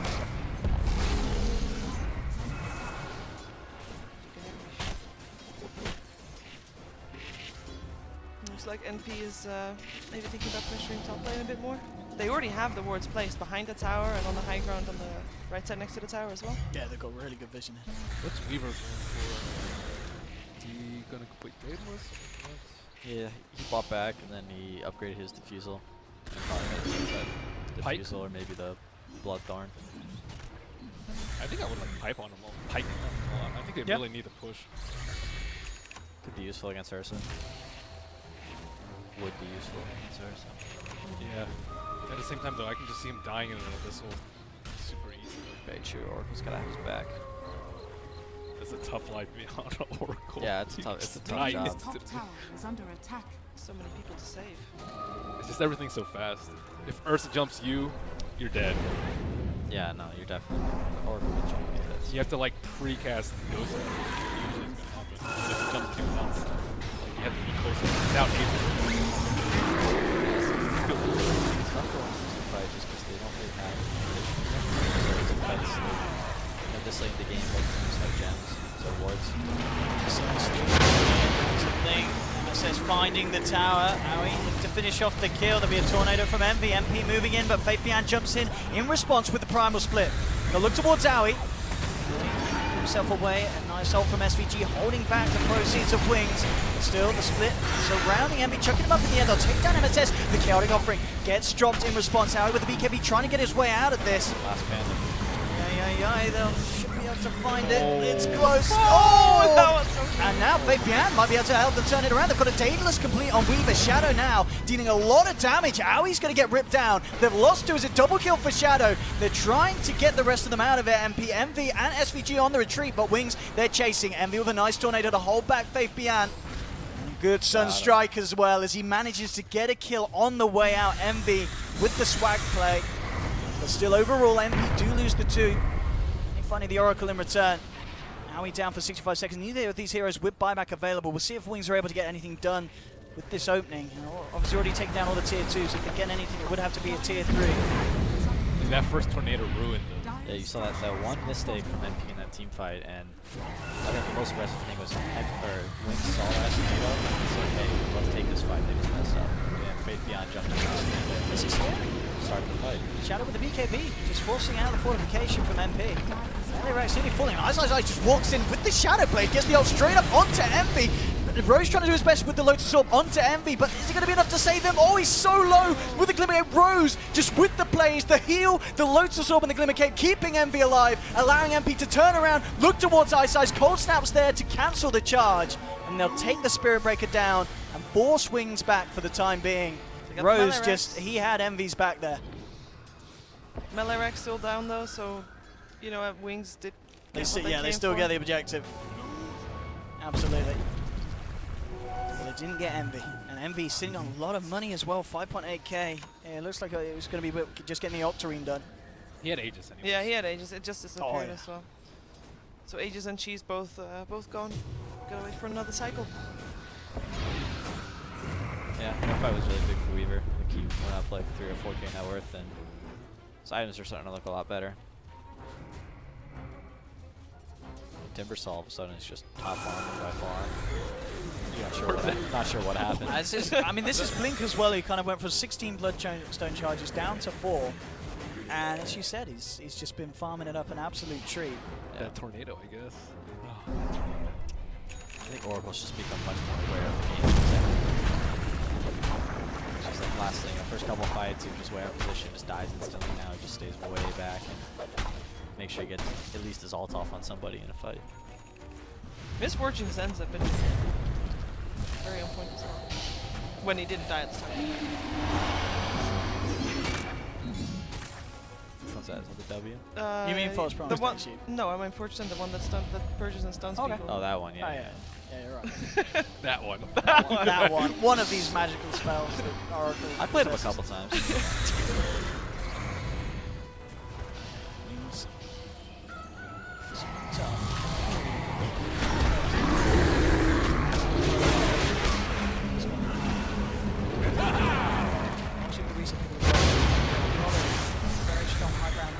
but Envy out at the base pretty far. Immediately jumped on and Envy's out. He's down for 90 seconds. Owie trying to jump in to help swing this one around, but MP without their leader. And this could be the opening for Wings to do some serious damage against MP. In on the mid lane. Yeah, with what that Octarine buy-in, he's short of 800 gold MV of buyback. And Wings, I think they may be chuckling to themselves. They realize this. They're ready to do serious harm to the base of MP. They'll pick up at least a second melee rest with Let's get a big jump in. MSS trying with the stun. He's going to lead forward, held up by Yules. Now backing yourself away. The Shadow Blade. They've lost the melee racks. To lose the range as well. In fact, they may lose heroes. Blink jumps in, looking for the burst onto MSS. He gets the spike carapace into the stun. Owie jumping forward, looking for the weave of the bash there, but the charge from Ice allowing Charlie to get the time lapse out. They lost MSS. He will buy back for this. They're trying to do their best MP to hold on without the Invoker. And their best shot. All force Wings back out. Do manage to get a huge kill onto Weaver though, as Owie comes in with the bash, takes down Shadow. You're looking for more. Ice coming in with the onward, charges across, bashing onto 3. Blink will chop down SVG. The stun onto Ice, take down the breaker, so they have found 2 in return of Wings. Owie may even get something else here. Why? As the Ghost Scepter TP out, it's not going to work. MSS with the mana burn pops in. And NP, they have lost a second melee racks, but again, they do make Wings pay for it, finding kills. It does cost them buyback and it does cost them the rack. So MP, they're still sliding behind, but they're holding on and finding big kills, as we saw there. If they can deal with the Oracle and allow Owie to get his hands onto the Weaver, they can bring him down. Yeah, huge mistake there by Envy though, not having buyback. Finish off the Octarine core, and I think they were probably close to buyback. It was 800 gold off. They also just had no detection right there too. Yep. Like it takes them a while to like break the linkers and get the ult. And Rose? He's just out really far. And Rose? Looks is carrying the gem, so. I mean, they've got the backup. They're looking for the Rose bait. But Wings aren't falling for it. Very unlucky for NP that the Roshan had such a long respawn timer on this one, because they might have been able to get it after their this one fight, but now they 1 minute. gotta wait. I mean, if they could get this tier 2, maintain this map control, have the chance to go for it. Still with 3 members down, very shortly you're going to have them all back up. MP will find the opening to get the tier 2. And I guess on the plus side for MV, you didn't have buyback then, you do lose melee racks. Next time you will have the buyback. That's true. Roshan is going to be. Yeah, might have a Roche as well. Yeah. I just choose again for the 4th time. But they're 2 axes down. Oh, AUI is so far out. He's the only one there. In trouble. Yeah. They don't have detection. It's cool. It's good. It's good. And Roche is not up for 25. I'll try that. So what's buyback saying? Did Invoker manage to farm his? He's got his back. Weaver farm his? Weaver is still 500 gold short.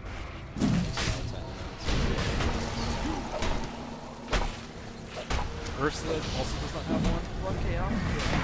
There's at least a couple of kills on the team fight to put him there. And here we have. Oh, there it is. There it is. So MP, what are they going to do about this? It's going to die quick. They've got Chaotic Offering. They can certainly get themselves over. You can see already Blink just playing around with Rose, holding him back. They'll send the Spirit in and get the Stomp off to try and slow down Wings, and Wings are scared. They're being very careful how they commit to this one. MP now coming in. Look to try and surround them. Wings moving in on the bottom lane. Oh, Wings the courier. want to fight. Indeed, the courier has got a ward on. It's a pass there. Oh, he's with the Blink forward. They're revealing himself. Yeah, you don't want to. Wings kind of got a bit of better intel now of what's going on. MSS around, has the good setup onto the Spirit Breaker. Immediately though, Fabian jumping in on the back lines. They get a good stun onto the Timbersaw to hold him back, allowing them to drop down the Chaotic Offering. Ice still alive, gets the ult down to Rose. That's the Warlock down, but he's got the Golems out. They're punching into the side of Wings, and they found the kill onto Ice on the sidelines as well. Losing the Oracle, MSS with the stun again, allowing Envy to get the damage down. They found 4. Owie was able to clean up the Weaver on the sidelines, not giving him the chance to get the time lapse off with the Abyssal Blade. And they're looking for more here. MP seeing if they can get the full team wipe. MSS sliding in position, won't be able to hit off the stun. Faith Bian going to juke this one out. Link Dagger off in a second, and Faith will survive. But again, MP taking 4. They did use another buyback for it there. Rose felt that he could potentially be required in that fight, even though he did already get off the Golems before he died. Envy just looking to clear out this pressure being put on the base. Certainly, they'll just look to get Ursa, Owie into the Roshan, take that Aegis, and geez. MP holding on and showing us some very impressive team play in these fights against a team like Wings that is known for just kind of immaculate performance when fighting as 5. MP seem to have them slightly figured out. Quite a lack of vision for Wings in team fights. You saw like the Spearbreaker just kind of walked into NP because they just didn't really know exactly what was going on or where they were. And it lets MP set up, and Oracle was forced on a Spearbreaker that fight, and then Roshan managed to get a hold of the Weaver, and there was no Oracle to save him, so he went down. Howie having a cheeky couple of mangoes. Save him from making the trip back to base. Clarity's there as well. Howie with the efficiency plays. And messing around, keep that farm going. And the farm's certainly looking very good for the 3 top leaders on the board. Blink, Howie, and Envy. Shadow a little further behind. I mean, as we've seen in these fights, he is getting focused very nicely by Howie. Howie's finding the perfect opportunities to burst and take Shadow down when the Oracle's already dead. They make sure the Oracle's gone, they're jumping onto Shadow, and not a lot the Wings can do to keep that bear off the Weaver. Yeah, it's so hard without a Lincoln Sphere in this game. I mean, the damage really paid off for him with the one solo kill on the Invoker, but now he almost completely has to go down. Once the kite goes,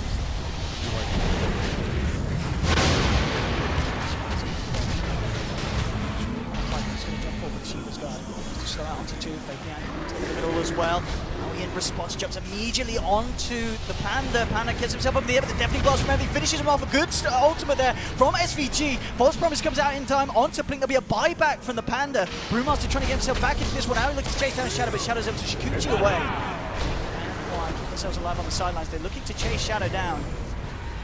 Warlock had the Aegis.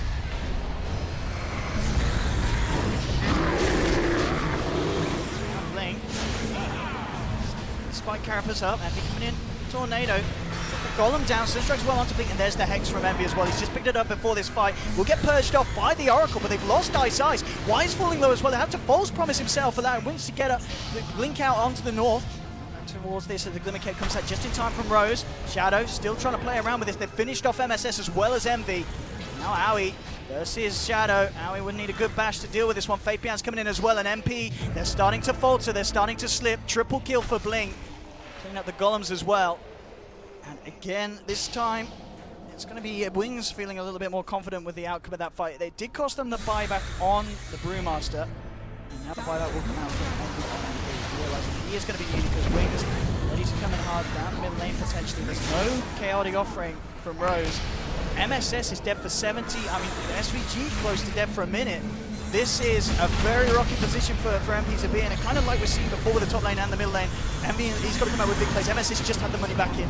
Or I believe the cooldown to get himself back in off the buyback. Jump forward from Rose. Got the stun onto the Oracle, falling incredibly low, but he gets the False Promise out, making Howie have to work incredibly hard for this kill.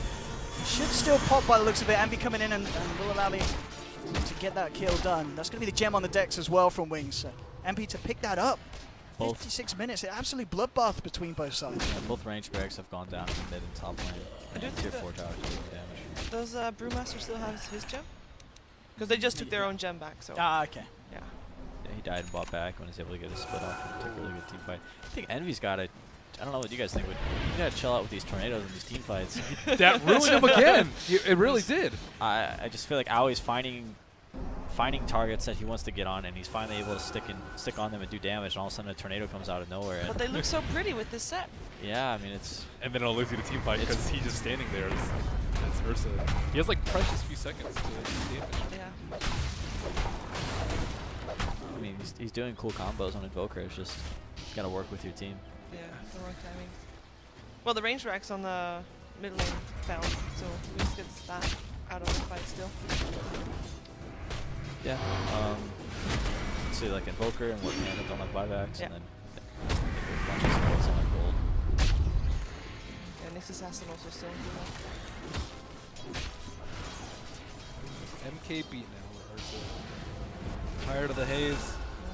Very true. But his damage is not that high. No Dezo anymore. I think his damage is probably still okay. Without Titan auras and being able to just... They have Vlad's and AC though. They have Vlad's on the Spirit Breaker, they have the AC, and then the Timber also has a Like I saw him on the timber, and the timber actually was not dropping, which is very problematic for a person. If you can't actually bring someone a half in like 2 seconds. Especially, as you said, with the armor he's got and the Octarine here. It's incredibly hard to bring down in these fights, Wing. And continue to just rack up the gold. I mean, where does he kind of go with that money? Is there anything to replace? I've seen Sumail buy a Moonshard on Timbersaw before. Why not? He did it one game. I was playing with him. He didn't have buyback either. No. I mean, we still won, but I was... Oh, you still won? Okay, you were a little worried? Or? I was mildly upset. You can't attack! That was like a 2 out of 10. But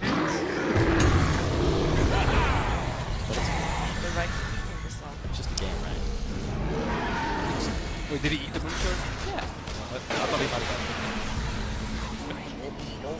Here we go, lead in from Aoi. BKB's coming out, Ice Ice with the ult to hold Aoi in place. They'll put the primal split and that will bring down the chaotic offering incredibly quick here.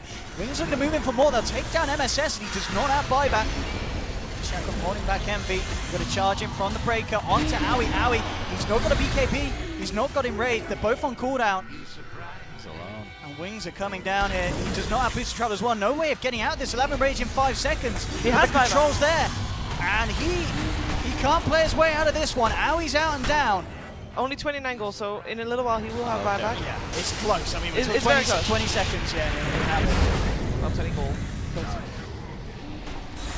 But yeah, It's that was all Ice Ice, by the way. Yeah. He just got that Earth out of the fight and just continued bullying him. Jumps in with a deafening blast. Very greedy plays from Envy, and now that's actually going to allow Ice Ice to get the charge through onto him as they come into the base. Envy falling low, the Lotus Orbs there from Rose. He'll be allowed to back off. They do force out the buyback though, Wings, getting Aoi to buy himself back into the game.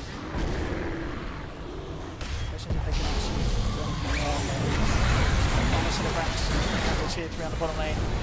Ice Ice again with this position, just Shadow Blades into the base. Looking to get a good charge in from the sidelines. Do have that gem. Roshan come forward. Alex going to jump in onto Blink. Eventually there's the charge. Blink to control of the bear. He's forced back. Ice Ice spots the BKB. Faith behind jumping on the sidelines. A good stomp from SVG. Holds back to Rose. Dropping low though. He'll be out. He does have buyback available. 15 seconds and MSS will return. But Blink just causing chaos, allowing Wings to do the damage on this bottom lane. Taking down the tier 3. Aoi pots the BKB. Looking towards Ice Ice, but they can't quite finish him off. Ice Ice kept alive again. SVG with the stomp. Trying to hold back the side of Wings. He'll throw out the Earth Split. Trying to kill out this one. Envy has to get himself back to base with the Ghost Walk. MSS jumping in with the stun onto the Spirit Breaker, but the save from Y. He had the potential to get that Ice Ice Spirit Breaker out of there. Aoi's come back in. He's getting nuked down low and he's out, and he does not have buyback. He is out. There's a dieback from Aoi. Envy being surrounded. They'll jump in. Wings looking to finish off the Voker. He gets a very nice double kill, and Envy, he actually gets himself back to base, but there's a buyback from Ice Ice. White has buyback potential, and MP trying to hold 4 versus 4 at the moment. The Ancient taking heavy damage, and MP, they may have tried their best, but it wasn't quite good enough here in game 1, as Wings do end up taking the victory. But again, just like in the series in the Northern Arena Finals, we certainly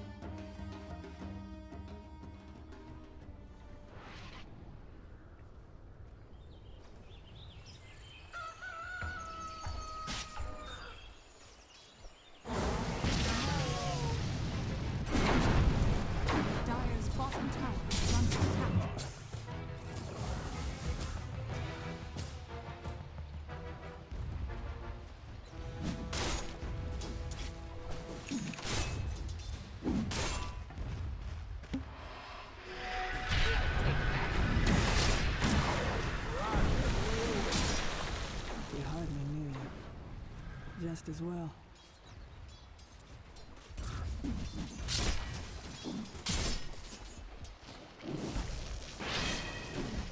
Dire's top tower is under attack. Radiant's bottom tower is under attack.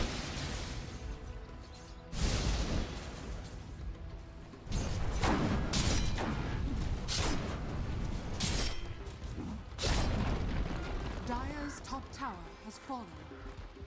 Radiant structures are fortified. Radiant's bottom tower is under attack.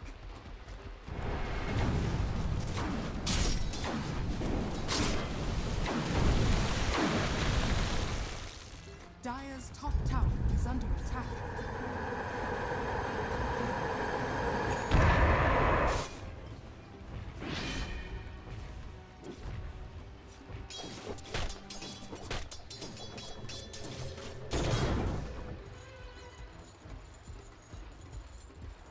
Dire's middle tower is under attack.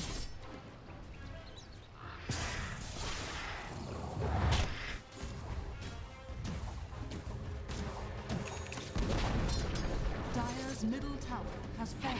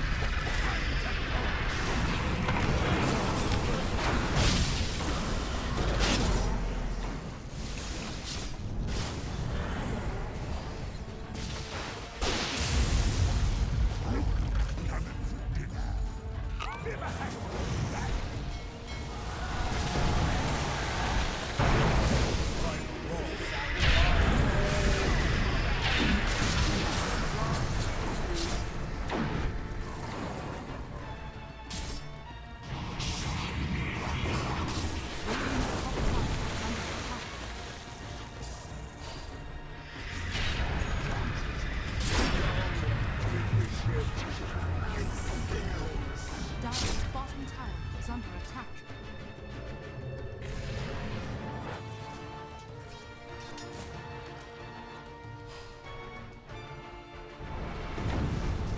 Dire's bottom tower is under attack.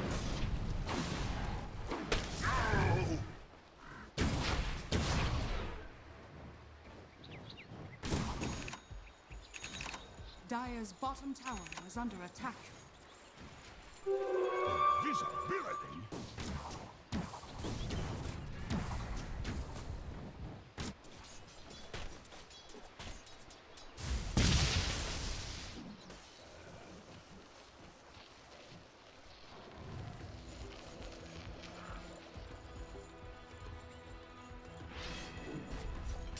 Radiant's bottom tower is under attack.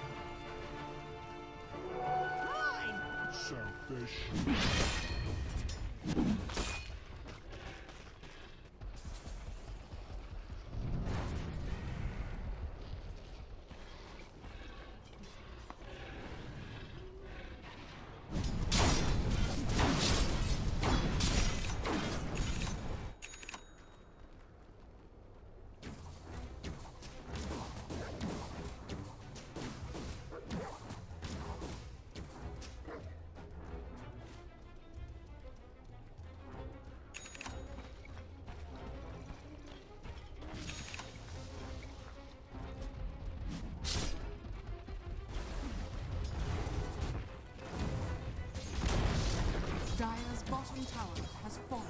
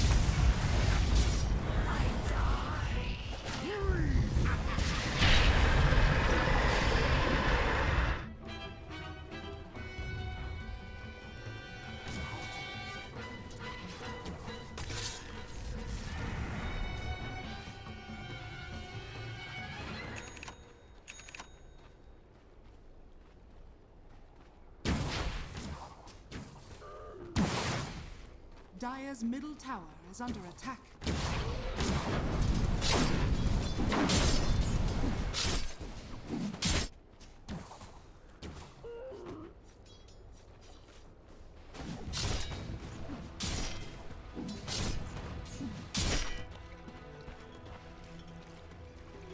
We'll take that.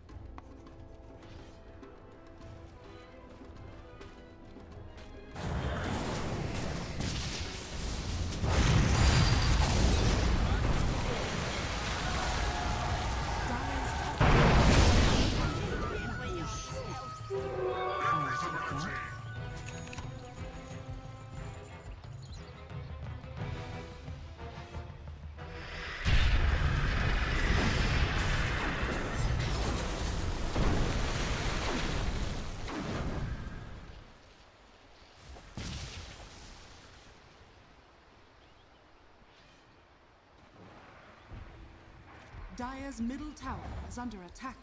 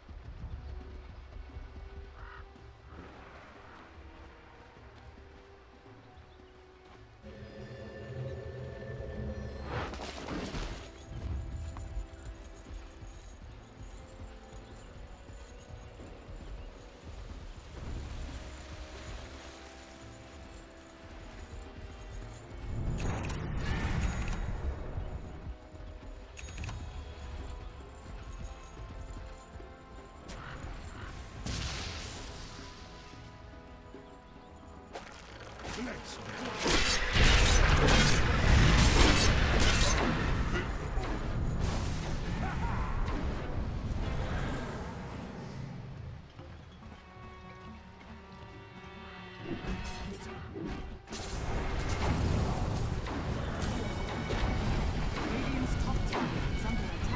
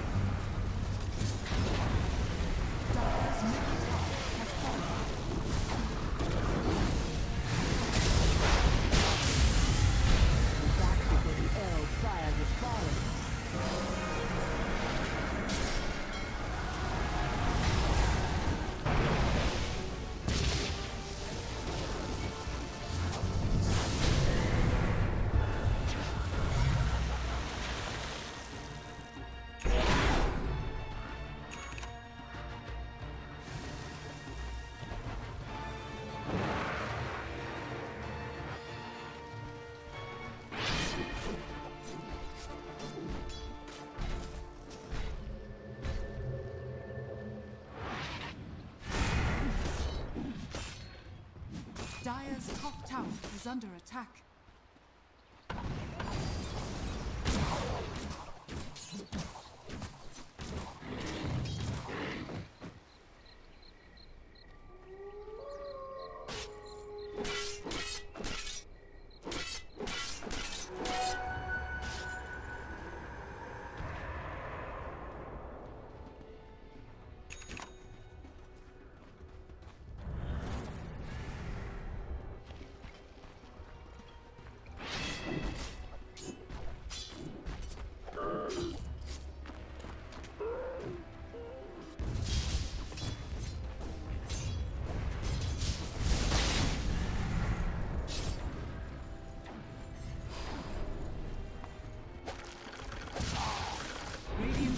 tower is under attack.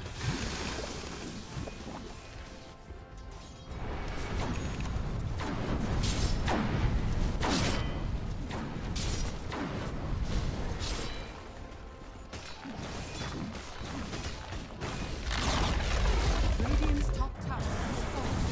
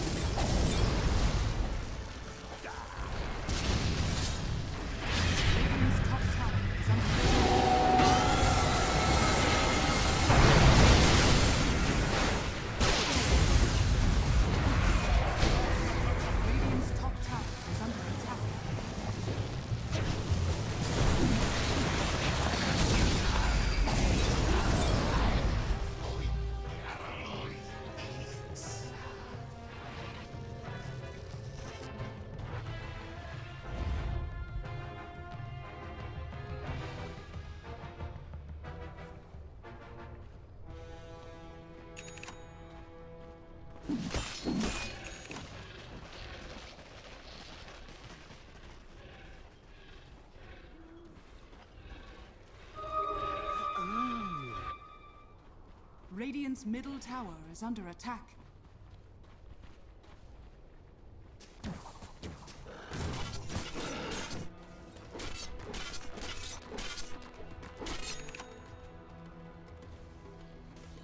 Radiant's middle tower is under attack.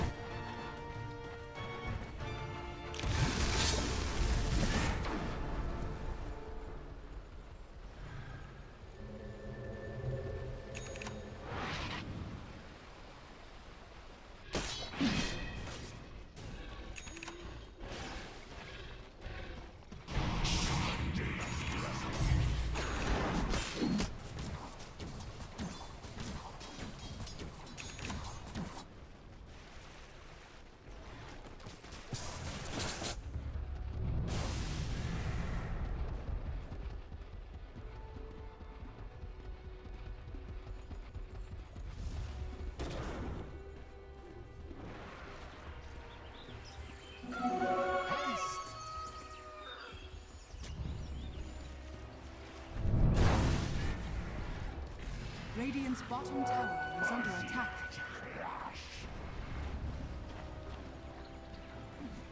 Radiant structures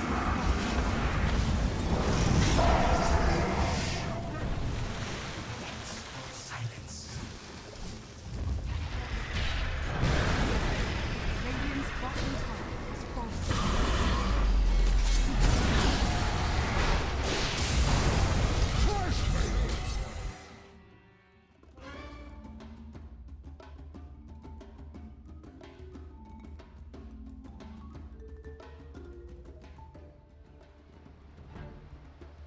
Wings Gaming's turn to pick.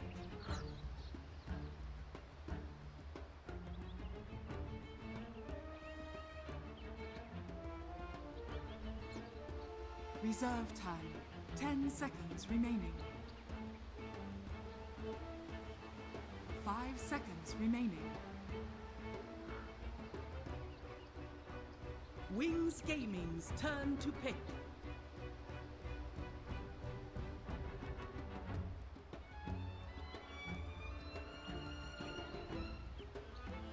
And that's Eller Titan, Nyx Assassin, and who's the anti-strength one? Timber? Timber, yeah, Timber's okay. I guess like X for melee.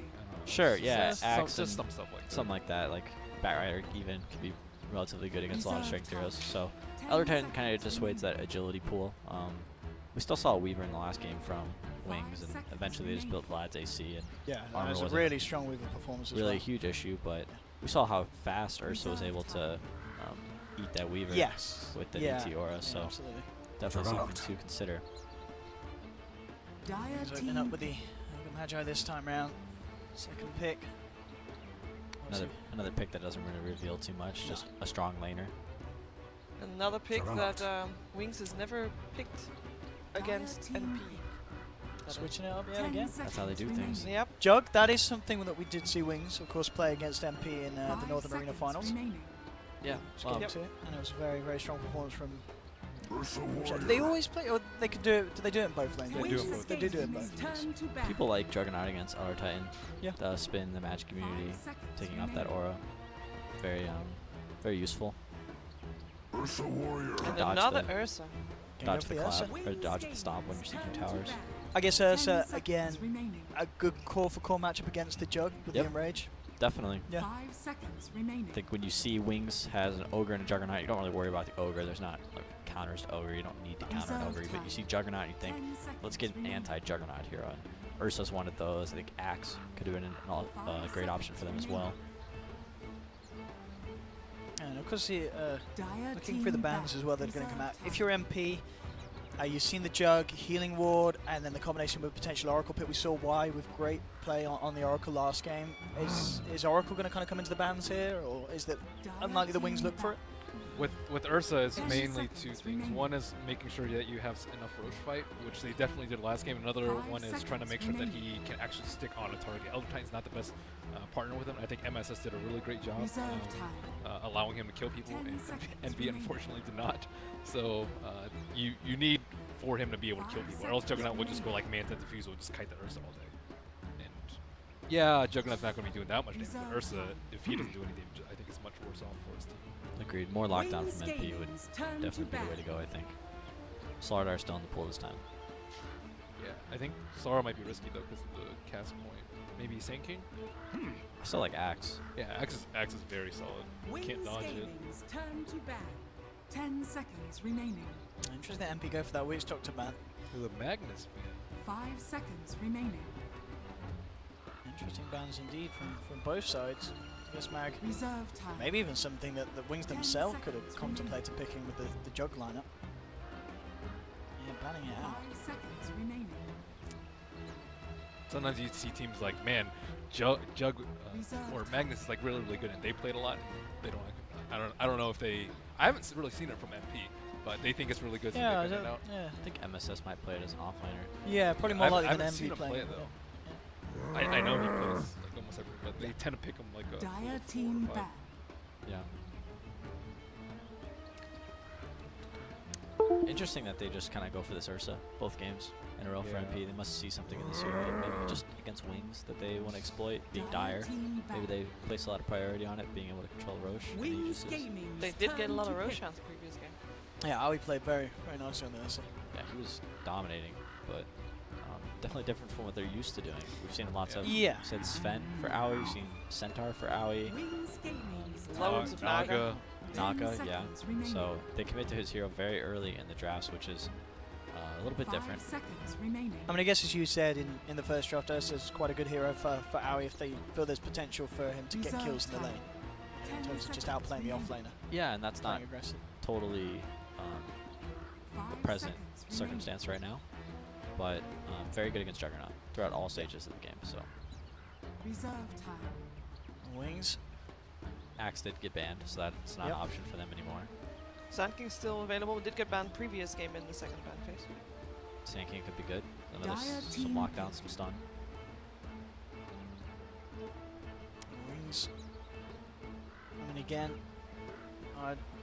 do you think there's potential for Beastmaster with a beast? So Dire team pick.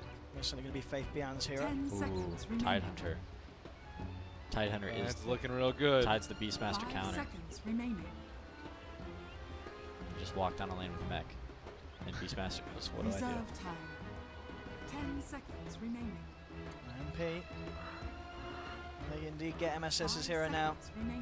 Already a fair few offlaners being banned out with the Darks here. Magnus Snacks taken away. Crystal Maiden. But as you said, MSS is a very versatile player on that offlane. NP needs to be a little bit careful for a Chen pickup for Ice Ice, I think, in this situation. That's like the scary thing. Okay. Oh! They're good. Okay. So That's it kind of puts Wings off picking that one up. something that we were particularly doing at TI is kind of waiting, kind of baiting out their 2 supports, especially when we were second pick in the draft. And that was able to, if they pick something that really just couldn't deal with the Chen creep or an Enchantress creep, it makes those heroes, you can win any lane you want with a Satyr roaming in there. So now that they have Crystal Maiden, you can just freeze that creep and their laning phases will go, or the laning phase will go a lot smoother. It actually does pretty well against Beastmaster. You can freeze his Boars early on, and definitely a good combo with Ursa for the laning phase. Not super great against Juggernaut, but you can get an early 4-staff on Crystal Maiden. Pretty common first item for Crystal Maiden. Something that we saw in previous game being super important was the vision, obviously. Beastmaster has a big up, or Wings has now big up with Beastmaster on the vision compared to NP. Is that a reason to pick something like a Bat Rider for vision purposes? For NP? For NP, yeah. I think it would actually dissuade you from picking a hero like Bat Rider. Okay. Because you're going to see him coming. Okay. I think what NP would probably want, against vision, is you want to be able to group up and push and be able to force towers and kind of eliminate that advantage that Wings has. Because if you try and split the map and split up, Wings is going to have just more vision than you. They're going to see who's behind who, what team fights they can take, what team fights not to take. And if you're able to just kind of group up and push towers and force Wings to group up as well, then that vision advantage is kind of negated. Isn't it too late for them to transition into a push though with the Ursa? Yeah, Ursa's just not totally geared for that kind of a lineup. But so what else do you do versus like a vision? You could go anti-vision, Night Stalker, always a great pick. See, the Alchemist, I still think they could pick a building hitter and kind of fight, but against a Beastmaster, you generally want to be able to push, or you want to be able to win or out-vision him. 5 seconds remaining. That final ban against Wings, and Wings still looking for that secondary support. Very strong. 3 cores from Wings. I think we've seen a lot of Jug Invokers plus Beastmaster, very strong at pushing. Exort, Forge Spirits, Healing Ward, Necro Books, all kinds of summons. Lots of gold for Alchemist to collect. I mean, for Wings, do you think, still kind of saving it, looks like the Oracle could still be potential? I mean, they ban out the SD MP, so look to ban out one of those. Didn't ban AA. 10 seconds. Yeah, hey, it's still that, and we've seen Wings do that in the past. It was back at TI, they played it a few times, I want to say. 5 seconds remaining. It's a little pretty good against the Alcan. Yeah, the Ursa. I mean, CM incredibly squeezed. It's certainly something. 10 seconds remaining. If Wings feel like it. MP A is nice vision for the Roche pit. Yeah. 5 We'll seconds see. remaining. I would pick AA, I think, but I didn't win TI this year, so who knows. Did you pick AA this year then? I think we did. Oh, okay. I think I did play it once or twice in combination with the Universe Void. Yeah. I mean, Void? Is that something MSS could go for in this game? No synergy with their lineup. Is it still tied? I guess with ET, but like Ursa and Alc. And the CM ult. Not great synergy, but would you still go for Tide?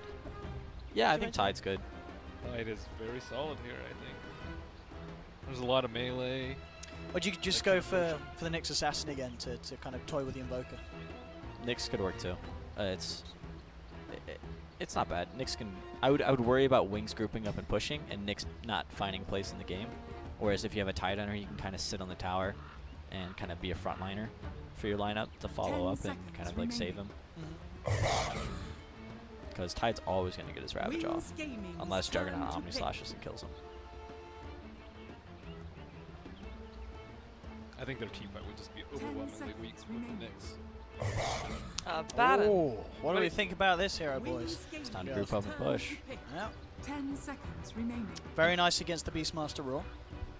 I'm interested to see if Envy on the Alchemist will go for the Radiance kind of Manta, Octarine, Illusion build, or if he'll go more of a battle build, which helps him hit towers, maybe get an early Solar Crest into I don't know, an AC or something. I think I've seen him go Maelstrom before. Maelstrom, yeah. Maelstrom AC. And there's AA, Peter, you talked about it. They are going to do it, Wings, and I mean, how crushing is this pick against MP's lineup? It's crushing. Yeah. It's pretty good against Abaddon as well. Abaddon's nice because you can shield and stop AA's damage from coming through. Yeah. But the Mistcoil won't be doing anything, and it's an offlane Abaddon, so he might not even skill Mistcoil. Like, he might just go shield and aura, or shield and passive. So I think AA was the ban for sure from NP. I think that the AA just works in their lineup. They have an Ogre to secure his laning phase. They have a Beastmaster Roar to set up the AA ult. So yeah, Roar into Ice Blast and Sunstrike. That's a kill on most of these heroes for a large part of the game. It also deters NP from grouping up. An AA blast while you're pushing a tower can be devastating. So. I mean, so you obviously talked about the two different ways that NP could go with the outbuild. Now that there's an AA, does that kind of persuade you to go down one of the routes? Does this lend you towards more going for the late game farming, or is it more towards the fighting? I personally don't think you can match up late game. Yeah, well, in the late game, Beastmaster does struggle against illusion split pushers. You know, he excels against heroes that actually have to be there to split push. Beastmaster's awful against Naga, and against the Alchemist, Radiance, Manta, he's not particularly great. But we'll see what kind of route they decide to go. I think they have some options. I think maybe grouping up and pushing with the battle build might be their better option. But they could definitely win either way. They know where that Ogre is. I think it just might be super tough for them come late game because they're not going to really have a great way to siege. If you siege, you'll just get A ulted and then Juggernaut and Invoker will run you down. For sure. It's already hard enough for them to push. Like Alchemist, he's an okay tower sieger, but like only after you get your first few items, like maybe 25 minutes in and 3 items. And what do you think about this ward here as well from Wink? They saw the Ogre come out MP and they dropped 2 sentries trying to find it around the pool camp, but he's put it down in the lane. So they placed that last game too. Yeah. They seem to like it. Yeah. TTP, they actually avoided him. Like MP ran straight down the lane and he went to the jungle and he actually went around him and he didn't see that he was over there. He's been sneaky. Yeah. Are there any awkward lanes coming out here, or is it as straightforward as it seems to be for both teams? Pretty straightforward. If Ogre starts bottom, I think Abaddon will have a pretty rough time laning down there by himself. Not a bad jungler though. I'm not. Can we check out Abaddon's items? So he is trying to lane. Do you get level 1 Ignite versus the Abba, or will you just shield it off, or should you just get stuck? Well, shield has a very high I think you can even get your Bloodlust if you want. But I mean, either's fine. He's just gonna smack. So we'll see if MSS is gonna be able to pull Logan up. Oh some god, of us NA Dota players know that very guy. well. MSS, yeah, will level up the shield, use it to remove the Ignite, but still with the body blocks, Y doing it, allowing Shadow to get the damage in with the Blade Fury and MSS. That's going to be your first blood. Y finishes off with the club. The final punch. Nicely played there with Wings. You can never underestimate that damage from that killing touch as well. And the extra punches to really add up.